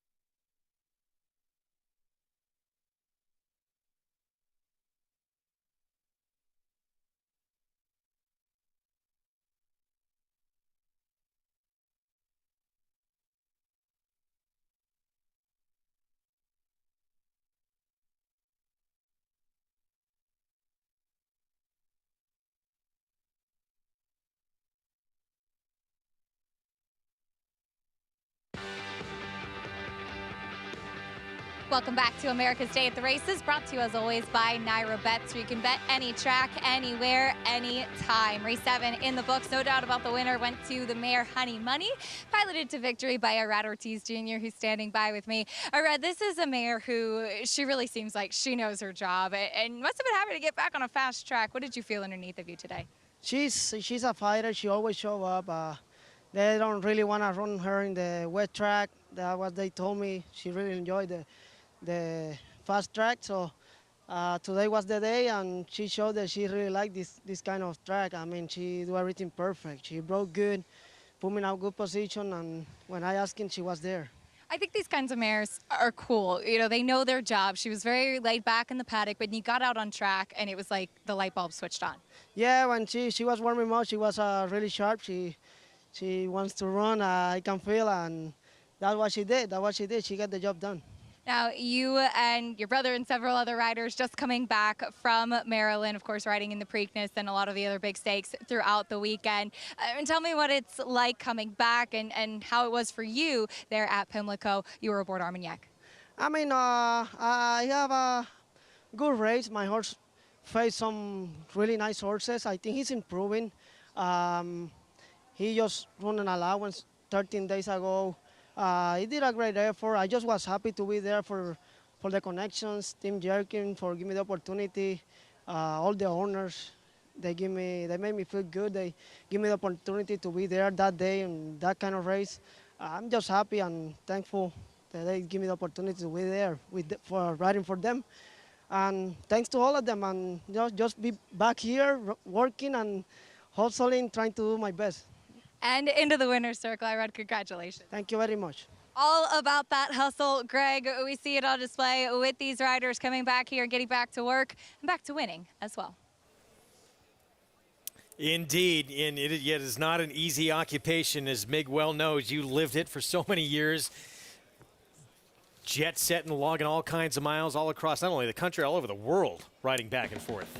Yeah, but while you're in the midst of it, you love every moment of it. It's not a job, it's a way of life. And, you know, you can see Irad. He's so enthusiastic, and it doesn't matter if it's a $5,000 claimer, an allowance race on Honey Money who paid $950, or a grade 1. He just puts his all into it. He seems to, we were talking about this a little bit off air too.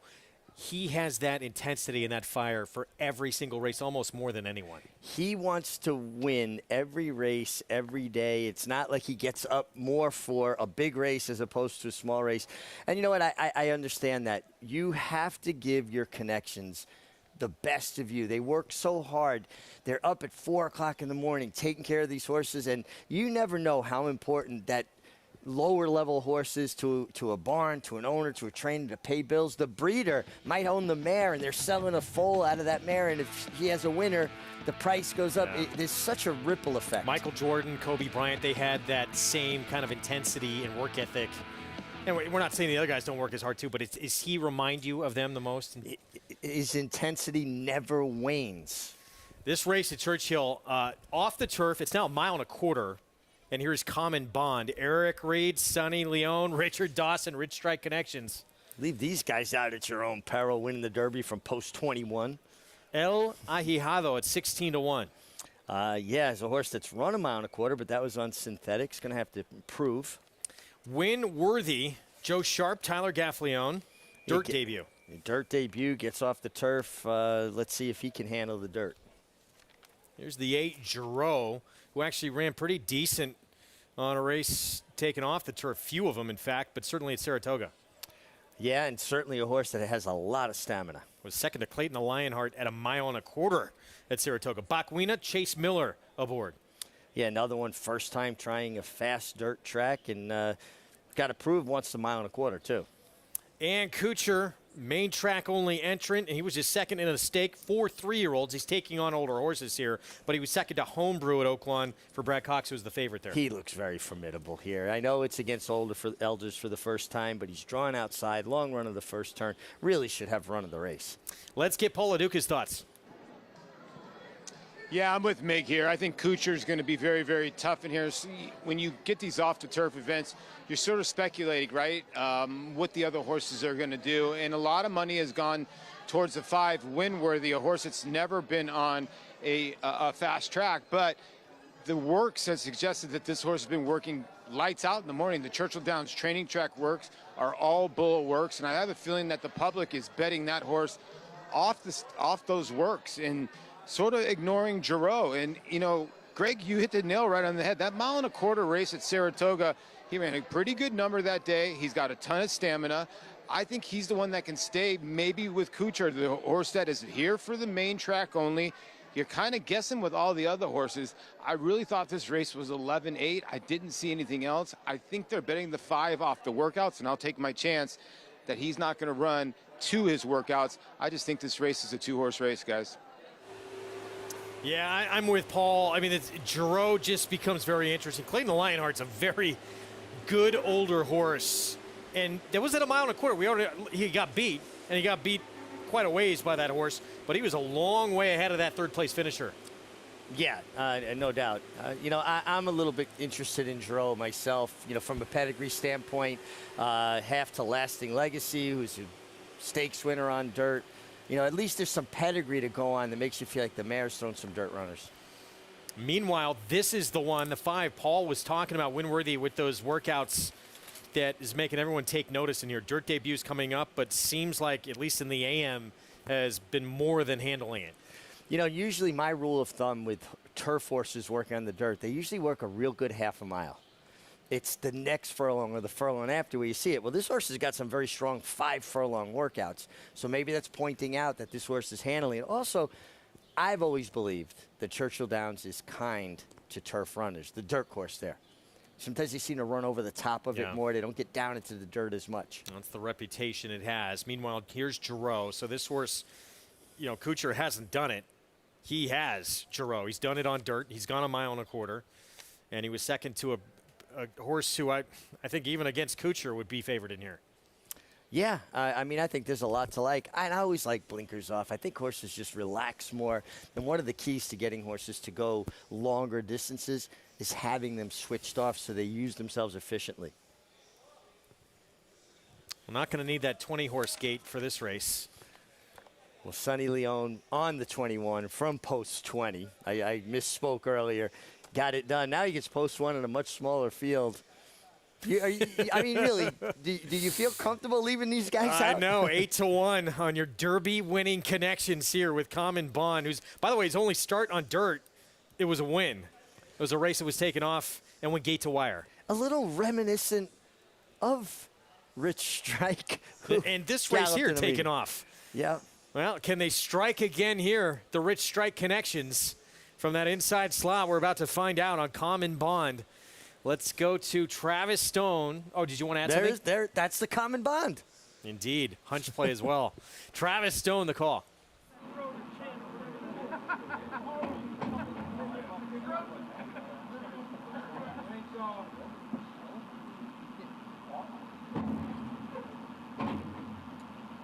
They're in the gate, and they're off. Some crowding there in the middle. Winworthy took the worst of it. Giroux was also squeezed a touch.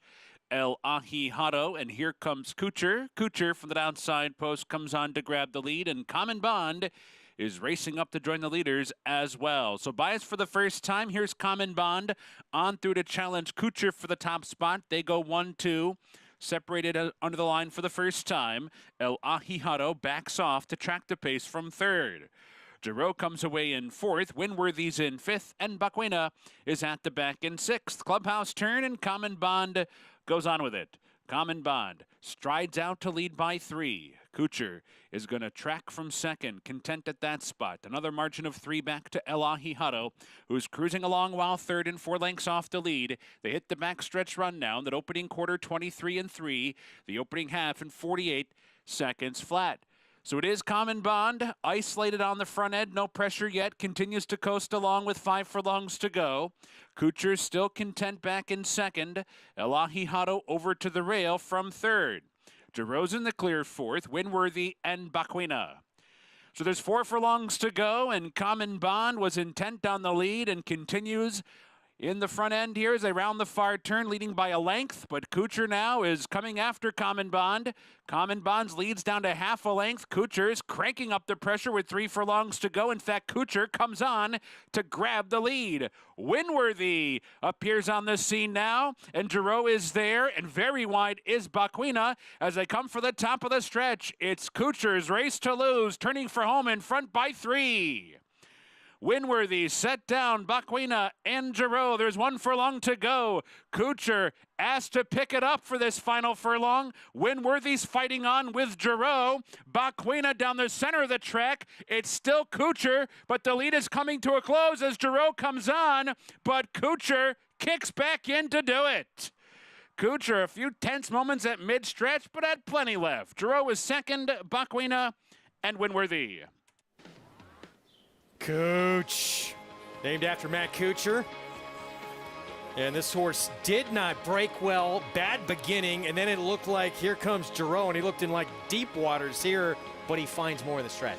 It looked to me like when he was clear and stretch, he kind of lost his focus and he started going up and down more than forward. Then he felt the presence of the other 2 horses making the run at him, the 8 Giroux closest to him, and kind of lowered his head and did a little bit more. It just seemed to me like he was waiting on horses.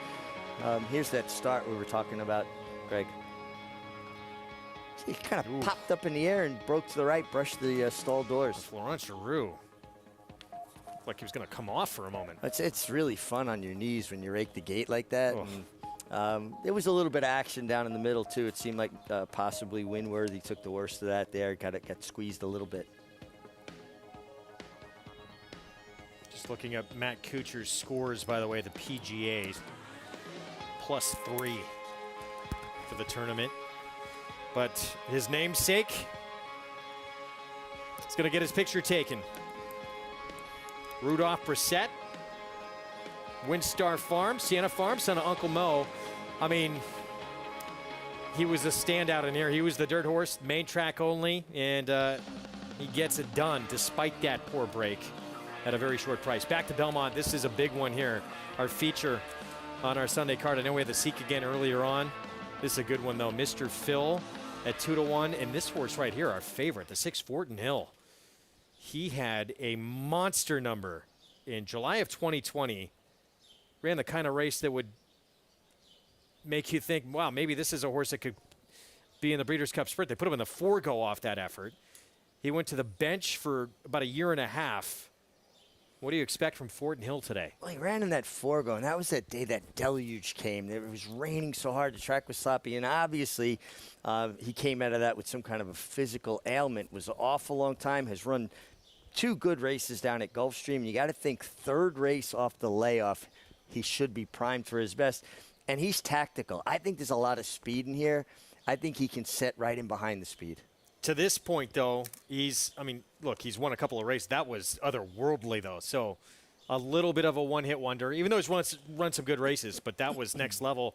Can he get back to it? Let's head downstairs to Acacia.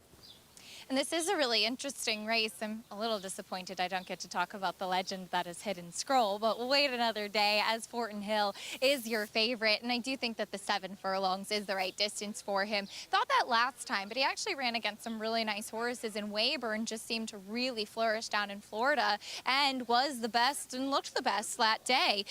Collaborate was a horse that was doing well also at that time. Now at the top of the stretch, Fortin Hill didn't have anywhere to go, but he did kind of flatten out a little bit late. That said, I think that he's one that is really improving race to race. He isn't a horse that carries a lot of condition. He's very streamlined, he's very long, he's very stretchy, and I thought that this coming up to Belmont, going the 7/8 will actually really suit him quite well, especially given the fact that he's drawn outside. He's had the rail in his last 2 starts, and given his size and his length, and especially the length of his stride, I don't think that that's done him any favors. Really like what I see from him now on the walking ring as he gets on his toes with riders up. The 7 Chestertown, the gelding by Tappet. I think it really speaks a lot to the horsemanship of Toby Sheets and Steve Asmussen's assistant and his team here in New York, and the work that they've done with this horse over the years. Gelded him last year. That's really helped him mentally. It's also lightened him up a bit as he used to carry a ton of condition from race to race. Now, I know that they did take the noseband off, the blinkers, the equipment, playing with different types of equipment to help him respond best to his rider. He's not turned a hair here in the paddock. He's been the most professional I've ever seen him, and I haven't seen him since the fall in the Hudson, but really, really like what I'm seeing from Chestertown today as he's greatly improved. He's forward, but not doing too much, and I think Jose Lezcano will be able to have him in a good position as he was very wide throughout every step of that Haynesfield last time out, just couldn't catch Water's edge. But this is a horse, I think, with a big chance as the outside runners do seem very strong in this race, Greg. Acacia, thank you. It's a good one coming up. 7/8 of a mile in this allowance optional claiming field. And the favorite just went by. There's Chestertown. We all, by this time, if you follow this program, you know his story. Very expensive colt. Who now is a 5-year-old. Didn't quite pan out when you spend the kind of money they did on this horse, but he's starting to come around, and he's run some really good races of late as a sprinter. Just and a mile last time out. Such a strong family, especially the female side of the family. Artemis Agraterra, Grade 1 winner for Chester Mary Broman, trained by Michael Hushin. Her Dam, Indy Gloria stake winner that I won a bunch of races on for Mr. and Mrs. Broman with John Kimmel. And I think he's helped the most by the scratch of Hidden Scroll because I think he's best when he has no horses outside of him and he's not intimidated by a horse leaning on him. Coming through the tunnel, we're going to see first a horse who has put together 3 in a row and 3 in a row, all at this 7/8 of a mile distance. Here he is, Whistling Birds. Eric Cancel will be aboard. Whistling Birds has speed, has the rail, should be involved early, and I think to contribute to what should be a very hot pace. I think this horse might be the quickest of the quick. Here's Mr. Phil. His last 2 have been just sensational. Yeah, I would agree with you. Maybe he shakes free, but he's going to have to run fast to shake free because there is other speed sign on here, and he's in raging form as well. You know, horse former claimer who has just really turned into a different horse. Zoomers at 5-1, Dylan Davis. I think this race shapes up really well. Zoomer's like one of those really good closing type sprinters and should get pace to run at. 10-time winner in 35 of his career starts. Lobster, Javier Castellano, Gary Siaka trains. He had to face New York Traffic last out, who's being pointed to the commentator. Yeah, and he chased him around there. He's another horse that at times can show very good speed. Still the favorite, 9-5. Here's Fortin Hill for Bill Mott. You know, yeah, I know that one race back in July of 2020 was his best run, but I feel like he's starting to round back into that form. Third start off the layoff could be the charm.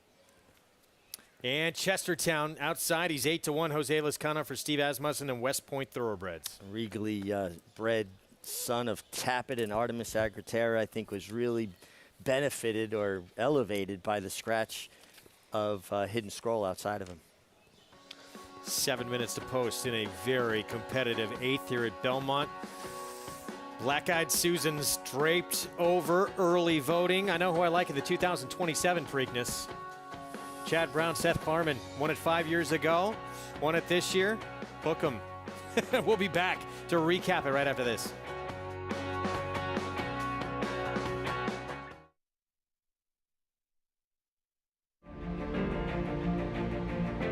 Idol perfectly timed. Idol gets up under Joel Rosario to win the big gap.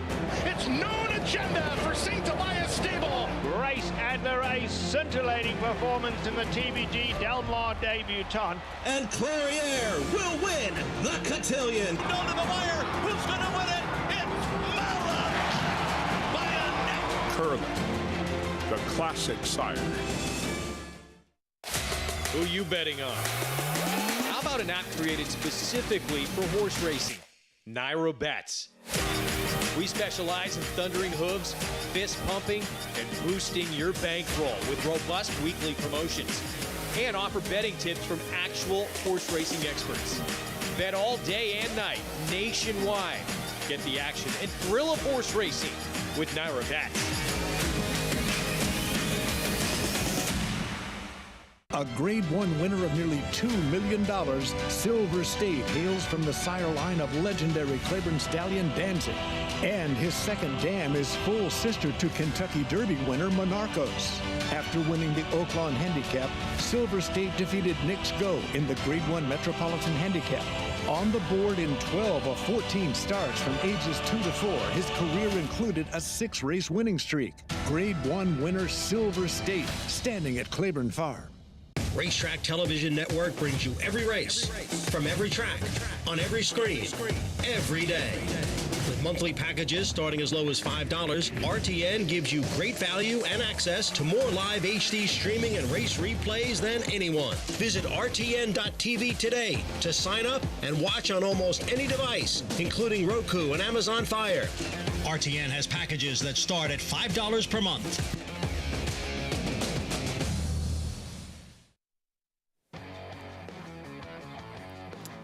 Good to have you with us as we get set for race 8 here at Belmont, our program. America's Day at the Races brought to you by America's Best Racing.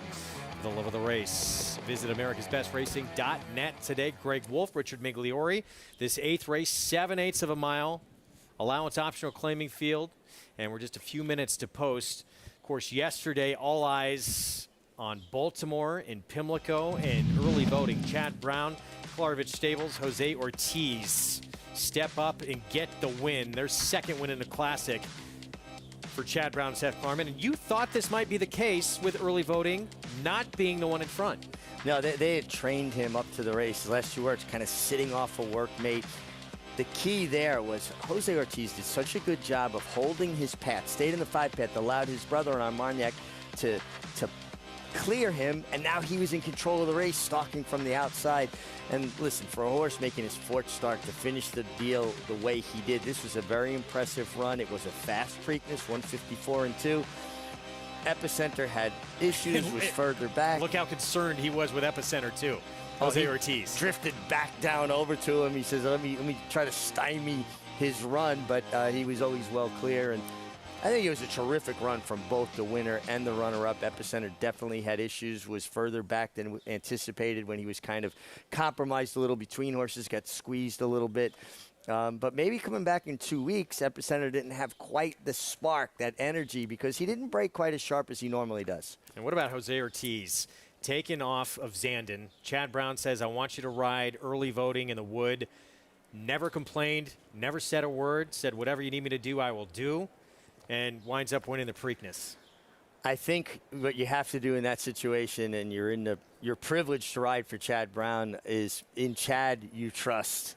Whoever you are. It's reminiscent to me of what I used to read about Ben and Jimmy Jones and Eddie Arcaro, when they would tell him, no, you want to ride this one, even if Arcaro liked another one. It always worked out. Arcaro wanted to ride Coal Town, and they said, no, you want to ride Whirl Away. And he was right. Yeah, indeed. And there's Jose, a couple of wins today. He had a choice to make as well in the Preakness. He had been on Simplification, who ran a huge race in that Kentucky Derby. He took off to ride early voting because he thought the horse had more potential to be the better horse down the line and win the race yesterday. Well, he was right. And he's been working him. So he's got firsthand knowledge of how the horse is doing. And plus, honestly, all due respect, Antonio Sano's a terrific horseman, a horseman I have a lot of respect for. You're here in New York with Chad Brown all year. You want to go where your bread is buttered. You want to ride for Chad Brown. Well, he's on the favorite here for Bill Mott at 3-2. We're a minute to post in this 8th race. Let's go back to Acacia. I wanted to talk about the horse that's kind of a now one in such good form in Mr. Phil. He was actually entered in the Grade 3 run Happy and runs here instead, opting to not participate in that graded stake. But he ran so big last time that you could certainly understand them thinking of maybe taking a shot. The horse that he beat, Jackson Traveler, came back to win the Grade 3 Maryland Sprint this weekend at Pimlico with a 94 Beyer speed figure as well. He came back inside really impressively last time out. It was a huge effort. My notes that day said, I still think that 7 furlongs is his best distance. That's what he gets to do today. Had a lovely big warm-up out there under Kendrick Carmouche. Will be on the pace, that's for sure. I'm going to try to get a big price home in Chestertown, who I actually like going the 7 furlongs and like the maturity that I've seen from him. Some really nice horses in this field, Greg. I'm looking forward to this race. Acacia, thank you. Yeah, back to Mr. Phil. Oh, he's won at 7/8. He's very quick, we know that. Those last 2 wins, though, when he's become just a different horse. The numbers he have run, just nothing close to what he's done in the past. It's been incredible. Can he do that at 7/8? Can he do it at 7/8? Can he do it with pressure? Because I don't think he shakes loose. But he did show last time that he'll fight for it. Also, Greg, quickly, I misspoke. Arcaro wanted to ride Coal Town, and it was Citation that they put him on. Citation only went 19 for 20 as a 3-year-old. That one loss is glaring. Zoomer stepping in. Dylan Davis, Linda Rice. Favorite, though, throughout has been this horse right here, Fortin Hill. OXO Equine, Bill Mott, and Jose Ortiz, Preakness winning rider on early voting, looking for number 3 the day after here back in New York. Let's go upstairs. John Imbrial with the call.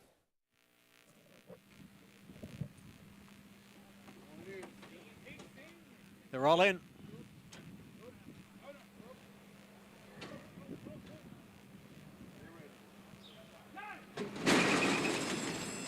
And they're off. From the outside, there goes Fortin Hill out for the early lead, quickly challenged by Mr. Phil. Fortin Hill, Mr. Phil right together. Lobster is next in third. Chestertown, the gray, on the far outside runs in fourth. Whistling Birds is down at the rail, and the trailer is Zoomer in sixth. Up front, it's Mr. Phil, and right there is Fortin Hill. 3 wide is Lobster. 4 wide is Chestertown. The quarter went in 22 and 3/5 seconds. Mr. Phil leads here by 3/4 of a length. Fortin Hill runs in second by a length. And then it is Lobster and Chestertown. Their heads apart, third and fourth. Whistling Birds is down at the rail, and Zoomer. Midway on the turn, it is Mr. Phil holding the lead over Fortin Hill. Mr. Phil, Fortin Hill, they are 1-2 after a half and 45 and 2/5 seconds. Chestertown runs in third. Lobster is down towards the rail. Now Zoomer has moved up into fifth, and Whistling Birds is the trailer. And now they head for home, and it is still Mr. Phil with the lead. Fortin Hill on the outside. It is Mr. Phil now clear by 2.5 lengths. Fortin Hill is all out in second. And now they're at the 16th pole. It is Mr. Phil leading Fortin Hill. Mr. Phil in front. Fortin Hill second. Mr. Phil and Kendrick Carmouche. Fortin Hill was second. Photo for third. Among Chestertown, Lobster, and Zoomer. Mr. Phil, 3 in a row in 7/8. Not a problem for this 5-year-old son of Mr. Speaker. Well, you talk about a horse finding form. He showed good speed. He did pretty much shake loose and control the race. Just a really strong performance. And I don't pick Mr. Phil. I have a son named Philip. Not a good dad. How about this claim? Claimed 3 starts back. Well, now 4 starts back for $32,000 at Aqueduct late February. And now he's reeled off since that claim 3 consecutive wins, including this group, which this could have been a stakes race. Yeah, this was a real solid race. I mean, and, the 6, Fortin Hill ran well, just could never get by or get to Mr. Phil. They ran 1-2 around the racetrack. Well, that man right there has been on board for all 3 of those wins since he's been claimed, and he's gotten his picture taken every single time. Mr. Phil, Kendrick Carmouche, good team together. He had to fight for the lead a little bit early on today. Yeah, but he was doing it comfortably. It was interesting. Kendrick used him enough to make sure he held his position, but he was always kind of in hand and doing it the right way. Not how fast you're going, how you're going fast. Mr. Phil, 8th win of his career in 31 career starts, but against these last 3 starts, ever since he's been claimed, he has just become a different level horse. Just by the fact he was claimed for $32,000. He's running monster numbers. We might see this horse in a stakes race next time out. The way he ran today, I think he certainly stamped his ticket, didn't he? Fortin Hill getting second, photo for show. We'll have the prices for you when we come back.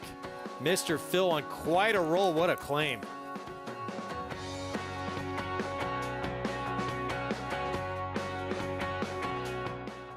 The sun shines bright on Caraconte.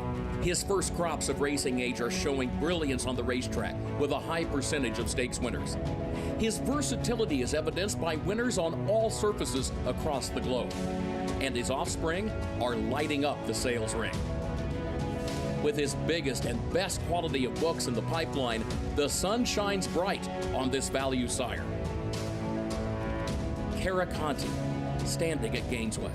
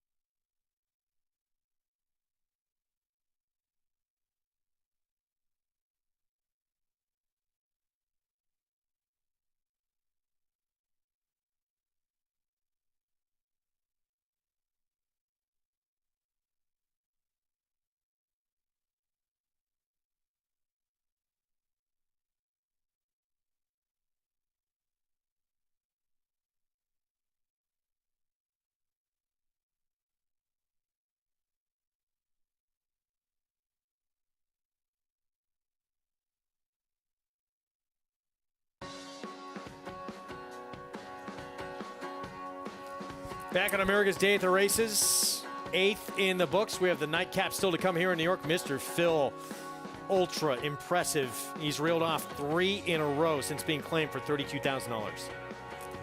Such raging form, and sometimes they go to a different barn. It's just a different routine, a different way to do things, and horses really respond to it. It's not an indictment on former connections. $6.40 for the win. Let's go to Acacia. Please be joined by winning rider Kendrick Carmouche, always bringing the smiles here to the winner's circle. Kendrick, Mr. Phil, though, you've gotten to know him quite well. Talk about just the horse that you feel underneath of you now that he's been with Rob. I mean, he is a fighter. Yeah, he's such a fighter. I rode him when he was younger. I broke his maiden for Jimmy Ryerson. You know, with that being said, Rob claimed the horse, and he put me on the horse. The horse just been doing super. He just makes you feel good when you warm him up in the post parade, where he gives you the confidence that he gonna fight to the end. And you know, the last 3 times I rode him, I mean, he want to go to the lead and just fight back the whole time. And you know, I'm just glad to be part of the team. He seems like he's just a pretty happy horse, too. He seems pretty straightforward. You take him away from the pony, he warms up well and does what he needs to. Yeah, he's a good boy, you know, and that's what he wants, because he got his little cranks and stuff to him. So, you know, you got to warm him up good and just, you know, hopefully they don't press him too early where he can warm up good and get into the race, and then he fights all the way to the last quarter. We know that you were out. Glad to see you back and feeling good and back in the winner's circle, doing well. Yep, thank you very much. And Rob and the owners, I'd like to say I appreciate everything y'all done for me so far since the winter, and now let's keep it rolling. I love it. Kendrick, congratulations. Thank you, thank you. Always love catching up with Kendrick Carmouche here in the winner's circle. Just that infectious energy, Greg. It's impossible not to smile when you see Kendrick Carmouche out sick yesterday, off his mounts. It's got to feel good coming back and getting a win like this. Yeah, and you want to prove to everybody, too, that you're 100%. It's always something that people think about. If you're coming back off of either being sick or an injury, there's always that lingering question until you win, and then you put it to sleep. We've not had a favorite win yet in the sequence. 9-1, 9-2, 7-2, and now 2-1 on Mr. Phil. We'll see what happens here in the nightcap coming up. To the favorite in the pick 5. 2,800 plus, smallest payout in the sequence. Let's go back to Churchill Downs. Their finale, 6 furlongs, $75,000 maiden claiming race. And here's Lucky Devil to begin it, who's only been on synthetic so far. Yeah, and gets to the dirt first time, and I think kind of hooked a tough group from the rail. Ricardo Santana, he's going to have to be aggressively handled. They certainly put the right rider on him, gets Lasix for the first time. The judge and jury showed speed and got tired late at 70-1. Yeah, that was a big improved effort, improved speed on dirt for this horse. Should be certainly involved early. Yeah, slight drop in class here today. Here's Blowtorch. Dallas Stewart, Willis Horton, connections that brought you last Samurai in the Oaklawn Park Handicap. Another horse chased a fast pace and drops in class, has some very strong workouts. Fast Felix, dirt debut. Dirt debut, another one coming up. That's synthetic, Son of Orb. He'd like to see things heat up in the front end. Comes back as a gelding. Smarty John should be part of the pace.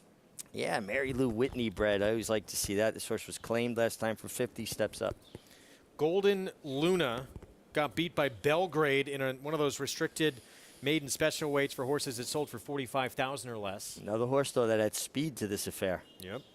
A horse who won that race, came back and won again, then went to the Tampa Bay Derby, ran 7th. Ace High Royal, Ron Moquet was so good first time out, disappointed next out. Yeah, but takes that little, drop in class to maiden 75 and is a closing type. Cushion Bridge at 9-1, Chris Landeros. Turning back in distance off a sloppy track effort. Per Diem at 18-1 for Norm Cash. Yeah, he's really going to have to improve. 5-year-old, it's only hit the board twice. Last start was not good. Our team, first-time starter by Outwork for Helen Pitts. Yeah, New York bred by Outwork. Some real solid workouts. And 19-1 now on Supremely. Mastery Colt, start number 2. Start number 2, ran 7 furlongs in the slop for a maiden $150,000 tag. So he's in half in value to 75, comes back as a gelding with Lasix. So he's pretty much had the complete makeover. Good barn, Al Stahl. We'll see at a huge number outside as we take a look at Smarty John. He's 3-1, dropped in for a tag for the first time in his career. back on May 4th here at Churchill. And he was quick early in this race. Had a 2-length lead in the stretch with Tyler Gaffalione. Unable to finish the deal, though. Yeah, ran well. See, a horse has a little bit of a propensity to want to lug in a little bit. He's getting down on the rail. You see Tyler kind of correcting him, throwing that right rein, trying to lean him out a little bit. I just think that he's going to have a lot of company on the front end, and I think it could compromise him. Tyler back aboard despite claim by a new barn. Greg Foley going to him. Ace High Royal, horse the 7 looked so good first time out, Paul, and nothing but you could say, but had to be disappointed in start number 2. Can he bounce back today? Well, I'm hoping he does. That's the horse I'm going to pick in here, Gregor. You know, his first race was very good. He sort of got left in the gate, and Mig will tell you, when you get left in the gate, what you're supposed to do is just relax on the horse. Don't rush the horse into the race, and Flo did a great job with that, Florent Giroux. And this horse came off the pace at 18-1 and just missed by 3/4 of a length in 104 and change. Now they went up to 6 furlongs to a tougher field, and the horse broke very sharply and was up on the pace in 21 and 3 and 45.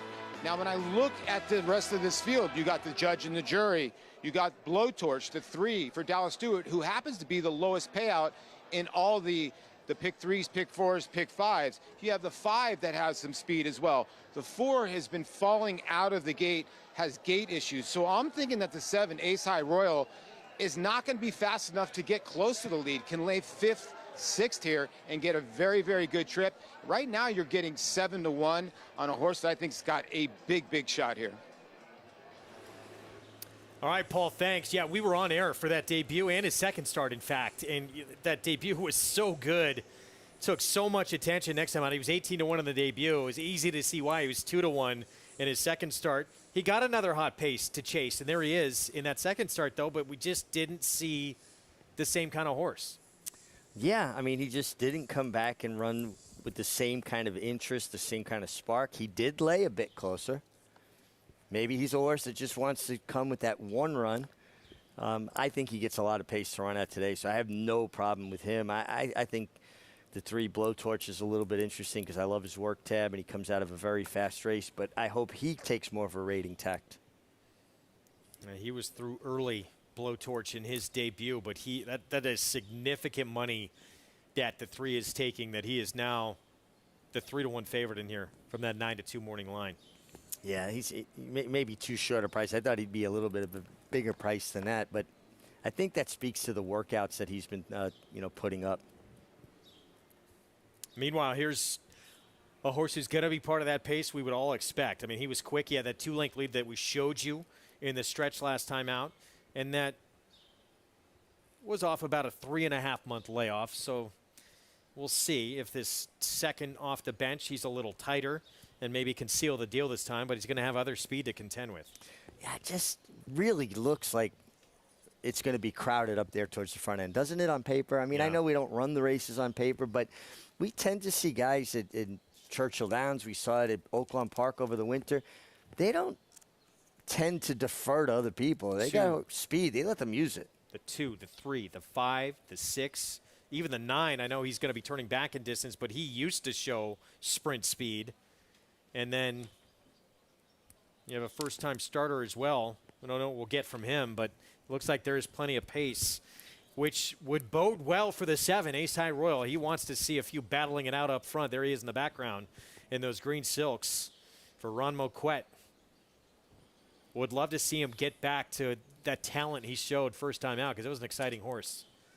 He runs the first race back. He is going to be a handful here, and you're getting a much better price. Nice crowd on hand for this Sunday afternoon in Louisville. Enjoying the action in this final race on the card here coming up. And maybe it is this 5 who is the speed of this speed, and maybe Tyler Gaffalione gets loose. We'll see. I'm skeptical. I think he's going to have a lot of company. Let's go to Travis Stone. Here's this Sunday finale from Churchill Downs.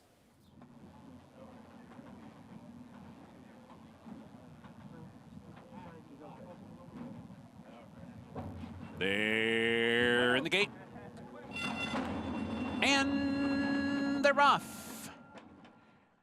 And it's Golden Luna emerging from the pack for the lead. Blowtorch comes through toward the rail. The judge and jury is up close too. So down the backstretch, here's Blowtorch up to grab the lead. The judge and jury is pulling at the rider and squeezes through down inside to put some pressure on. These two go head to head. And Smarty John advances up inside from third. Golden Luna's back into fourth. Our team comes away in fifth. Supremely is sixth. Ace High Royal advancing inside seventh. Per Diem is eighth. Fast Felix is ninth. Lucky Devil is 10th. Kunshan Bridge at the back in 11th. 3 furlongs to go. They rattled off a quarter in 21 and 2. And the judge and jury's in front as they round the turn. Smarty John set to strike right there in behind horses. Nowhere to go yet, though. Golden Luna with a 3-wide sweep off the turn. Blowtorch in tight in behind. At the top of the stretch, Golden Luna comes away with the lead. Opens up by 2. Lucky Devil bearing down. Kunshan Bridge is coming too, and Smarty John's coming up the rail. Final 16th coming. Lucky Devil strikes the lead. Golden Luna, Kunshan Bridge on the outside coming after Lucky Devil. Lucky Devil, Kunshan Bridge. Here's the wire photo. Dead tight. Lucky Devil or Kunshan Bridge. Golden Luna was third. Farther back, either Fast Felix or Ace High Royal. Photo finish, the 1 Lucky Devil, first time on dirt. The 8 Kunshan Bridge turning back in distance. I don't know. It's a good horse race. Interesting bob right at the end, right there. I mean, their strides kind of synced up. And look at the 8 horse's nose. The last step. It's a little bit of an angle from where we're seeing. I'm tempted to call it dead heat. Well, it's 9-1 if it's Lucky Devil, the 1. It's 5-1 if it's Kunshan Bridge, the 8. It's Chris Landeros outside. Ricardo Santana Jr. inside. Yeah, I mean, that last jump, it does. I'm not sure where it is, if it's on the wire or past the wire, but the 8. I don't think the momentum was going there. I don't think the outside horse won the race outright, but I think he could have eked out a dead heat. And it's really interesting. Look how their legs are synced up, stride for stride. They're the same rhythm. Their hooves are hitting the ground at the same exact time. They completely linked up, and then this horse actually got a little bit of that lunge at the very end. I'm calling dead heat. Let's see what happens here. This horse had not hit the board. The 8 in his prior 2 starts. He was actually cutting back in distance. His debut got off a step slow and never was really involved, so you can forgive the debut. Didn't run much in the slop going longer. Just watch their legs. Watch their legs, Greg. You see what I'm talking about? Look how in sync their strides became. It's like it's photoshopped. That's when you wind up getting dead heats, because it's not so much heads up and down, it's they link up. We'll see. Cameras right now anyway following the 8. Chris Landeros and a Protonico 3-year-old. 2 very strong finishing riders too. Ricardo Santana on the inside, who's winning it better than 20%. Chris Landeros, really strong finisher on the outside. And I mean, they came together at the wire. I'm really curious to see which way it's going. Honestly, this race didn't deserve a loser. I kind of hope that they dead heated. And this waiting moment, well, it's been posted. That horse right there, Kunshan Bridge, put up as your winner. 8-1-6-11. How deflating a feeling is that as a rider when you lose this? Shorter the margin of defeat, the more second guessing and the more deflated you are. Nightcap from Belmont when we come back, and this is the one to beat here in New York. Vocalize, big drop in class for Hall of Fame trainer Todd Pletcher. They'll have Irad Ortiz Jr. aboard. Vocalize, the 6-5 favorite. We'll be back.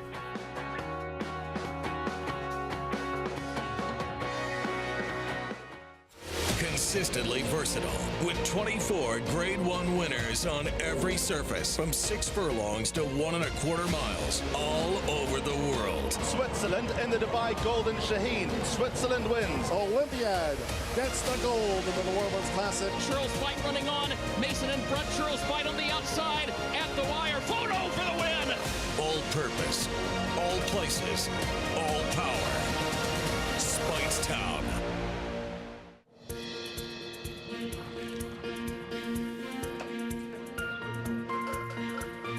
We take pride in what we do. I'm an assistant trainer. Carpenter. I'm a peace officer. I'm a jockey. I'm a gardener. I'm a groom. I love what I do. We are New York Racing. New York Racing helps support my small business. It's extremely important to the New York economy. This is like a big family. We are New York Horse Racing. Maximum Security proves he's the real deal with a gate-to-wire win in the Florida Derby. Champion 3-year-old. Maximum Security has won the TVG.com Haskell Invitational. 11 triple-digit buyers. Maximum Security. He smoked them in the Cigar Mile. Grade 1 winning 4-year-old. Maximum Security takes them all the way in the TVG Pacific Classic. Secure your mare's future. Maximum Security.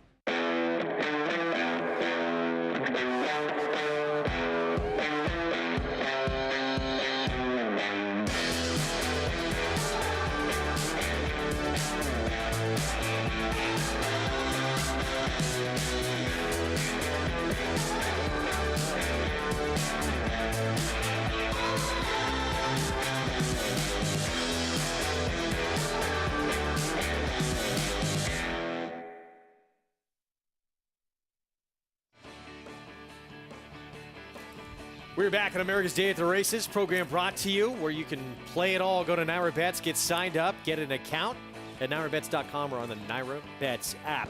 Going to close out this Sunday card on the grass. 6 furlongs inner turf, $40,000 maiden claiming race, and Todd Pletcher, the Hall of Famer, a drop down in class for Vocalize, who is the one to beat right now. Yeah, and he's run some pretty good races against Maiden Allowance Company, albeit it was at Gulfstream, but it is a significant drop in class. Well, earlier on in the card, we had a stakes race, just a 3-horse field, partly because I think no one wanted to face Mason in here, who just missed by a nose in the State's debut in the Grade 1 Makers Mark Mile for Chad Brown and Juddmonte. Yeah, Mason was trying to hide behind the leader, Wolfie's Dynaghost, and he was a little bit keen. Irad moved up outside him, kind of flushed him out of the pocket, but it was basically over. This son of Kingman's built like a pit bull. I mean, he's just a short, stocky, very impressive turn of foot. Came home in 23. I mean, this was a real nice performance, and he should be on to bigger and better things. 134-4, no question. This was a prep for much bigger targets ahead. We're going to see him back in Grade 1 company real soon. I would think, obviously, 4-star Dave on that list of races he's going to be looking at. It took a lot to get him beat in that Grade 1 in his State's debut. Yeah, and he was a little bit keen that day. He was a little bit keen again. He looks like a horse that, is strong. He wants to do more than a rider wants to do. I thought Manny Franco did a really good job of getting him to settle early. And your Preakness winning trainer, Chad Brown, the beat goes on. Indeed it does. With another horse who looks like this could be one of the stars of his barn. He just keeps reloading with talented runners. Mason the latest. As we get our post parade here for the nightcap, here's We Got a Guy, who will get on the turf for start number 2. Has a turf pedigree. I think this horse will appreciate getting to the turf. We got a guy who knows a guy. Dam did produce a winner on the turf, going 7.5 at Parks. Here's the 2. There goes My Miracle. He's run well going further, cuts back in distance. Ran once, 5/8, was really outfooted that day. A little interesting, though. The horse was second in a straight maiden race behind a Chad Brown runner, Makilla Patampa. Starry Night drops in for attack for the first time. Yeah, taking that drop in class, showed really good speed last time. Broken Spur, the 4. The Dam won the first 2, including the Rags to Riches, of course, on dirt, was graded stakes placed. Yeah, I didn't see a tremendous amount of turf pedigree here, but, Billy Mott has the opportunity to work horses on the turf down at Pace, and usually has a pretty good handle on that Grand stuff. Dam was a minor stakes winner on grass. The 5 Empire Ridge, Linda Rice, Dylan Davis. Yeah, this horse, 2 races turf sprinting actually were pretty good races. I think this is a player for sure. Christophe Clement, Manny Franco with Jimmy the Boot. We got a guy, we got Jimmy the Boot. Love this race. That one dropping in for attack for the first time as well, coming from Tampa for Clement. Here's Vocalize, the one to beat Todd Pletcher, Irad Ortiz Jr. Yeah, reaches out to his guy, Irad Ortiz. Should be well placed early. Yeah, he's got a guy. It's Irad Ortiz Jr. Good tip, 40-1. Yeah, this horse showed speed going longer and stopped. Is that turning back in distance going to help her finish? Necromancer had to face Slipstream in his debut. Yeah, but honestly, a lot of these races on the turf have left more than a little bit to be desired. I thought Committed was interesting in here. Another one who drops in class. James Begg, Joel Rosario. Yeah, it comes a mile and a quarter last year. Is this a place to get started, or they feel like the turn back in distance is going to intensify this horse's turn of foot? And 31-1, Fazaro, who cuts back in distance. Yeah, it's run okay for this maiden 40 level, but it would have to improve. Just you got drop downs that look tougher. There he is again, the 6-5 favorite. Vocalize, son of More Than Ready for Hall of Famer Todd Pletcher. And Irad gets the call. You can play this finale with Naira Bets. That's the offer. $200 deposit match sign-up bonus with that code right there, match 200 at nairabets.com.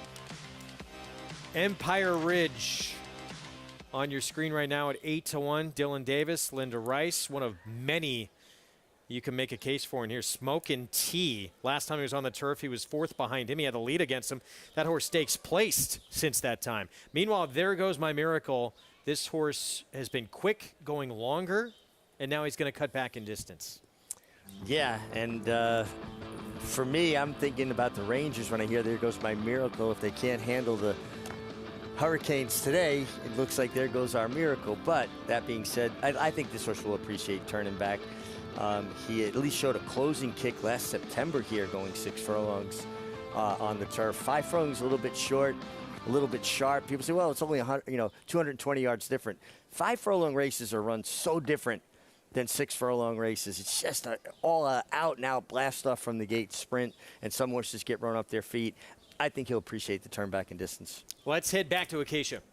I'm right there with Richie. Vocalize going 5 furlongs on debut. American Starlet, who was actually a Wesley Ward filly in that race against the boys, wired the field, and Big Invasion, who chased her around there, went on to become a multiple stakes winner.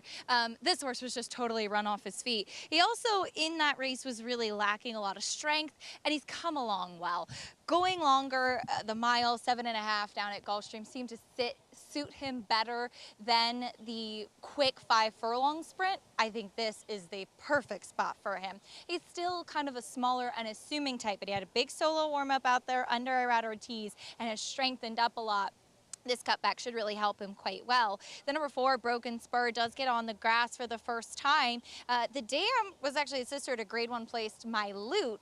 Second dam, a minor stakes winner on the turf. It was a slow race, but she handled the grass, and this guy, I think, will like the grass. He's also way more focused than I saw first time out. This horse, along with several others in this field, were actually entered in a turf race last week that was rained off and brought it back today, so he finally gets the chance to run on the turf. So it's obviously something that Belmont has wanted to do with him. Has a turf hoof, much stronger, much more focused second time out, as he was very vocal and distracted in his debut, going 7 down at Gulfstream. Looking at a couple of others, the 6, Jimmy the Boot, drops in class and cuts back as well. He, last time out at Tampa, it was an odd trip. It was kind of pushing him forward, stopping and starting throughout the whole time. It didn't look like he ever had a chance to drop in. He never saved ground. He never got settled throughout. And I've only seen him in his debut when he was rather studdish before the race. And he's another one that's much more focused and much more fit now. Cutback and distance should suit him too. And hopefully Manny Franco's able to get him in and allow him a chance to settle and get a breather throughout the race, because I don't think he had that at all at Tampa last time out. Finally, the 6, Starry Night, broke sharply, was chasing. He just looked tired late, a little bit high-headed. Looked like he was one that was fading, getting a little bit leg weary there. He drops in class today, and he does face softer company than he did last time out. He's a tried and true turf sprinter. That's what he looks like for sure. Thought he was an intriguing prospect with Jose Ortiz at a bit of a price, Greg. Yeah, there he is, the 3, Starry Night, McLean's Music 4-year-old for John Kimmel. He was beat by a horse named Heats on Zap, who got an 83 buyer in that win last time out. Ultimately, Mig, where are you going to wind up? I'm going to wind up with the 1. We got a guy, because growing up in Brooklyn, we always had a guy. Got a turf pedigree. I think he was probably claimed by Linda Rice with that in mind. I actually was torn between the two Linda Rice runners. The one, we got a guy in the I like the 5 quite a bit. Empire Ridge. You know, I think he makes a lot of sense as well, but I had to narrow it down to 1. Full disclosure, I bet an exacta box 1-5. I like cleverly named horses. Starry Night, McLean's Music. Gotta like that a little bit. Well, back to the 5 for a minute. Mentioned, look, first 2 starts sprinting on the turf. That suggests he can at least be close in here. He hit the board in the debut first time out here at Belmont. It was on the inner turf. And I mentioned last time he had the lead against Smokin' Tea. Yeah, he wilted. He faded to 4th. But Smokin' Tea has gone on to be stakes placed on the turf, and he was just 4th in the American turf, that grade 2. And doesn't it feel like his form is muddied up? Like, I like when I see a horse that I feel like their form gets a little bit dirtied up, and they're better than what it suggests, because he ran in the dirt. He was well beaten that day. I'm surprised he's this price. Yeah, I think he's getting back to doing what he wants to do, turf sprinting. 6-5, though. Vocalize, he has been the favorite throughout. There's the one we were just talking about, Empire Ridge. Dylan Davis, Linda Rice getting back certainly to doing what looks like he wants to do and what he does best. There it is, little help in line, son of the 2-year-old Champ Classic Empire. But it's Vocalize the favorite. The 7 with Irad Ortiz Jr. for Hall of Famer Todd Pletcher. Nightcap on this Sunday card. There's Joel Rosario moving in on Committed. Long shot, who's a little intriguing. John Imbrial to close out our Sunday action here in New York.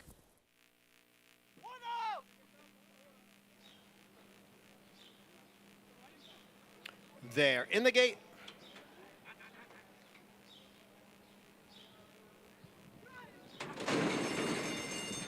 And the rough. From the inside, we got a guy. Broken Spur is right there, along with Starry Night. Broken Spur, Starry Night right together. We got a guy runs in 3rd. Vocalize the favorite is next in 4th. And Jimmy the Boot running in 5th. On the outside is Good Tip in 6th. There goes My Miracle down at the rail running in 7th. And Fazaro is ranging up on the outside from 8th. Then it's Empire Ridge next in 9th, followed by Necromancer in 10th. And trailing the field is Committed in 11th. The quarter, 22 seconds.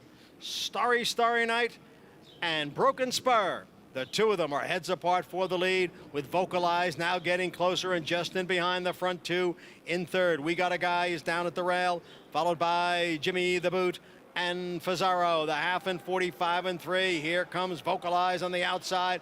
Vocalize with a quick burst now to take over the lead. Broken Spur is running in 2nd as Starry Night drops back. It is Vocalize with the lead as they come on for the finish, and it will be Vocalize to take the Sunday nightcap. Vocalize over Broken Spur, then Starry Night and Jimmy the Boot. First favorite to win in the pick 5 sequence here in the final race of the afternoon. Todd Pletcher, Irad Ortiz Jr. Stuart Armstrong owns his 3-year-old by More Than Ready, who dropped in for the tag for the first time and got the win. Yeah, and you know, we were trying to be clever and create some value here and there, and it was just as simple as taking Todd Pletcher on the drop-in class. Todd's fingerprint all over this race, trained More Than Ready. The sire trained Scat Daddy, the grandsire. This horse just always had good position under Irad Ortiz Jr. and powered away as much the best. How about this 4-2 Broken Spur? Talked about a little bit of pedigree there at 13-1 underneath. Starry Night at 8-1, and Jimmy the Boot for the Clement Barn. Rounding out the superfected 5-1. 6-5 over 13-1 over 8-1 over 5-1. Prices from this finale here in New York when we come back. Stay with us. We'll show you the Pick 5 return right after this.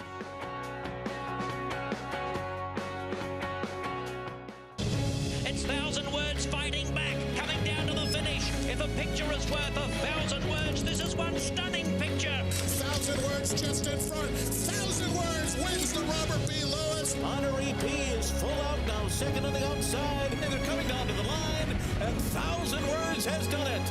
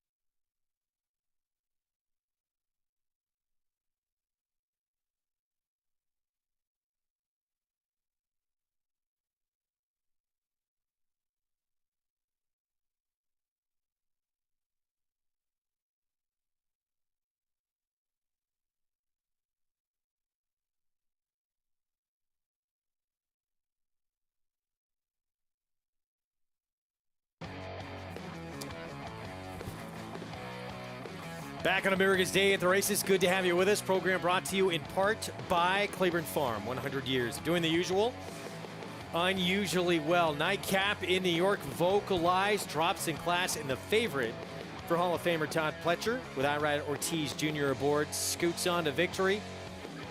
$4.50 for the win. Always in the right spot, always traveling in hand. It's just so helpful for a rider. When a horse carries you into the race, you can gauge how much horse you have, when to ask them for their best, and he just powers away in the right spot, well placed. Did they lose him? Question. That's a very good question. And for that $40,000 claiming tag. You know, we shouldn't overlook the fact, too, that Acacia liked the 4 Broken Spur, who was second at a big price. So both guys were 6-5, paid $450. But the value is listening to Acacia and using Broken Spur underneath in the exacta. Pick 5, $2,874. Pick 6, $14,938. And it was, wow, yeah, John's Electric Ride, $5.30 in that first leg of the pick 6. So add that in for $14,000 plus. But that is quite a return, as always, in this pick 5 with a favorite at the end. Mr. Phil's second choice. But you find somewhere the spot. Lola Flow, tough one, too. I thought that race was wide open. I thought the Honey Money race was wide open. Yeah, I agree. I mean, it wasn't an impossible sequence, but if you had it, good handicap, and congratulations. Third and final leg of the Triple Crown. It is next on the docket, 3 weeks away. The test of the champion. Be part of the action. The Derby winner, he'll be back for it, Rich Strike.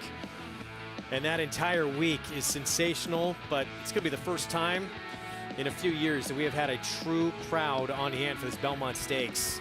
And it's going to be capped at $50,000, so it is going to sell out. So go to BelmontStakes.com, get your tickets, and be part of what is a tremendous race. I thought it was last year maybe the best race we saw all year long. Well, you know, the Belmont, it's itself is a standalone event. But then it's basically like a Spring Breeders' Cup because you have so many other great races, including the Met Mile, which could be an amazing matchup. Yeah. You know, so it's just, if you're a racing fan, you want to be here that day because it's just a whole solid, the card is so solid and phenomenal from the first race to the last race. Yeah, grade 1 after grade 1. One of the great days of racing that we have all year in this country. Meanwhile, your Kentucky Derby winner, of course, he's going to be back. That is Rich Strike. Paula Duca had a chance to catch up with the owner, Rick Dawson, of that horse earlier on. Very fortunate to be with the owner of Rich Strike, Richard Dawson. I want to ask you the same question I asked Sonny.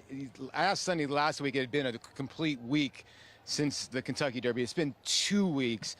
What's the last 2 weeks have been like for you? Yeah, it's been an amazing trip for sure. We've hundreds of interviews, folks from all over the world reaching out. Great response. They love the horse. They love its story. They love the underdog story, obviously.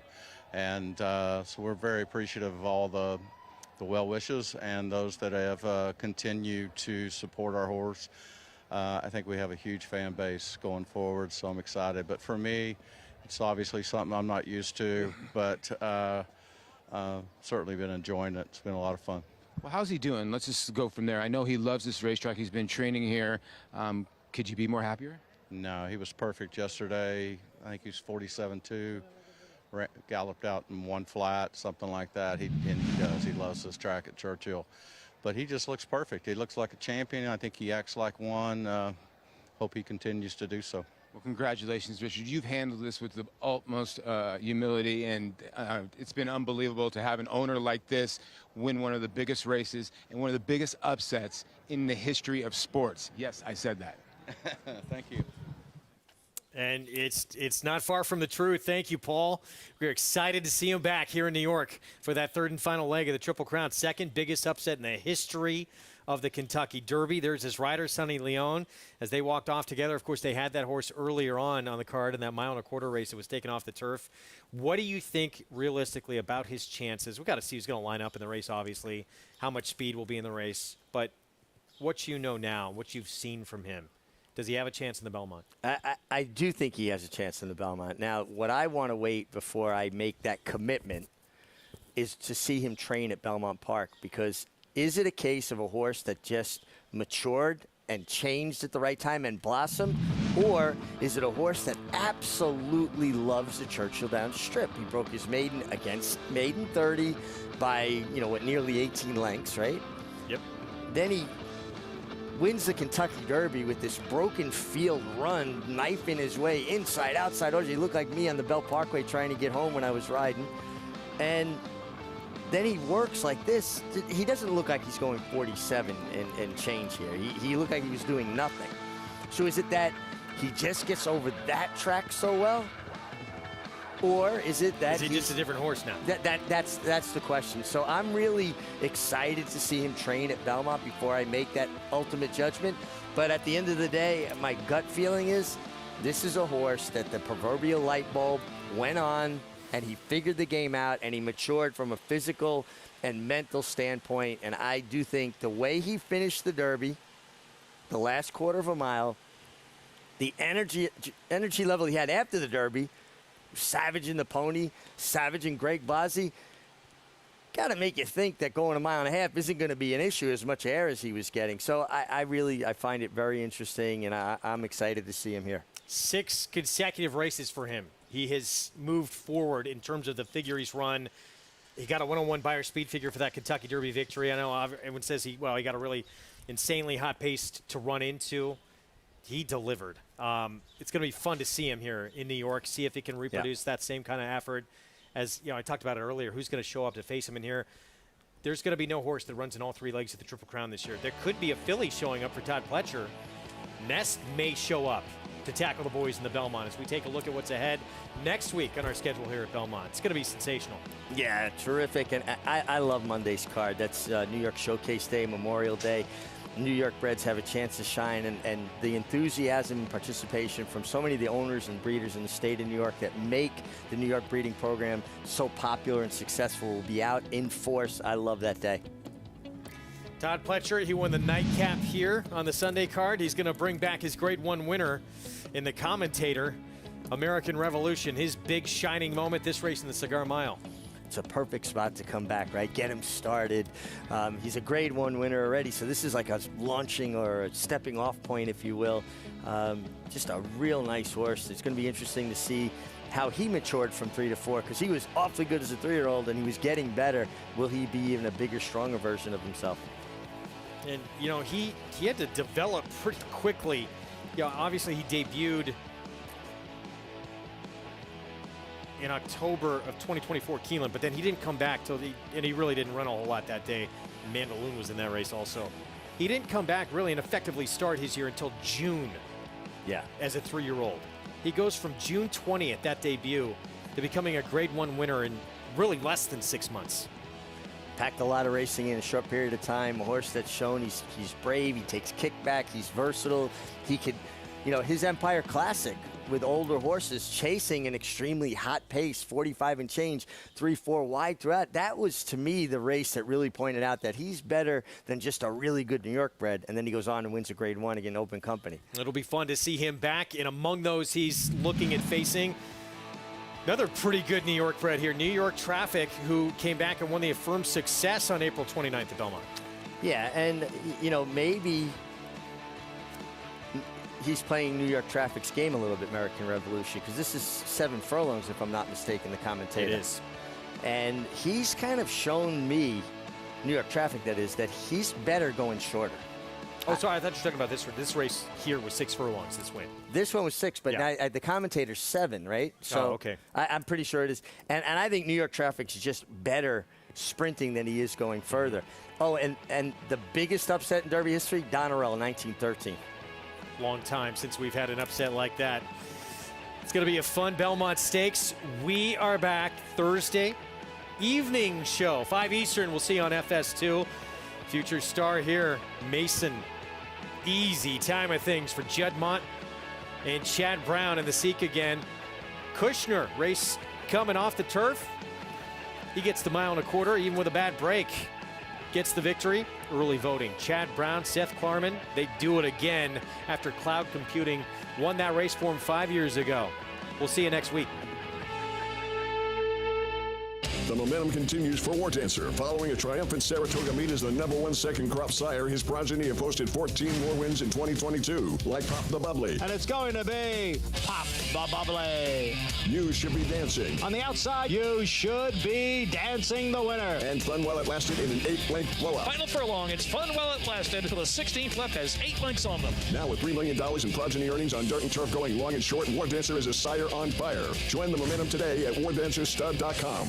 The Thoroughbred Owner Conference is back in person for the first time in 3 years and is being held in the new 1863 Club at Saratoga Racecourse, July 25th and 26th. Attendees enjoy 9 ownership topics with an impressive list of speakers, along with social events to meet other owners and network, an opening reception at the National Museum of Racing and Hall of Fame, a conference dinner, and an afternoon of racing at Saratoga. It's the 2022 Thoroughbred Owner Conference, July 25th and 26th. See you in Saratoga.